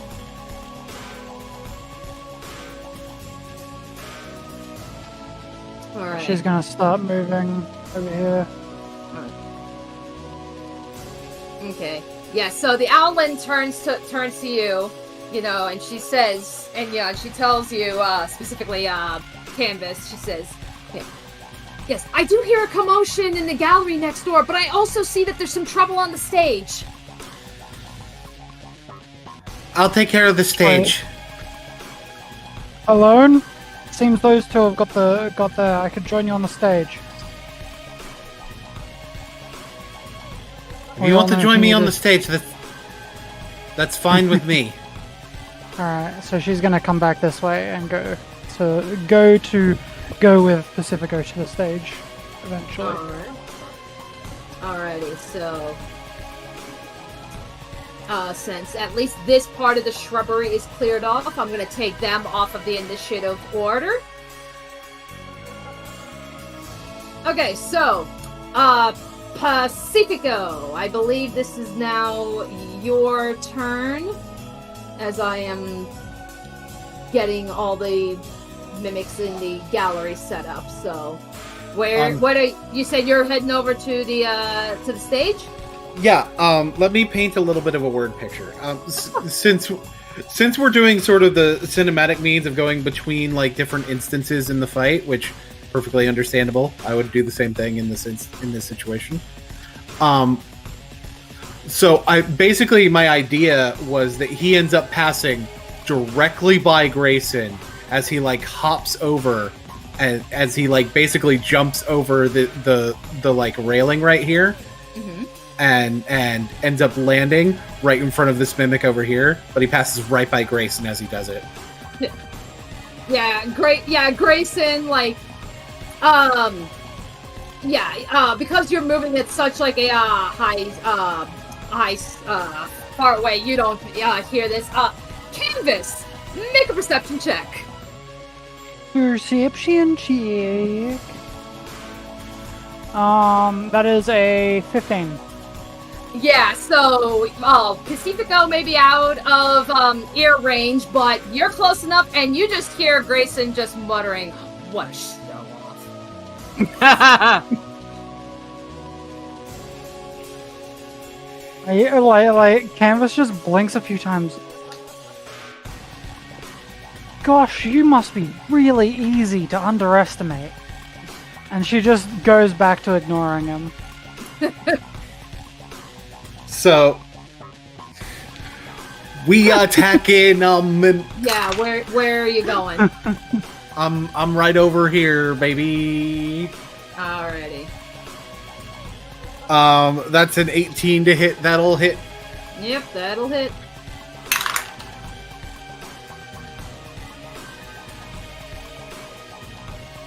And that's gonna be 10 damage, baby. 10 damage. Alright, halfway dead. That'll be my turn, though. Alrighty then. So, Amy, you go. Alrighty. Save versus the same as the last. Firebolt on orange down there. Alrighty. That is going to be a 15 to hit. Yep, that hits. He is going to take 9 fire damage. 9 fire damage. Alrighty. Alrighty. And that will do it for me, so back to Luke. Alrighty, Luke. Jumps knows what he has to do. There's still something there that hasn't died yet. Alright. However, his aim isn't as good. That's a 9 on the dice for a total of 11. They've got a +3 to their attack. No, it's not 11. It's 12. It does hit. Yep. If it meets, it beats. For 4 force damage. Alrighty. This is on orange? Yep. Yep, orange. Orange dead. He then moves to reconvene. Well, mouse being a twat. Inside, the one furthest in the corner is going to get another series of blastings. Because of course. Everyone's favorite. Firebolt with a 21 to hit. I'm pretty sure that hits. Yeah, that definitely hits. For 5 fire damage. 5 fire damage, alright. And cannon with a 14 on the dice to hit. Okay. For 4 force damage and blasting it backwards 5 feet. Yeah, it's barely hanging on. And Blitz. There goes my dice. Oh no. Okay, that's too much fun for you. A 17 on the dice. Yeah. 6 force damage. Alright, and all on blue? Yep. Yeah, blue doesn't stand a chance. It's wave after wave of projectile magic flying across the room past these people. Yeah, it's like, yeah, it's just not, you're done. Yeah. And that's my turn. You dead, kid. I will continue to fire projectiles, and there's nothing these things can do to stop me. You're flying too, so they really can't reach you. Oh, no. Flitz, when Luke is riding him, can't take off. He's locked, he's sort of locked to a hover. So at that point, anything can still hit him. Okay. Luke is small, but he's still kind of heavy. Alright. He is sort of difficult to carry. Alright. He did build these when he was a kid. So Yellow is going to make his way over to Nora. Alright, what? Okay, I don't think 9. I don't think that hits Nora. Let me double check. What AC did I give you, Nora? Unless someone's got like negative dex, I don't think that would hit like most humanoids. Yeah, nope, that's a miss. What purple on the stage doing? Okay, hang on. Where? Yeah, purple. Okay, there we go. Yeah, my bad. Purple. Purple's gonna try and attack, Rubina over here. 12. Let me check. Does that hit Rubina? No, it doesn't! Alright, so you're done. I think I jumped ahead on initiative, but okay. Which one is this? Red. Okay. Stage red, yeah. Yeah. Alright, stage red. Stage red is gonna make its way to attacking a little gnome girl. Okay. I can't believe it. Does that hit her? It does not, and I am gonna flavor it as the mimic tries to go after her, and she backflips and lands on top of a spotted hyena. And that's her mount. More backflipping. Nobody told me there'd be backflipping. Okay. Alright, so meanwhile, in the student art gallery, a Loxodon is going to make his way to try and attack the red guy here. Can they attack the red guy? They can attack the red guy. They rolled a 17. Alrighty, so with that, load up, goddamn you! Thank you. Okay. Alrighty, let me make sure. I gotta refresh my mind on this. Okay.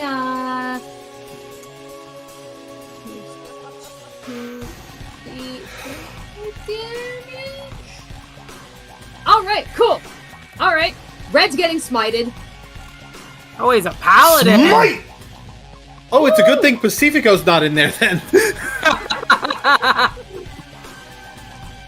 Could be a warlock. Eldritch Smite's a hell of a drug. That's true. Alright, so total damage. Total of 12 damage. So, yep, that's definitely hanging in on like barely hanging on by a limb. Canvas, what are you doing? Right, that's me. Brain good. Yeah. So I'm gonna move to the stage. Okay. Yep, so just go on ahead and position yourself. I'm gonna just get to the stage and then I'm gonna take my turn from there because I don't want to abuse the movement stuff too much. Okay.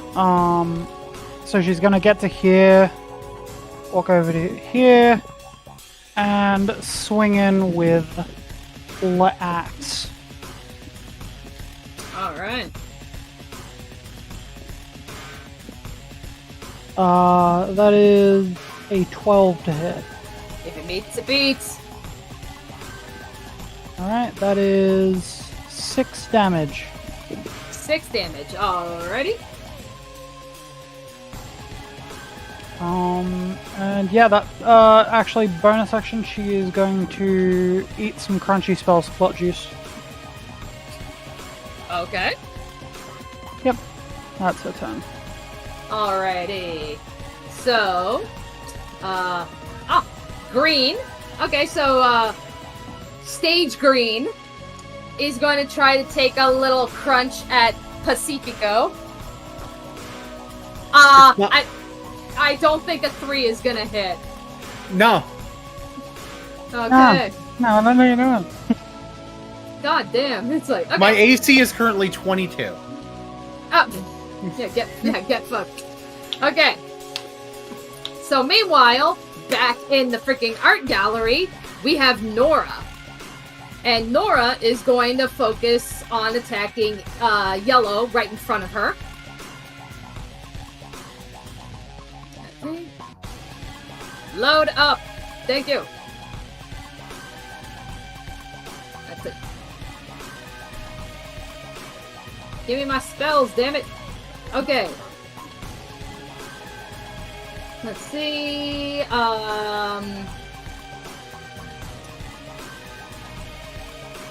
Okay. She's going to cast it. She's going to give it.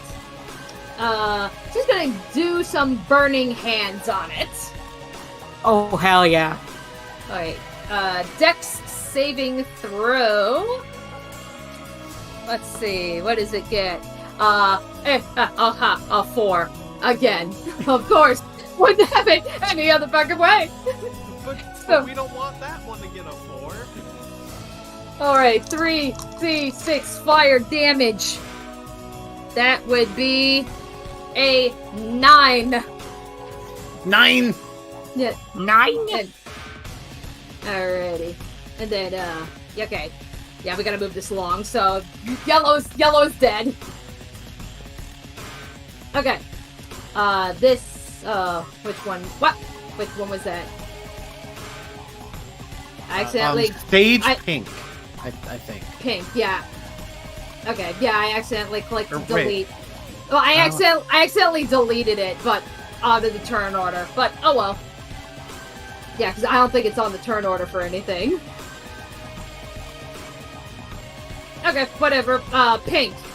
Can Pink attack the backflipping gnome? No, it can't. It rolled it. No, it can't. It rolled in that one. Wow. Even with flanking, that's not good. Yeah, even with flanking, you can't do shit. Alrighty. Okay, student art gallery. Red is gonna actually gonna sandwich himself here. He's gonna try and go for Luke. That's had enough of you, fucking cannon. Yeah, too bad. It got a 3. Yeah, no, it's not hitting me. Oh god damn it! What is with the dice today? Okay, purple. I mean, yeah. You said it yourself. You had like multiple dice on standby. It's the DM curse. It really is. The DM curse. Mm-hmm. Okay.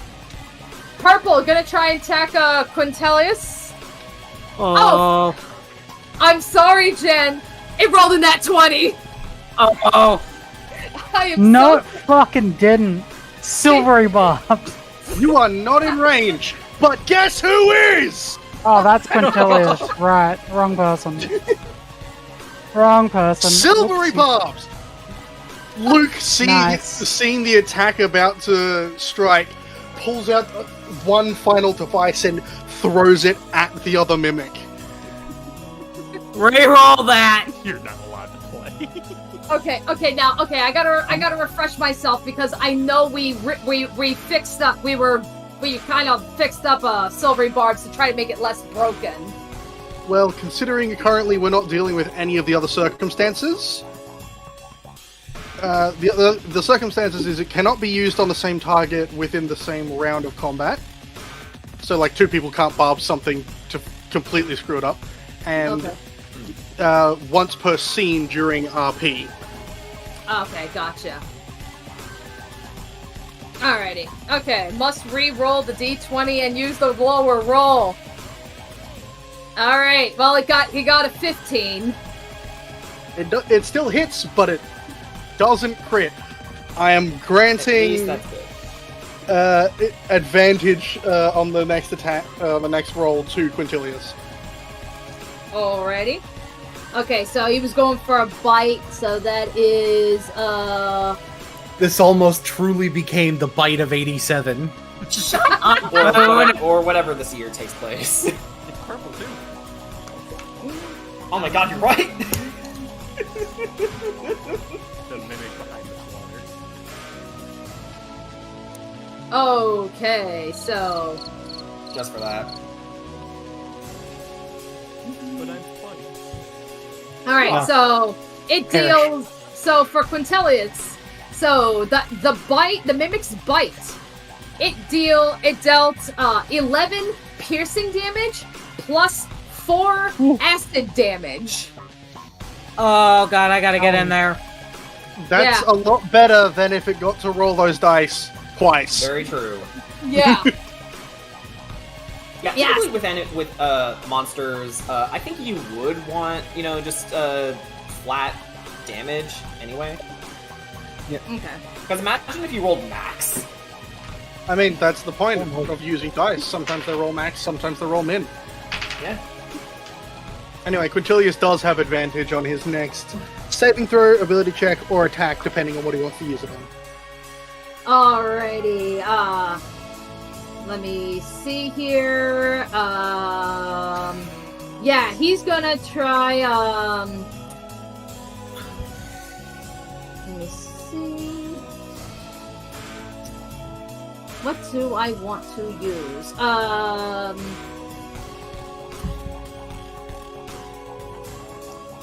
I think he will do, okay, wait. Ah, go away.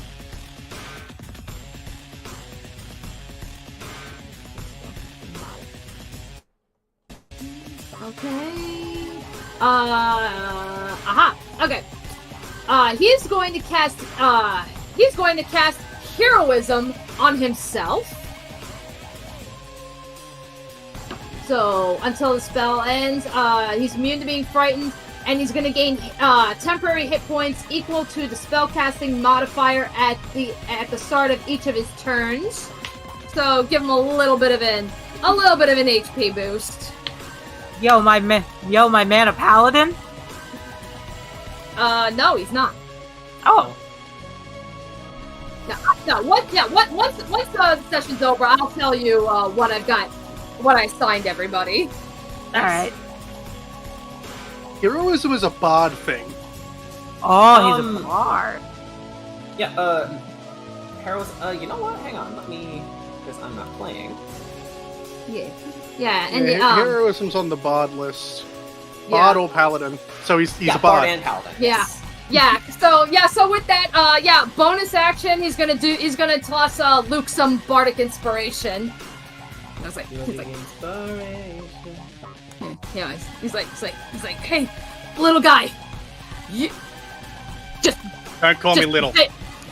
Sorry, just you seem to be doing the most. You seem to be doing the most damage. So take them out. Believe in the me that believes in you. Didn't even let him finish. God damn. Go, Luke. Commit a crime.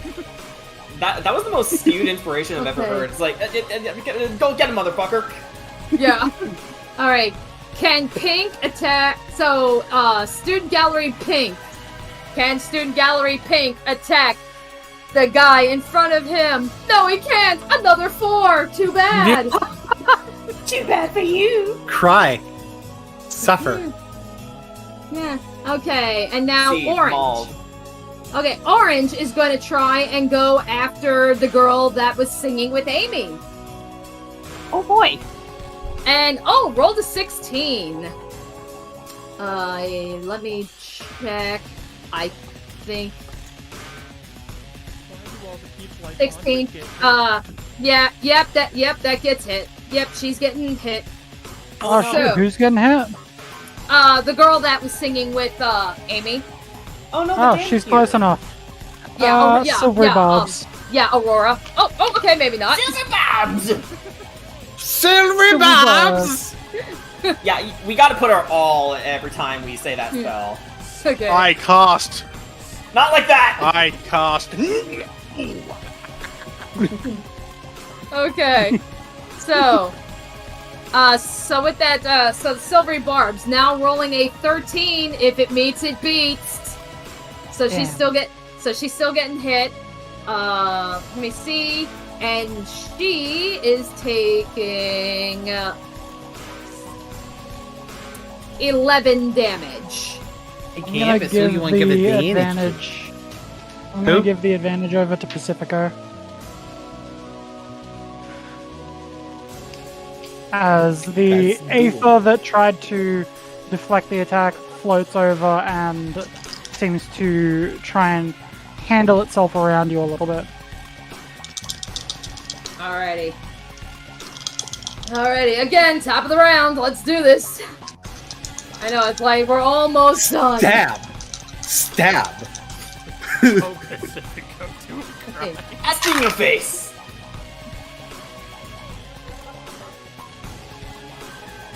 Alrighty. That's not fun. Both of these were 5. That's 11 to hit. So that's a miss. Oh no. I'm gonna roll another one to see if that makes him angry enough. It does not end turn. Okay. Oh. Alrighty. Oh my gosh, there Okay. Back at the student art gallery. So the guy that the pink chest was trying to hit. He pulls out a bow and arrow. And he's going to try and shoot him. Unfortunate news. You do have disadvantage for being within 5 foot of your target. Okay. You're using a ranged weapon. If you move back, you can get rid of that. Oh, okay. But you will provoke an attack if the mimic wants to try that. Oh, gotcha. Okay.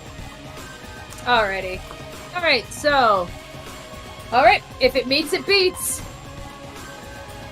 So. That is a 3 damage. Okay, and then, okay, and, on it is... Action Surge, let's go! No, that is a fighter, not a ranger. Yeah. Okay, and then, with that... Hang on a tick.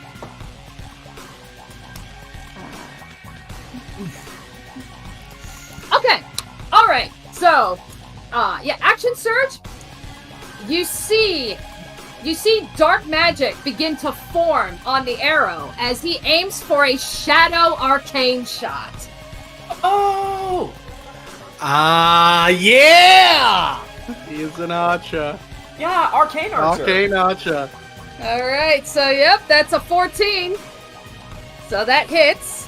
Okay, so you take the creature takes an extra 2d6 and it has to succeed on a wisdom saving throw or it's blinded. We'll see does it even live? No, it did. It did. All that extra psychic damage, done. Deceased. Perish. I like to imagine that it's like imploding in on itself. Alright. Okay. Amy. For expediency, could I go on and just move into the art center? Yeah. Alrighty. She moves in. She sees that Quintelis doesn't look too good. And it takes 2 and 2 to see that he got attacked by that mimic. By the purple guy. Pretty much. So, in front of Luke, a white aura surrounds her as she's preparing to cast Guiding Bolt on the bastard. Alright. So let us go. That is going to be a 14 to hit. It hits. Alrighty. So I need to roll 4d6. And whoever attacks this bastard gets advantage. If it lives through yours. Alrighty. 3, 2, 5, 6, 6. 17. But you're done. You're done! She got angry. Yeah, do not piss off Amy. I was gonna cast. Ooh. Yeah, so as the mimic just completely just is obliterated by this magic, the smoke and dust clears, and Quintelis can see who it was that fired that magic. Amy? Was that you? I'm here to help. Oh, wonderful. Oh my god! What? Alright, you got any more turns you want to do, Amy? No, but, well, actually, oh, never mind. I could do it after, because we're almost done with combat anyway. Mm-hmm. Okay, so if you're done? I will be done. Alright, Luke. Luke and his minions are going to back up. I provoke an attack if the mimic wants to do that. Nah. No. Yeah. Well, it's its funeral. Perish. Yeah, that's a good strategy, by the way. Making the enemies play dumb sometimes. Yeah. Because it's about to eat 4 separate attacks, one of which has advantage.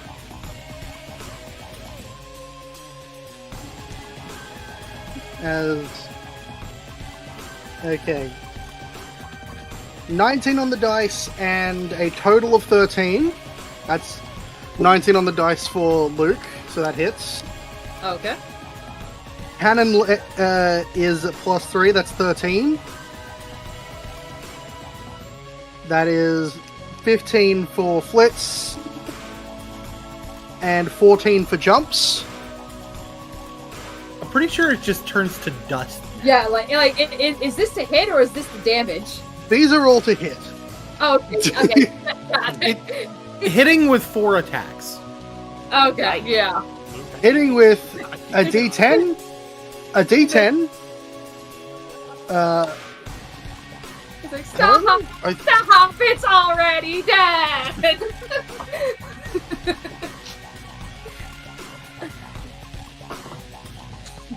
It died. Its mother won't even recognize its face. What face? I have been rolling There's my no face my anymore. ballista's damage It doesn't wrong. exist. I've been rolling my Exactly. ballista's damage wrong. I've been doing 1d8 when it's 2d8. Yeah, Oh no. L plus ratio plus dust. Okay, so just so you know what's gonna hit it, it is 1d10 plus 2d8 plus 2d4 plus 4. I think it's dead. Yeah, that's just, stop, it's already dead! So, can hope you guys heard that. Can I roleplay this out? Yeah, go on ahead. Luke, instead of casting a spell, he whips out some tools and makes some quick modifications. Instead of all of them firing simultaneously, he's quickly grafted all of these attacks into one devastating shot that seems to collapse the mimic in on itself.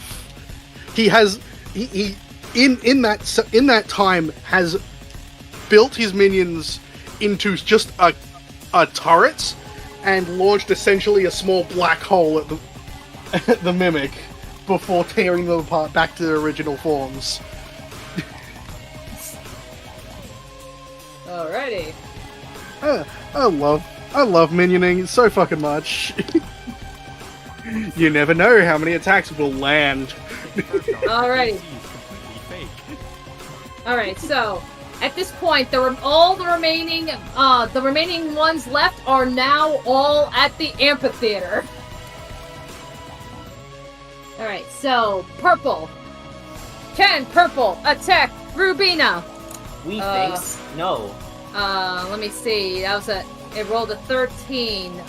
What was? If it meets, it beats. Okay. Oh no. Alrighty. What is she going to get? It's actually attacking. Okay, and that does 12 damage for her.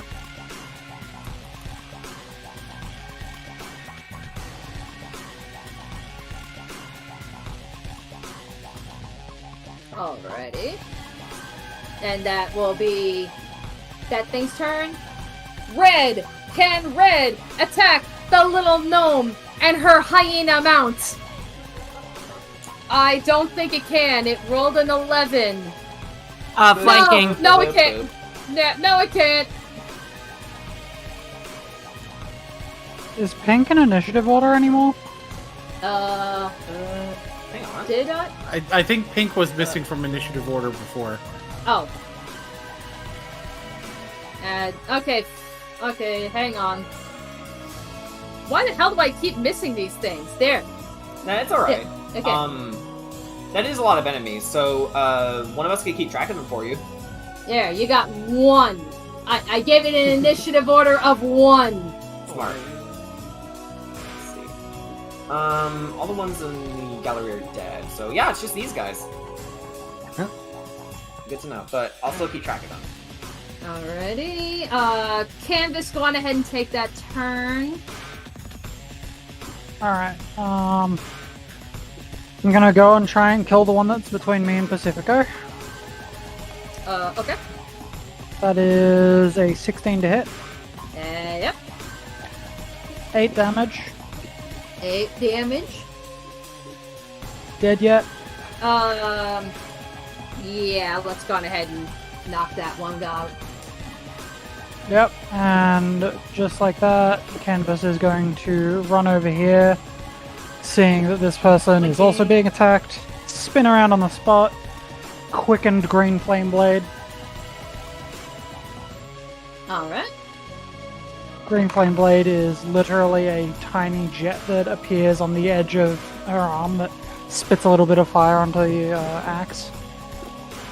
That is a 14 to hit. Yep, it hits.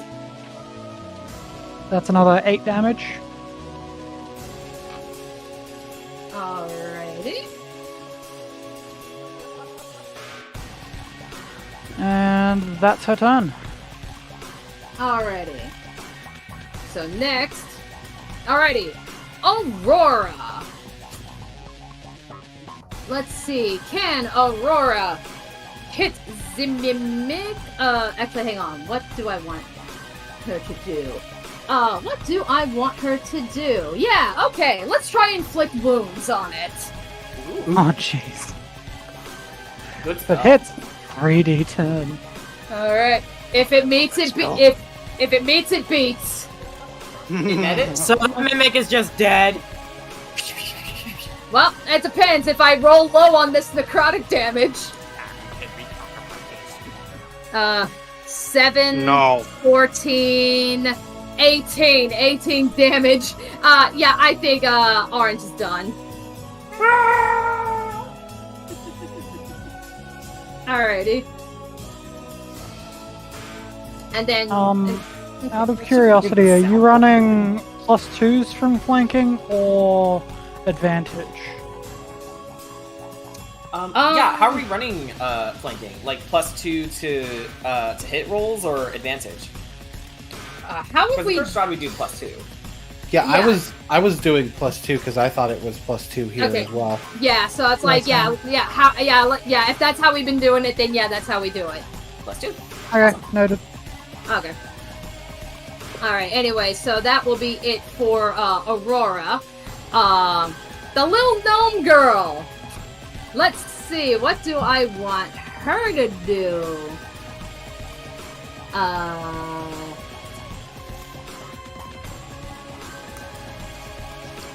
Okay, hang on a tick.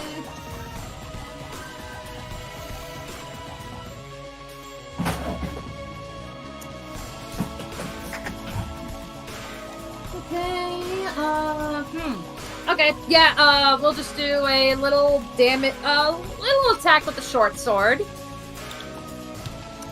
Oh wow, she actually missed that one. She got a 6. It's like, holy shit, somebody actually missed. Okay,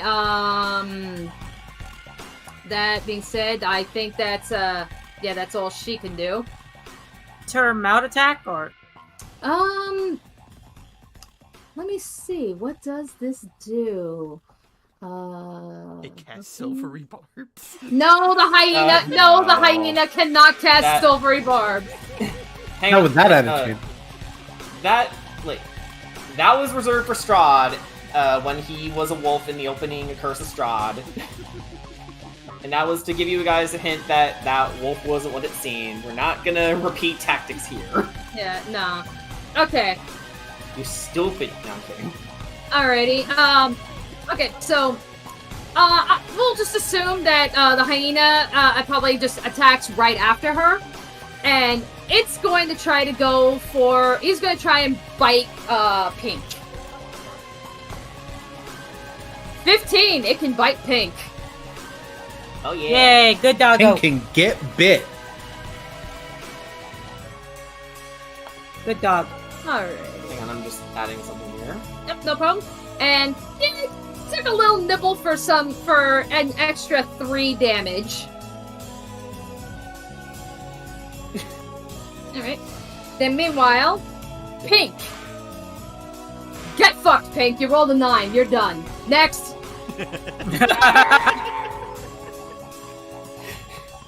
Now you can just play this every time someone dies.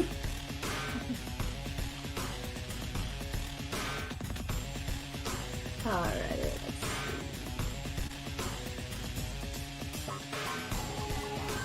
Alrighty. So with that, so Rubina, she's pretty pissed that Purple, that Purple was, actually took a, decent-sized hit on her. Okay. And she's going to focus her magic specifically on it as she casts Dissonant Whispers. Ooh. Disproportionate retribution. So, wisdom saving throw. That is a low roll. Nope, that's a miss. So on a failed save, it takes 3d6 psychic damage, and it has to move as far away as the speed allows to get the fuck away from her. Oh, Canvas, you got attack of opportunity. Alright, so... I don't think so. That's forced movement, I do believe. It says, it must immediately use its reaction, if available, to move as far as its speed allows away from you. Yeah, if it's forced movement, it doesn't provoke an attack of opportunity. Okay. Okay, well, regardless, she goes and attacks it. Comment. It is technically not forced movement. It's not? Because in actuality, they are moving, it is forced movement when it is affected by gust of wind and effects like it. This thing is technically willingly moving. It's not being pushed, it's moving on its Because own. it also specifically uses its reaction to do so. Alright, so... Good catch. Alright, so I guess in that case, Canvas, you can do an attack of opportunity. And it'll take damage from the Dissonant Whispers. Yeah. Yeah, so it... That's 14 to hit again. 14 to hit, yep. That's 7 damage. It's dead. It tries to get away. Yeah, that's what the Under Mimics did. It's like, you're screwed. Oh, yeah. So she turns to Canvas. It's like, nicely handled. I like Canvas kind of shrugs and goes to like gesture or wave, but her hand's currently an axe and she forgets that it's an axe. Is that normal? Okay, Pacifico.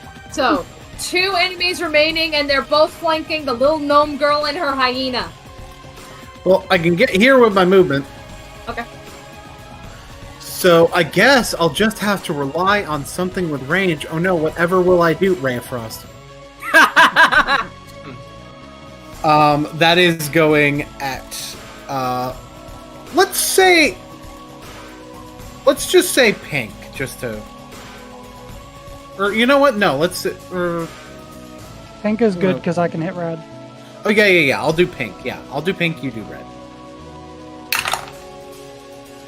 That's an 18 hit!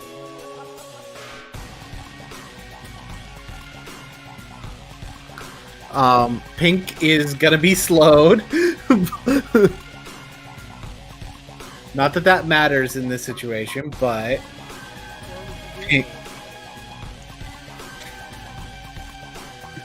Pink will be slowed.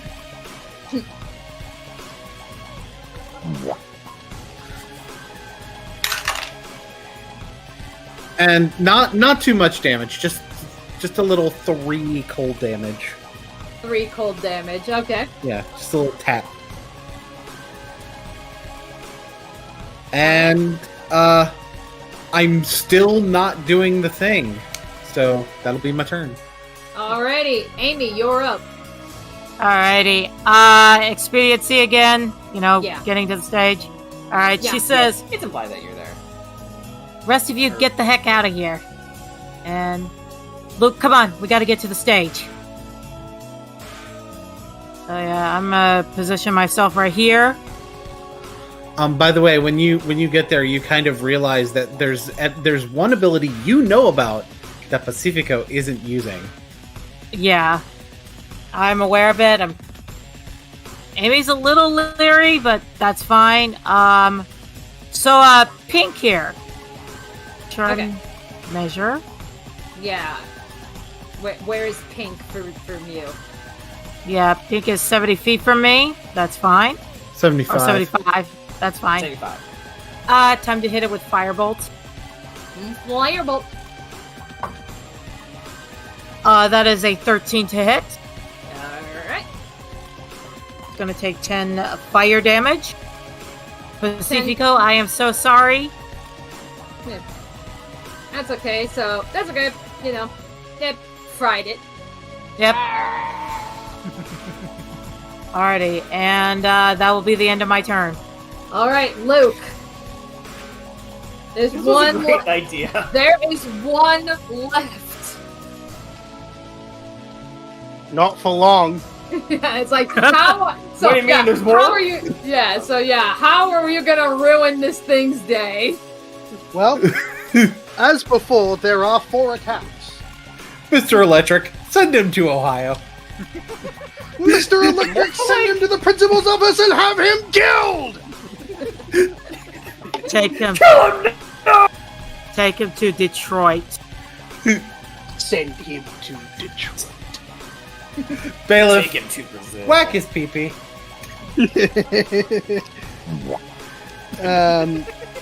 Luke's attack misses. Wait, no, it doesn't. No, Luke's attack hits, but the cannon crits. Again. Oh. Okay, it's super dead. Oh, good lord. I need more dice. Oh, We love 48. Oh, no. oh. I don't think this is what I meant when we said kill him. I think we're gonna need a few more "ahs" for this. Let's all do it collectively. Okay, we have things about to collapse on top of this mimic. A D10. 48.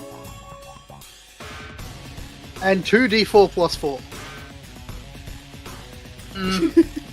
Goddamn. Okay, that's like... Okay, yeah, that's like... I'm just gonna... Yeah, it's like, you know... I sadly don't have music. I don't think I got a how do you want to do this song from you, so just... Yeah, how do you want to do this? How do you want to finish this last fucker off? So first, let's go over damage. Oh. Okay. Just for 8. numbers. This is just for fun, really. It's dead. There's no way it's surviving this. It's dead.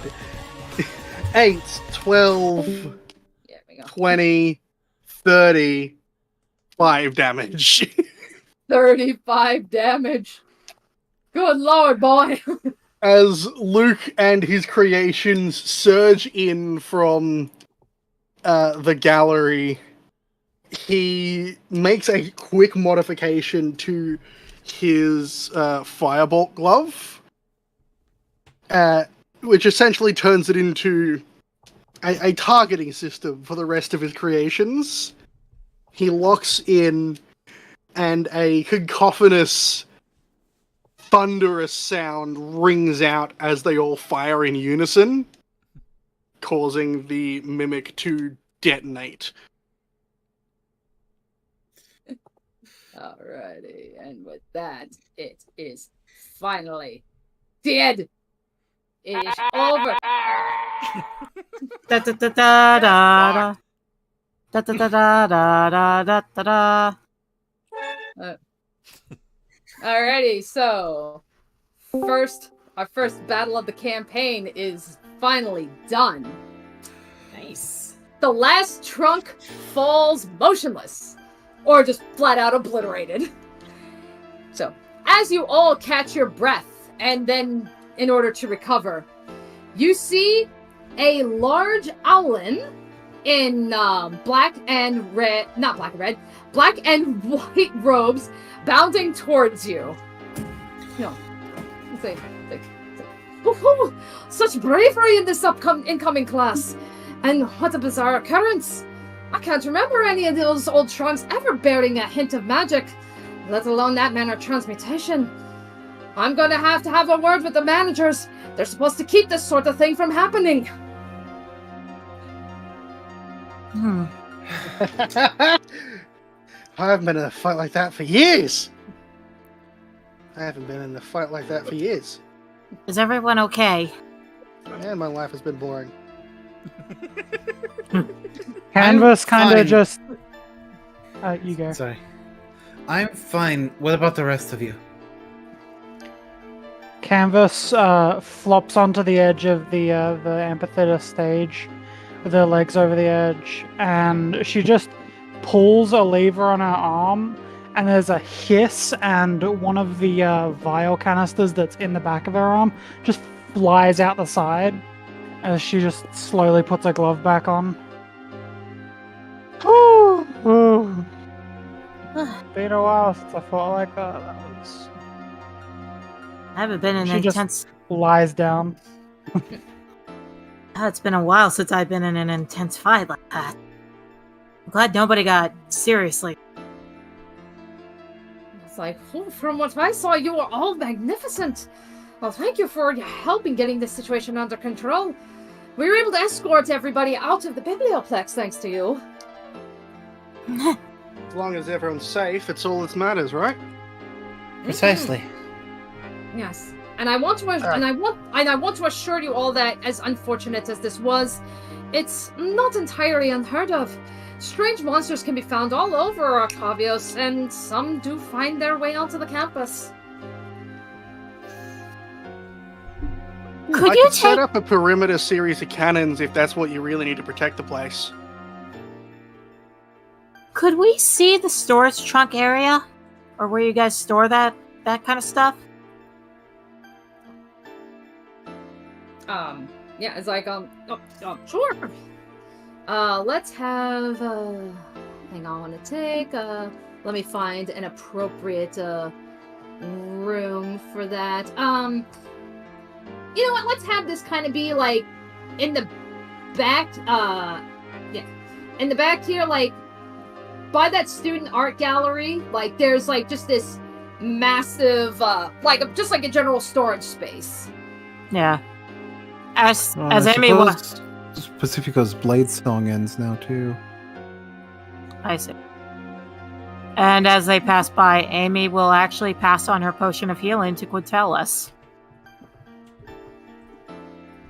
All right, and then then Quintelis just takes this like, he's like, you don't need to. I insist. You got hurt. Oh well. Thank you, Amy. I'm in your debt. No problem. She just smiles. Okay. Anyway, young lady, back here. This is typically just a general storage area that we, typically keep everything here. Not just specifically with the gallery. All right. If you don't mind, we would like to take a look around, make sure there's nothing else hiding back here. Yeah, by all means. Okay, so make an investigation. Investigate. Is my investigate? This should be the first time I've been to a place that lets students do the searching that the faculty should do. I will. Do you want me to roll investigation too, or do you want me to just do the help action? Your choice. I have a +4 in intelligence. I got a +3, so a +5 on investigation. That will be a 17 for investigation.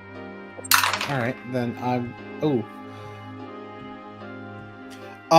Pacifico is sort of mentally still in a place that Amy's like familiar with him, that he's focused on. She can tell he's mentally distracted, so he only got a 10. All right. Okay, so Pacifico, as you're looking through, your distraction, all you see is just, you just see storage areas. It's pretty typical and all, but Amy, you go to inspect and you actually find where these trunks came from, and you do notice where those trunks were kept. You notice a black, oily substance. Hey guys, come here, check this out. I found something. Give us a look. She uses Mage Hand.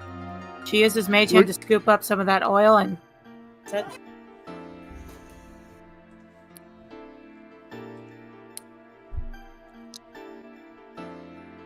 Yeah, that's sorry. Not normal. No, it's not. Does it smell funny? What do I need to roll to figure out what this is? Yeah, I'm curious too. I guess let's also make this an investigation, I guess. Rock on. Yeehaw! I'm gonna roll on this one. Can I attempt 24. Well, never mind. You go ahead. Go ahead, Boone. What were you gonna say? I was about to say, can I attempt to get? Oh, my investigation is actually +6. My bad. So the other one would have been a 12. Either way, can I roll on this one though? Sure.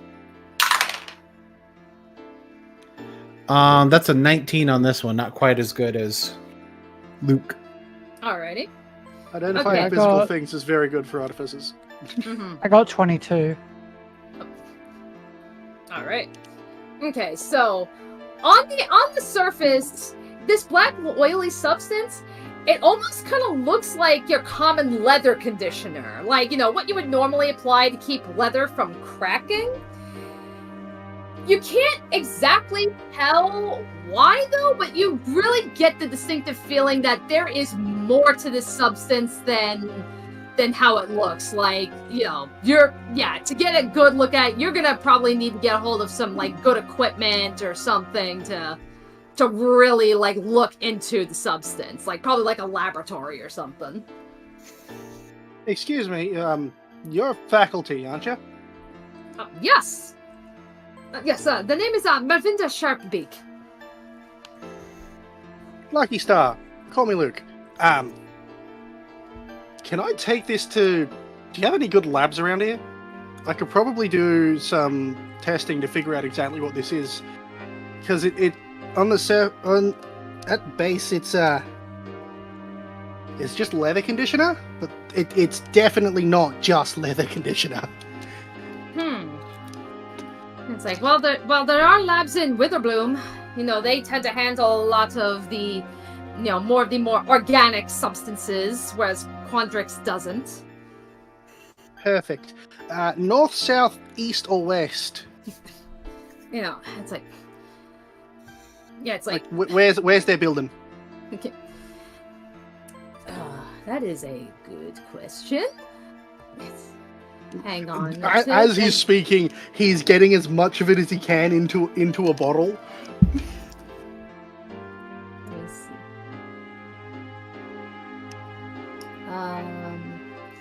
I could have sworn I had a map of some kind. Hang on. Let's see. Okay. Why are you like this? Witherbloom. Okay. Okay. Escape. Oh, the Witherbloom campus is southeast from here. Wonderful. Is their lab open at the moment?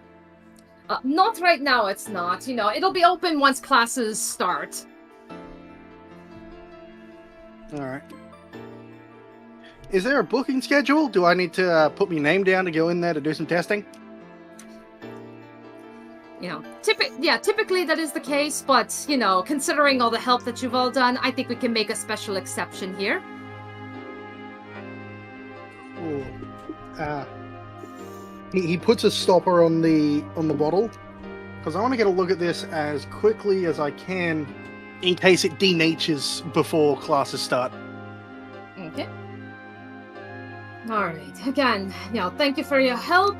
You know, I'm sure you're all very tired, so we need you all better than ever. Yes, well, we need to get you all to your dormitories to rest up, and we need to clean up the biblioplex for your first day of classes tomorrow. All right. Wonderful. Flitz? Fine with me. All right. Flitz comes over and he stores the liquid in the homunculus again. Good mate. Okay. And all right. Okay, and then with that, you all now make your way out of the biblioplex and towards the dormitories. And that will finally end session 1. Woohoo! Da, da, da, da! I can finally breathe. TP, you could have been not muted. What? TP?